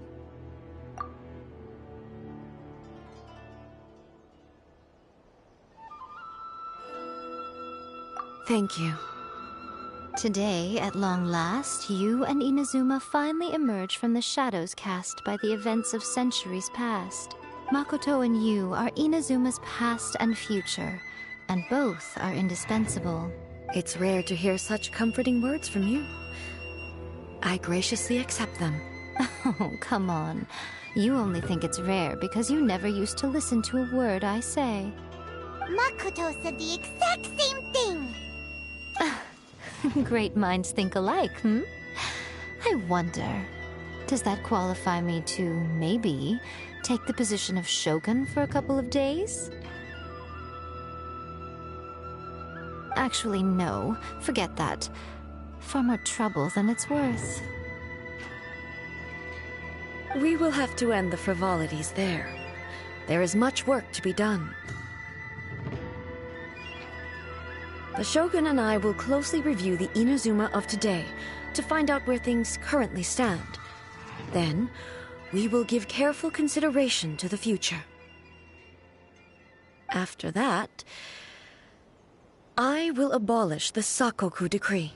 Really? That's huge news! I am no longer pursuing an eternity defined by stasis. In which case, there is no further need to keep the nation under lock and key. I don't doubt that many challenges lie ahead for Inazuma. I'm looking forward to it.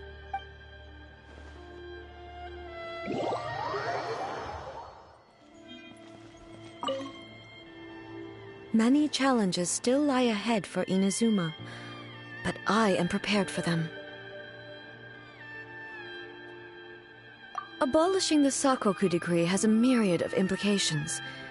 It would be folly to say that it will be all positive, and there will be no negative repercussions.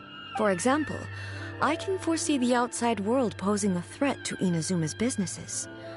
These are the issues that I must work to solve. Hey, you're thinking about this all so conscientiously. I've only got as far as wondering whether I'll be able to sell entrance tickets to the Grand Narukami Shrine in the future. Honestly, Miko, many challenges still lie ahead for Inazuma, but I am prepared for them. Yai Miko said nothing of the sort, and the Traveler has some nerve making up spurious claims about her while she is still present. Some words are not to be passed on. Trust me, you don't want to know the cost of betraying me. Just think of the things I said to you as our little secret. What are you talking about? Nothing. Ooh, I suddenly want some fried tofu. Many challenges still lie ahead for Inazuma. Makoto's gaze was always fixed on the people of Inazuma. I always assumed it was because that was her duty. But now, I see that hers was a gaze full of delight and hope. It was not just a duty, but a joy, too. She loved humanity very dearly. If the people of the past deserve the god's attention, then so do the people of the future. Indeed. No longer will I ignore their passions and dreams. Many challenges still lie ahead for Inazuma, but I am prepared for them. To put it bluntly, it was constant torture, with no end in sight.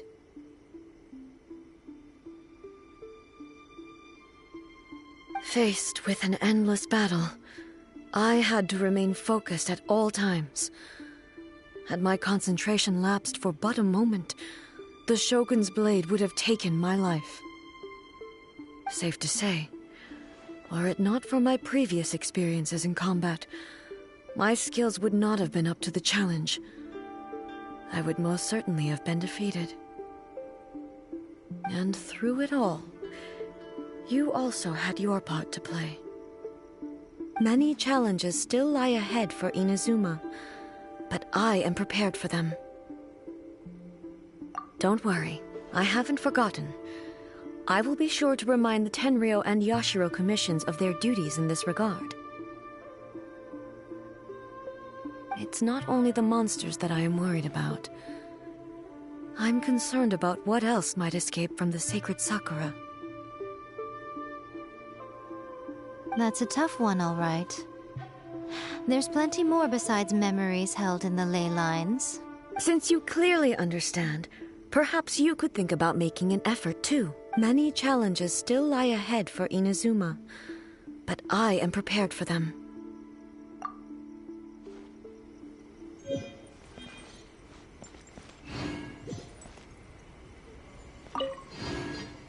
Many challenges still lie ahead for Inazuma, but I am prepared for them.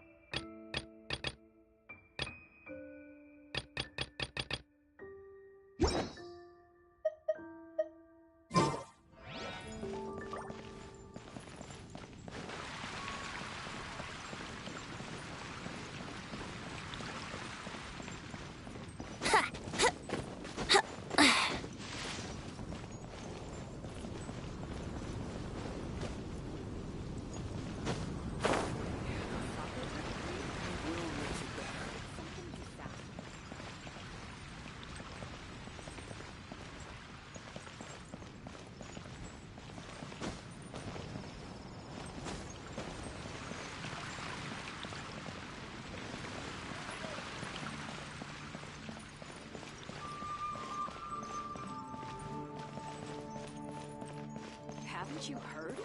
There's a strange wanderer in her wolfing now.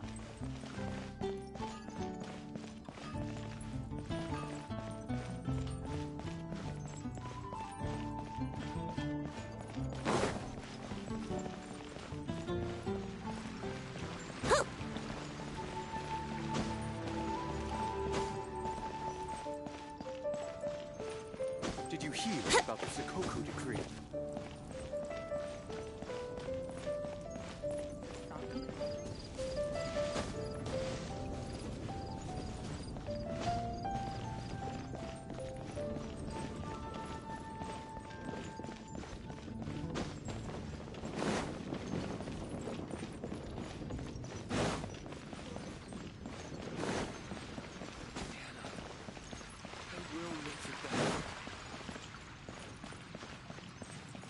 Welcome. How can I help you? Ancient Alpha truly is fascinating. The Sakoku decree? Did something disastrous happen again?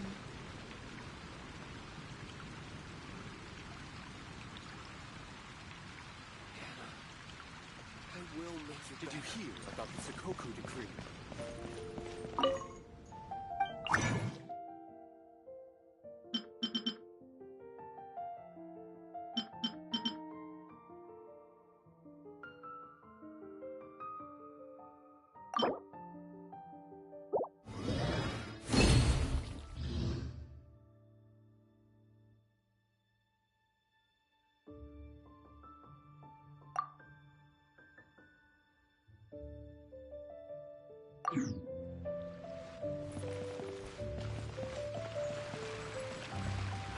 Ancient Alpha truly is fascinating.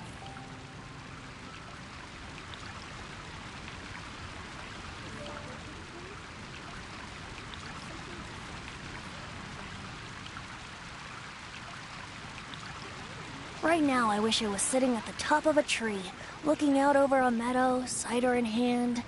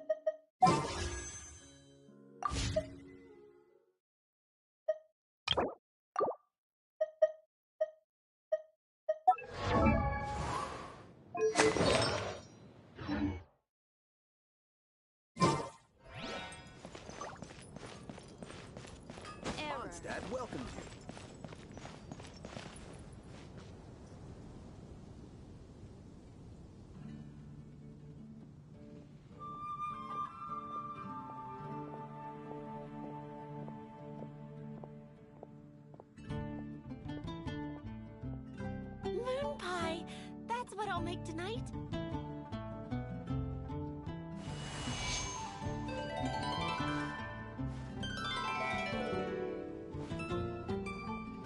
Mondstadt welcomes you.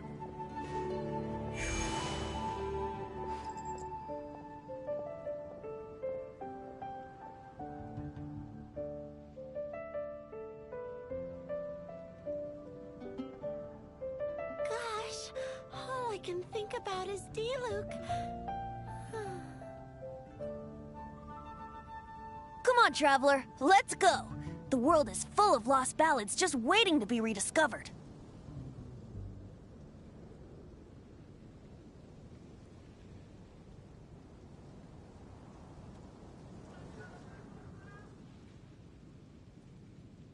Moon pie, that's what I'll make tonight.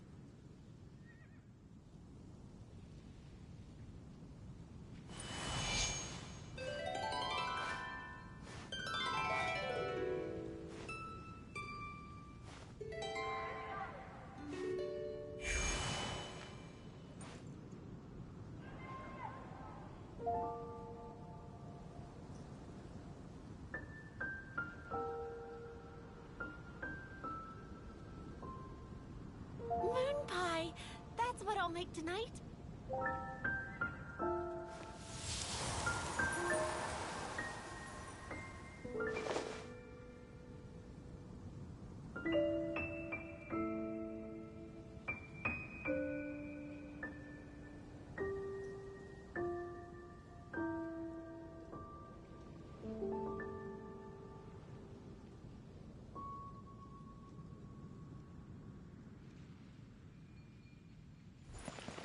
Gosh, all I can think about is D-Luke.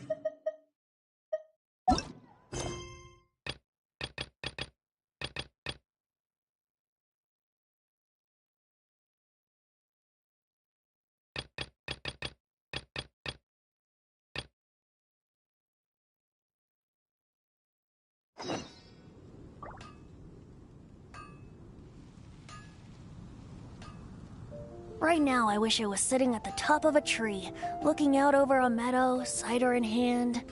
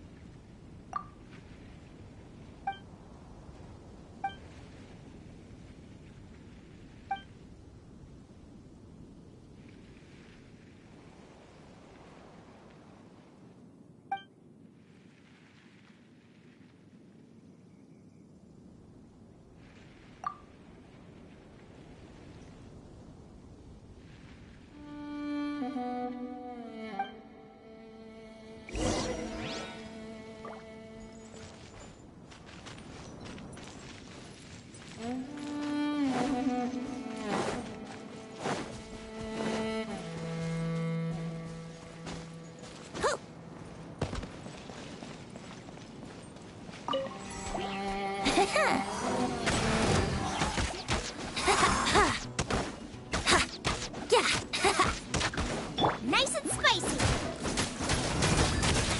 Race you.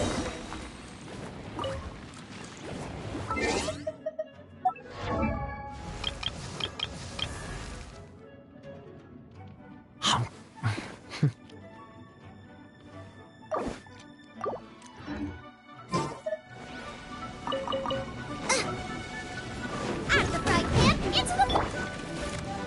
Yahoo!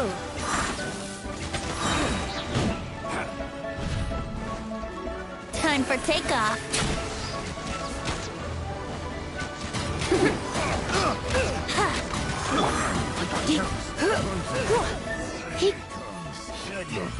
Place my hammer.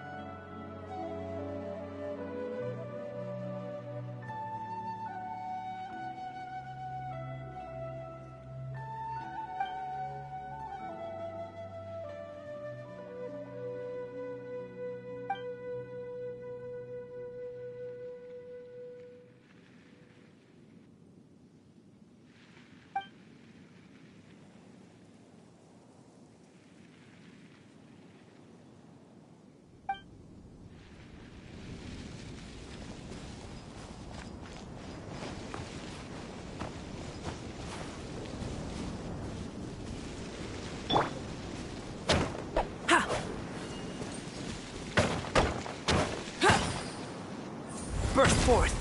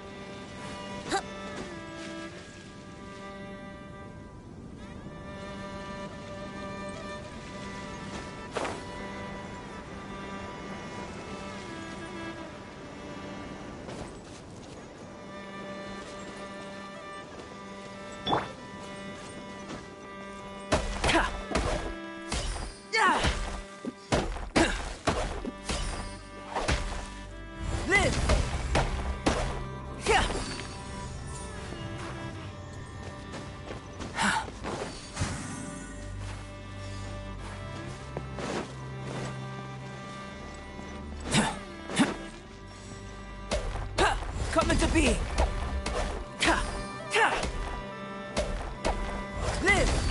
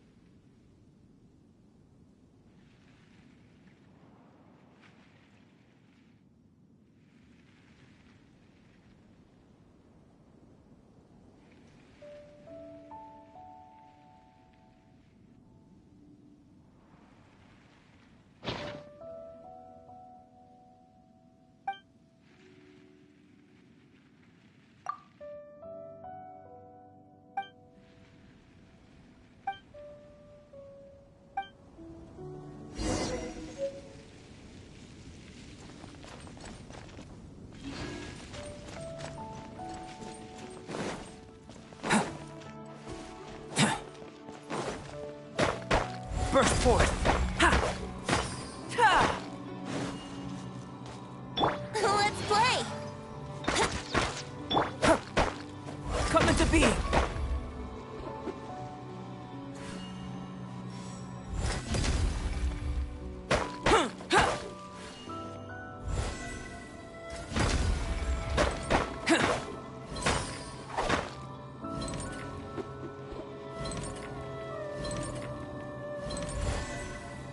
Burst forth!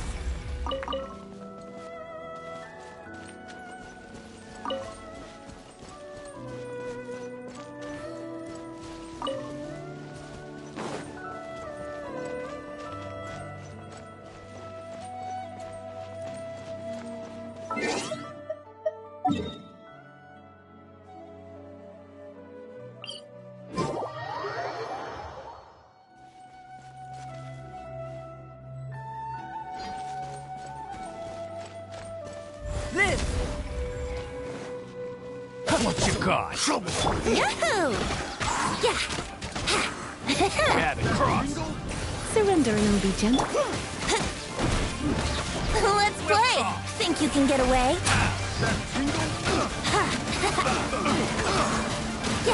Yeah! Should replace my hammer.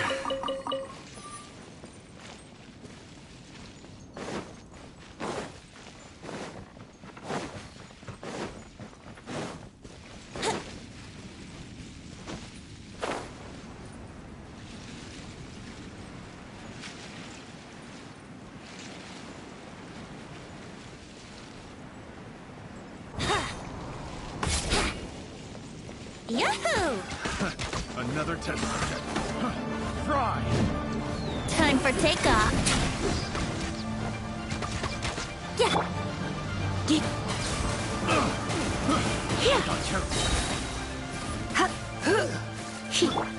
Come into being! Such a pain. This world holds many a rare treasure.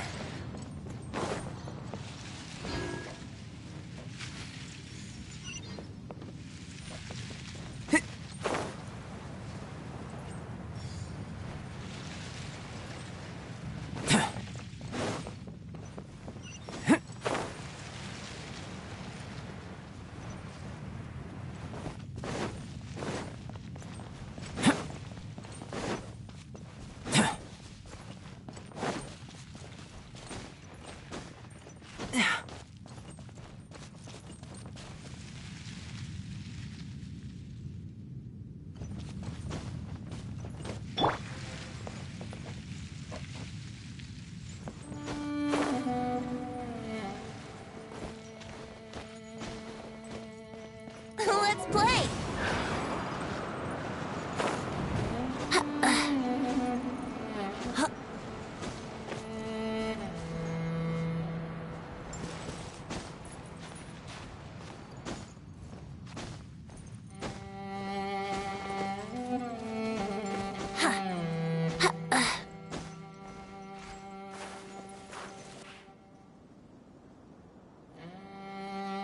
Brace yourselves!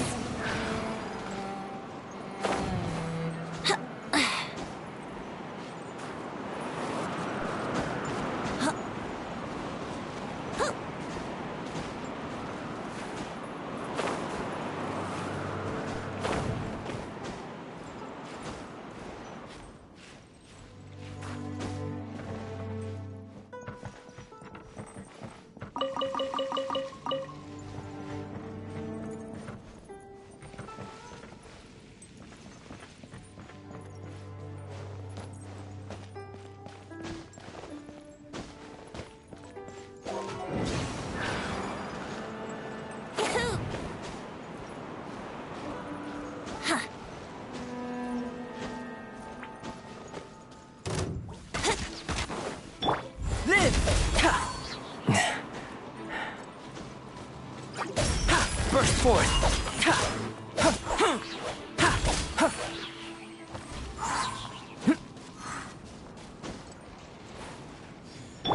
Let's play!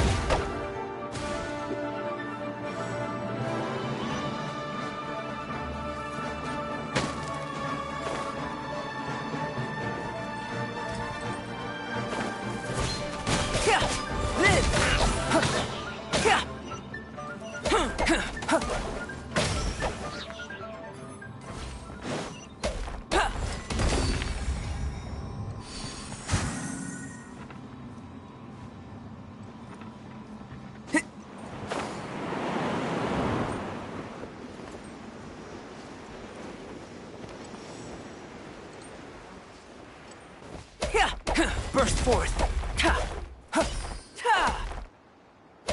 This.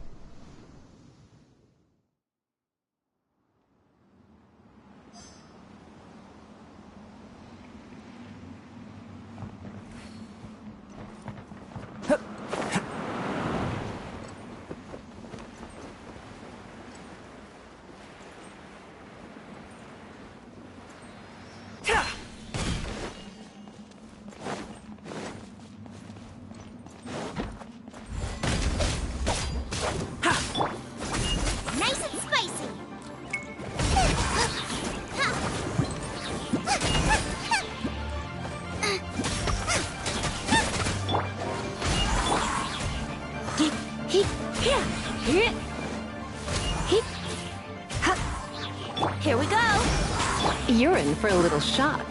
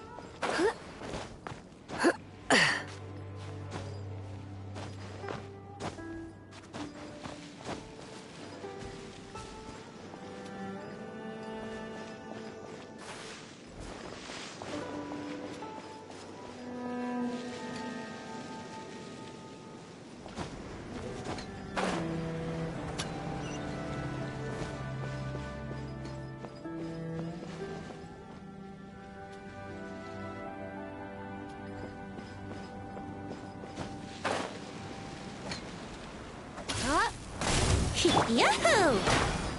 Think you can get away?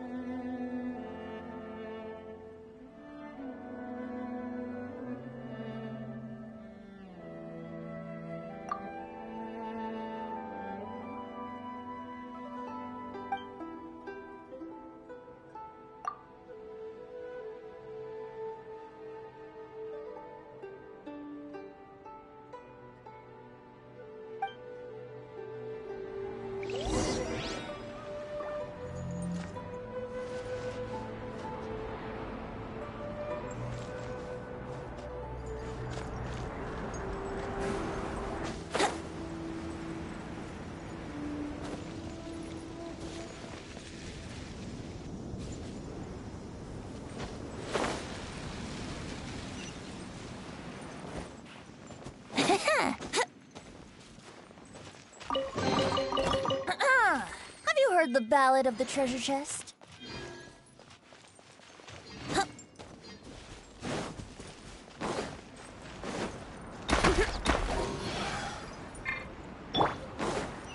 Come into being! Burst forth!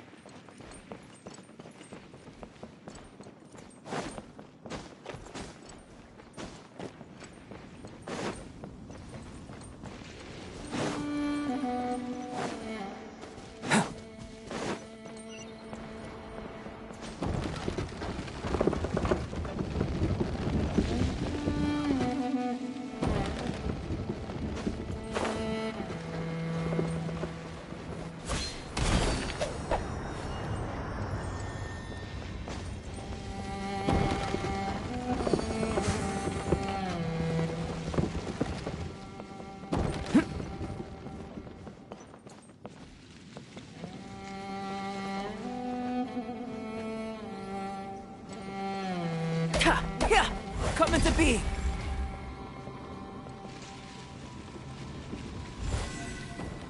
Live!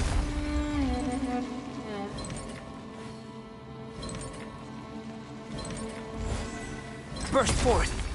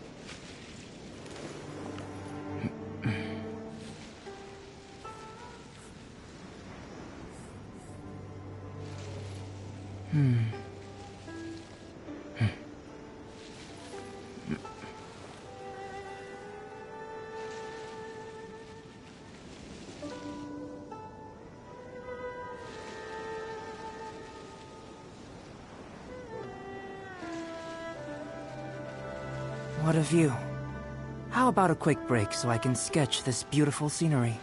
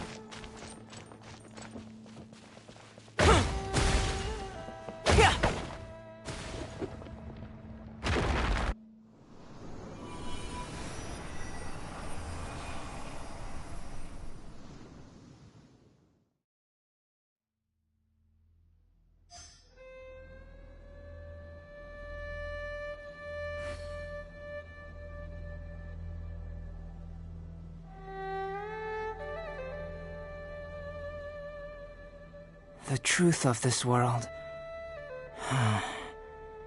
What could it be?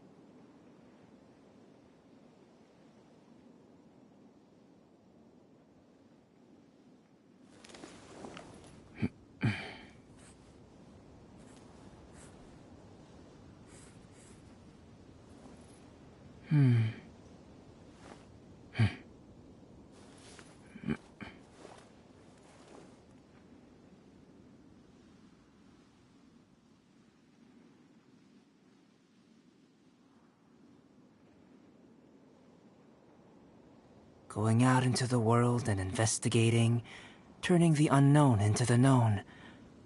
I miss this feeling.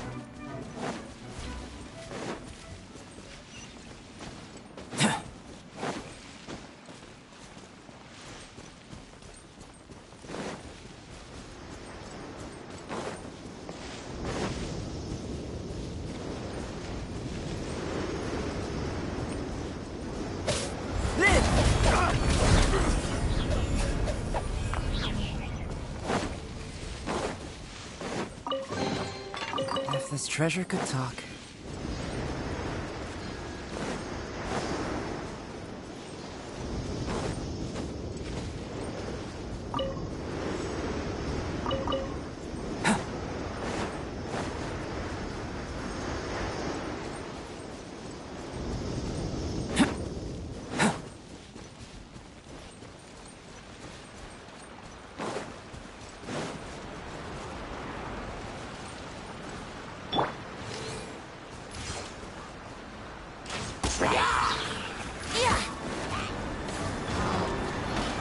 Time for takeoff.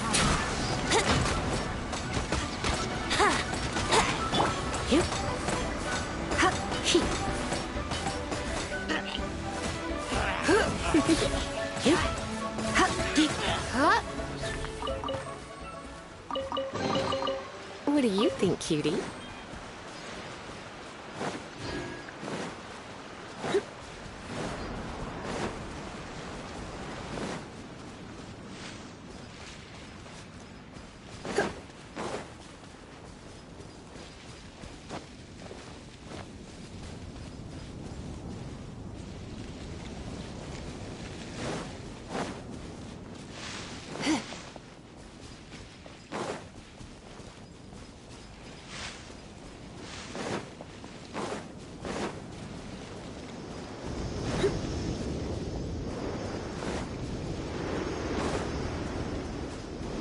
Come a little closer.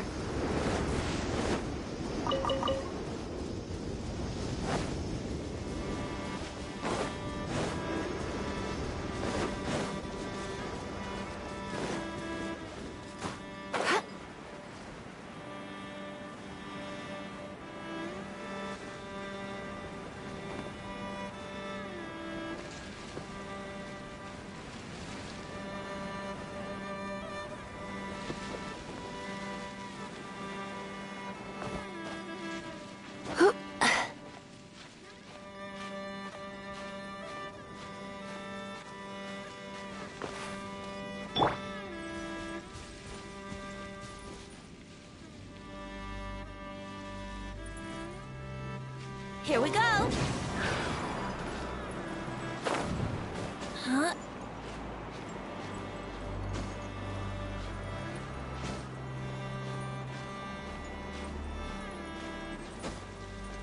Huh. Wouldn't gliding be faster?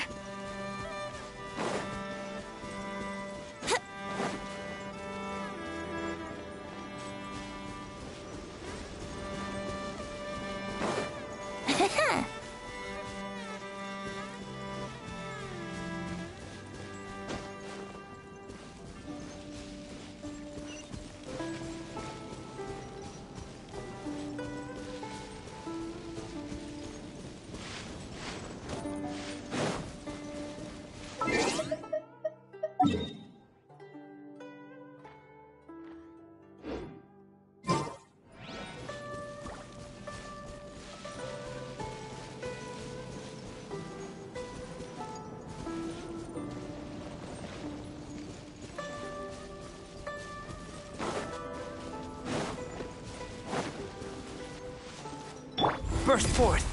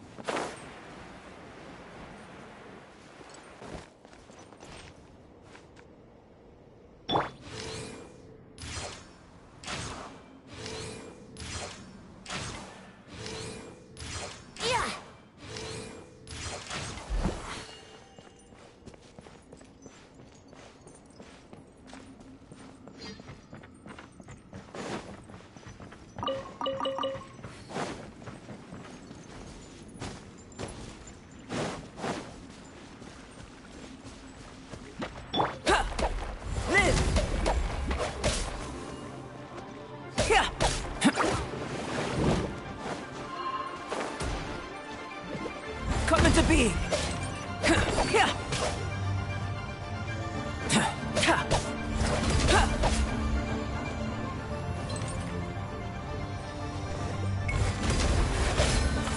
A miscalculation!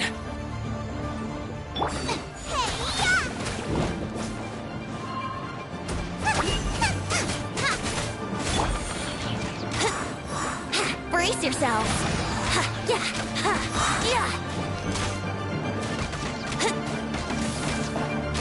Burst forth! Live!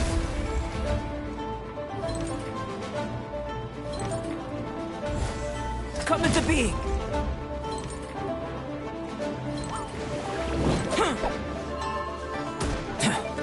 Live! Lola, get them! Burst!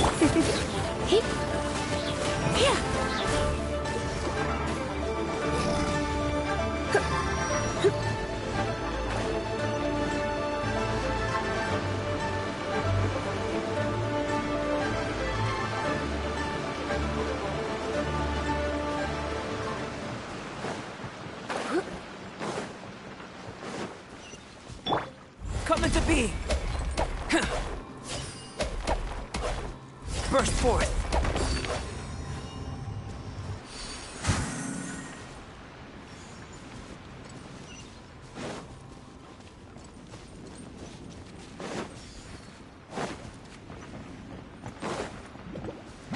Live! Burst forth!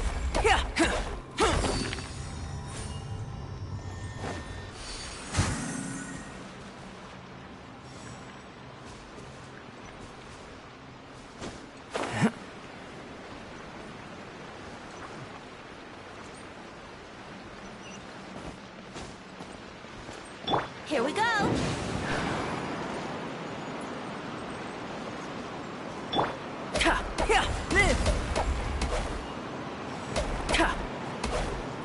Coming to be.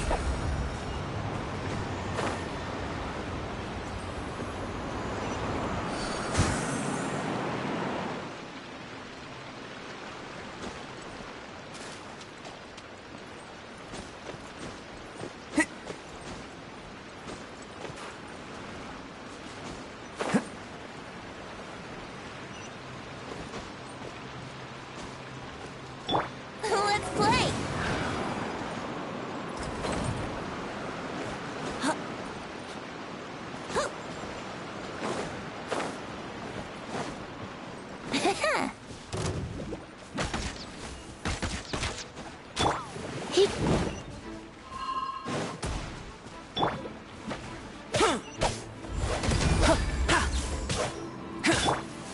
Let's spark things up a...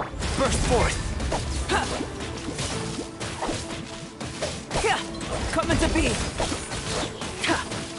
Here we go. Nice and spicy.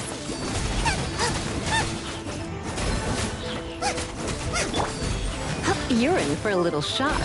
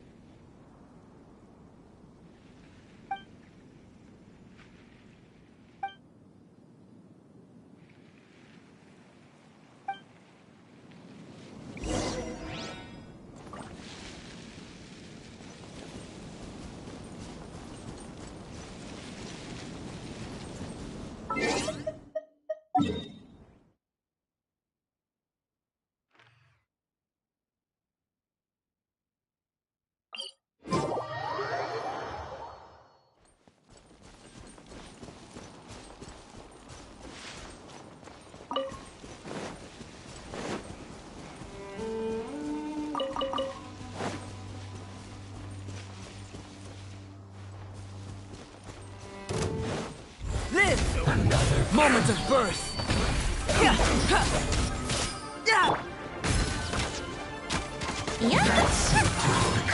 Frying pan into the fire! You're toast! You can't run! Well, you try. Don't be a killjoy!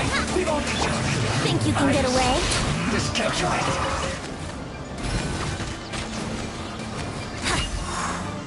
Wouldn't gliding be faster? Let's play! Let's end this quickly! Nice and spicy! Here we go!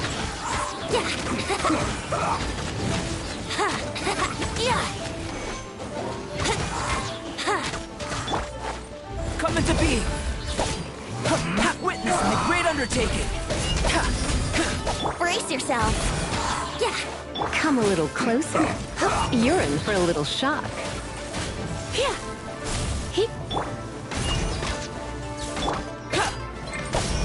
Let's end this quickly! Live! Eat this! At the frying pan, into the fire! Let's play! Wouldn't gliding...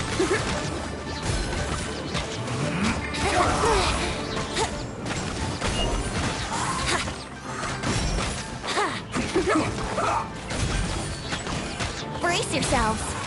This isn't good. Thank Barbados!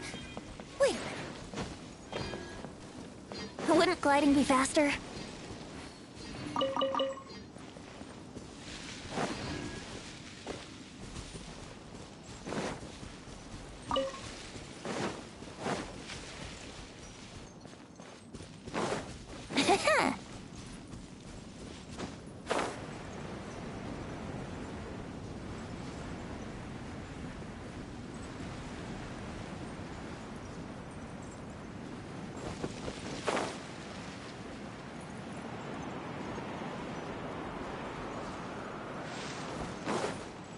Wouldn't gliding be faster? Let's play! Burst forth.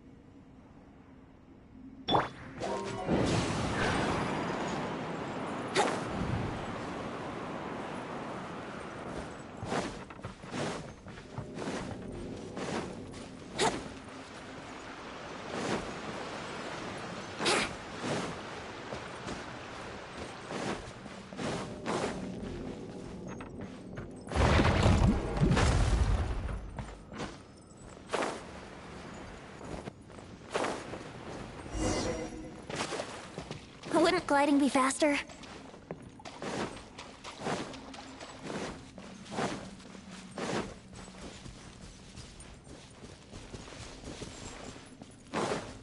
Yahoo! Come into being.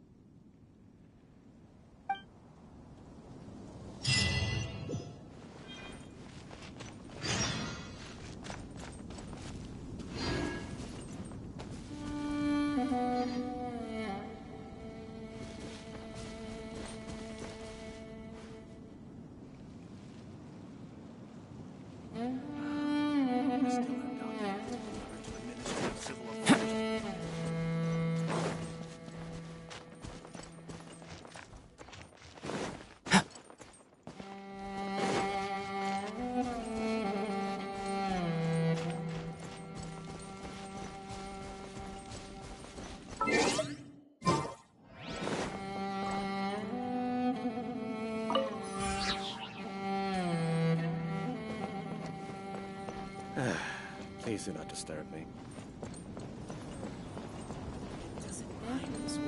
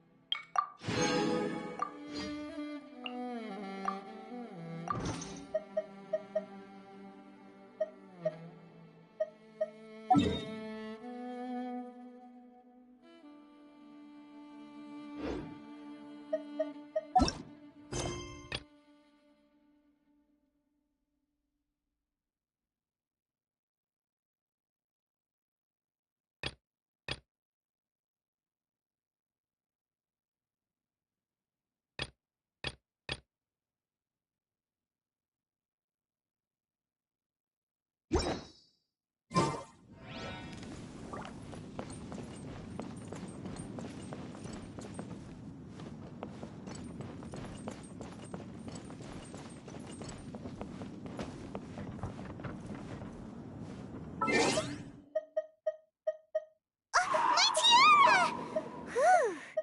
Whew.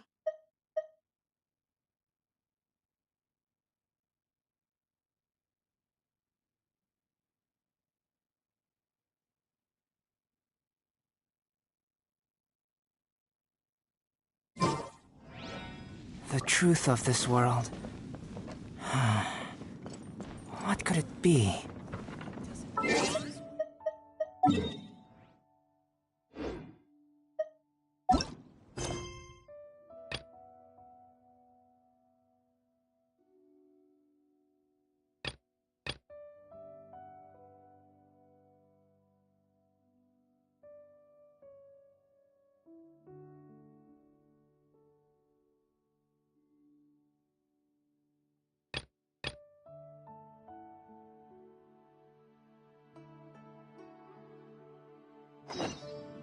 Going out into the world and investigating, turning the unknown into the known. I miss this feeling.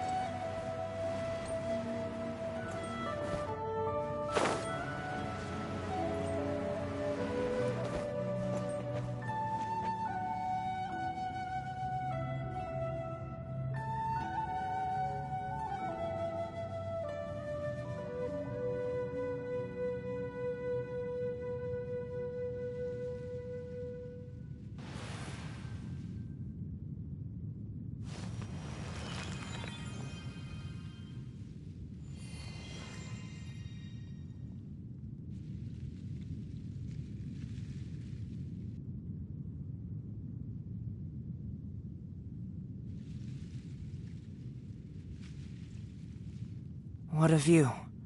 How about a quick break so I can sketch this beautiful scenery?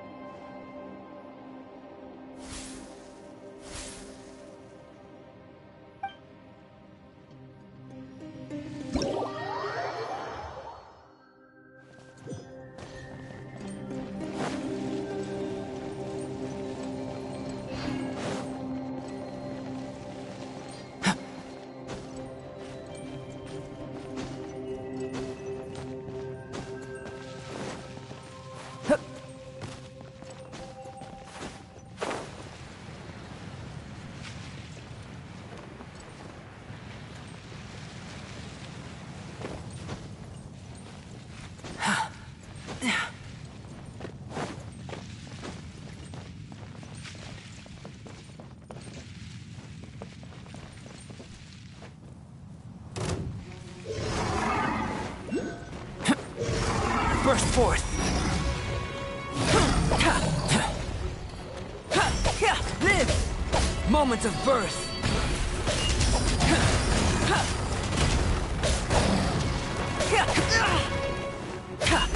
Burst forth!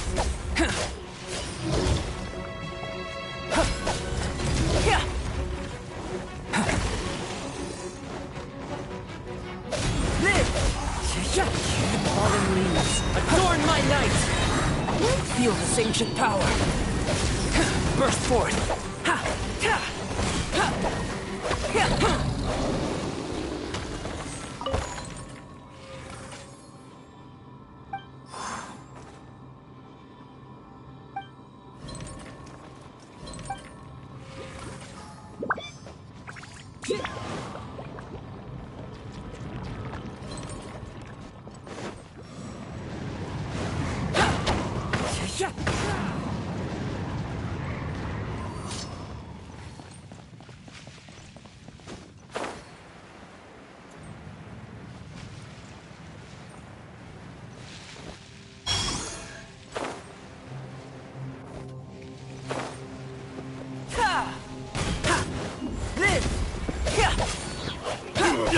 Brace yourselves. Burst forth! Moment of birth! Live!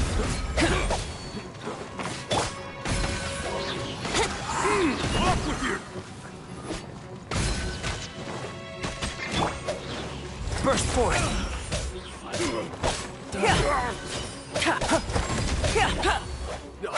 Wasn't done.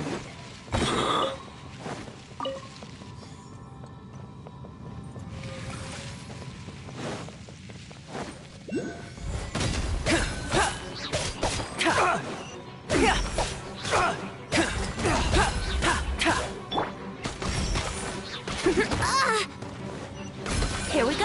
One with nature.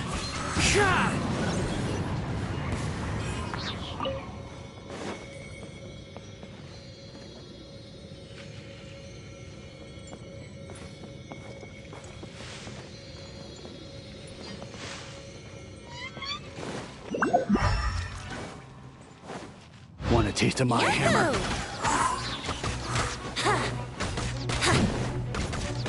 Come into being! Into the wind. Access denied. Let's play!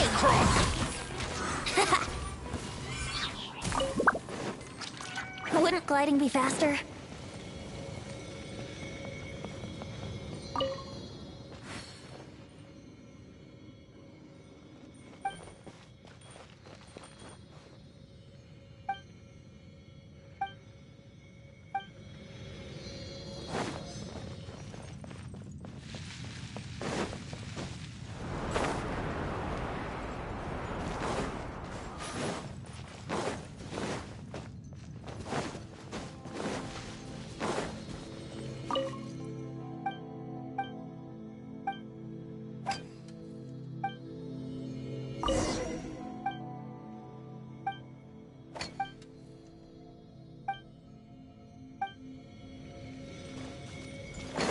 Yahoo! Live! Witness my great undertaking! You're open! Come into being! Live! I got careless. Off with you! Come into being! Feel this ancient power! Replace my hammer. Burst forth! Let's play!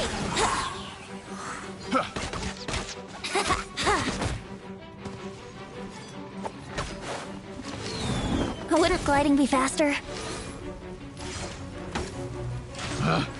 Picked the wrong test subject. Thank Barbados. Wait a minute.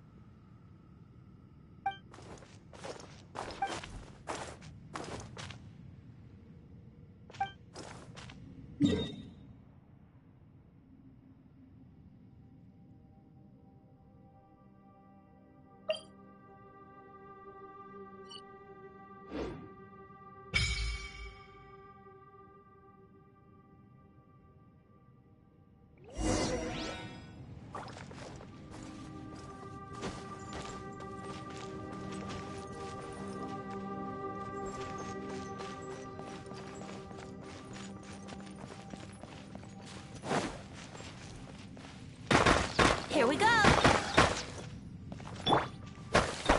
Come into being!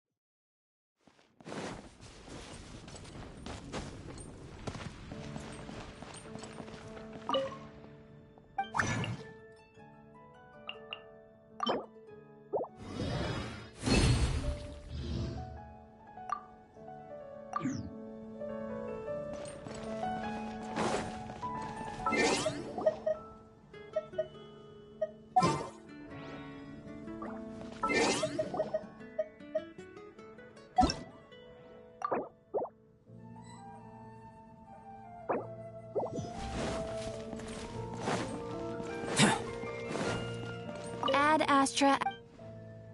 Thank you for completing.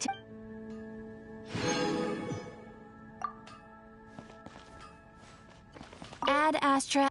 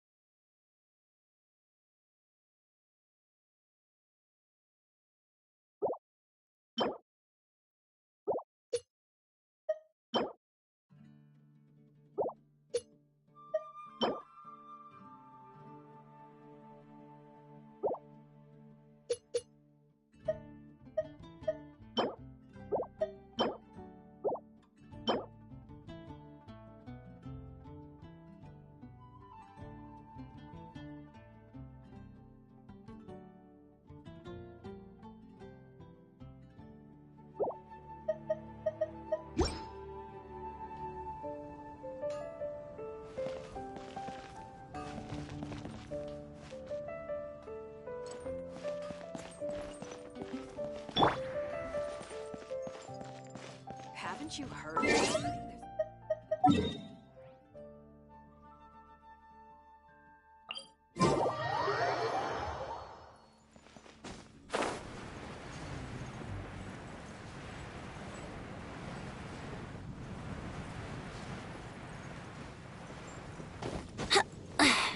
Huh?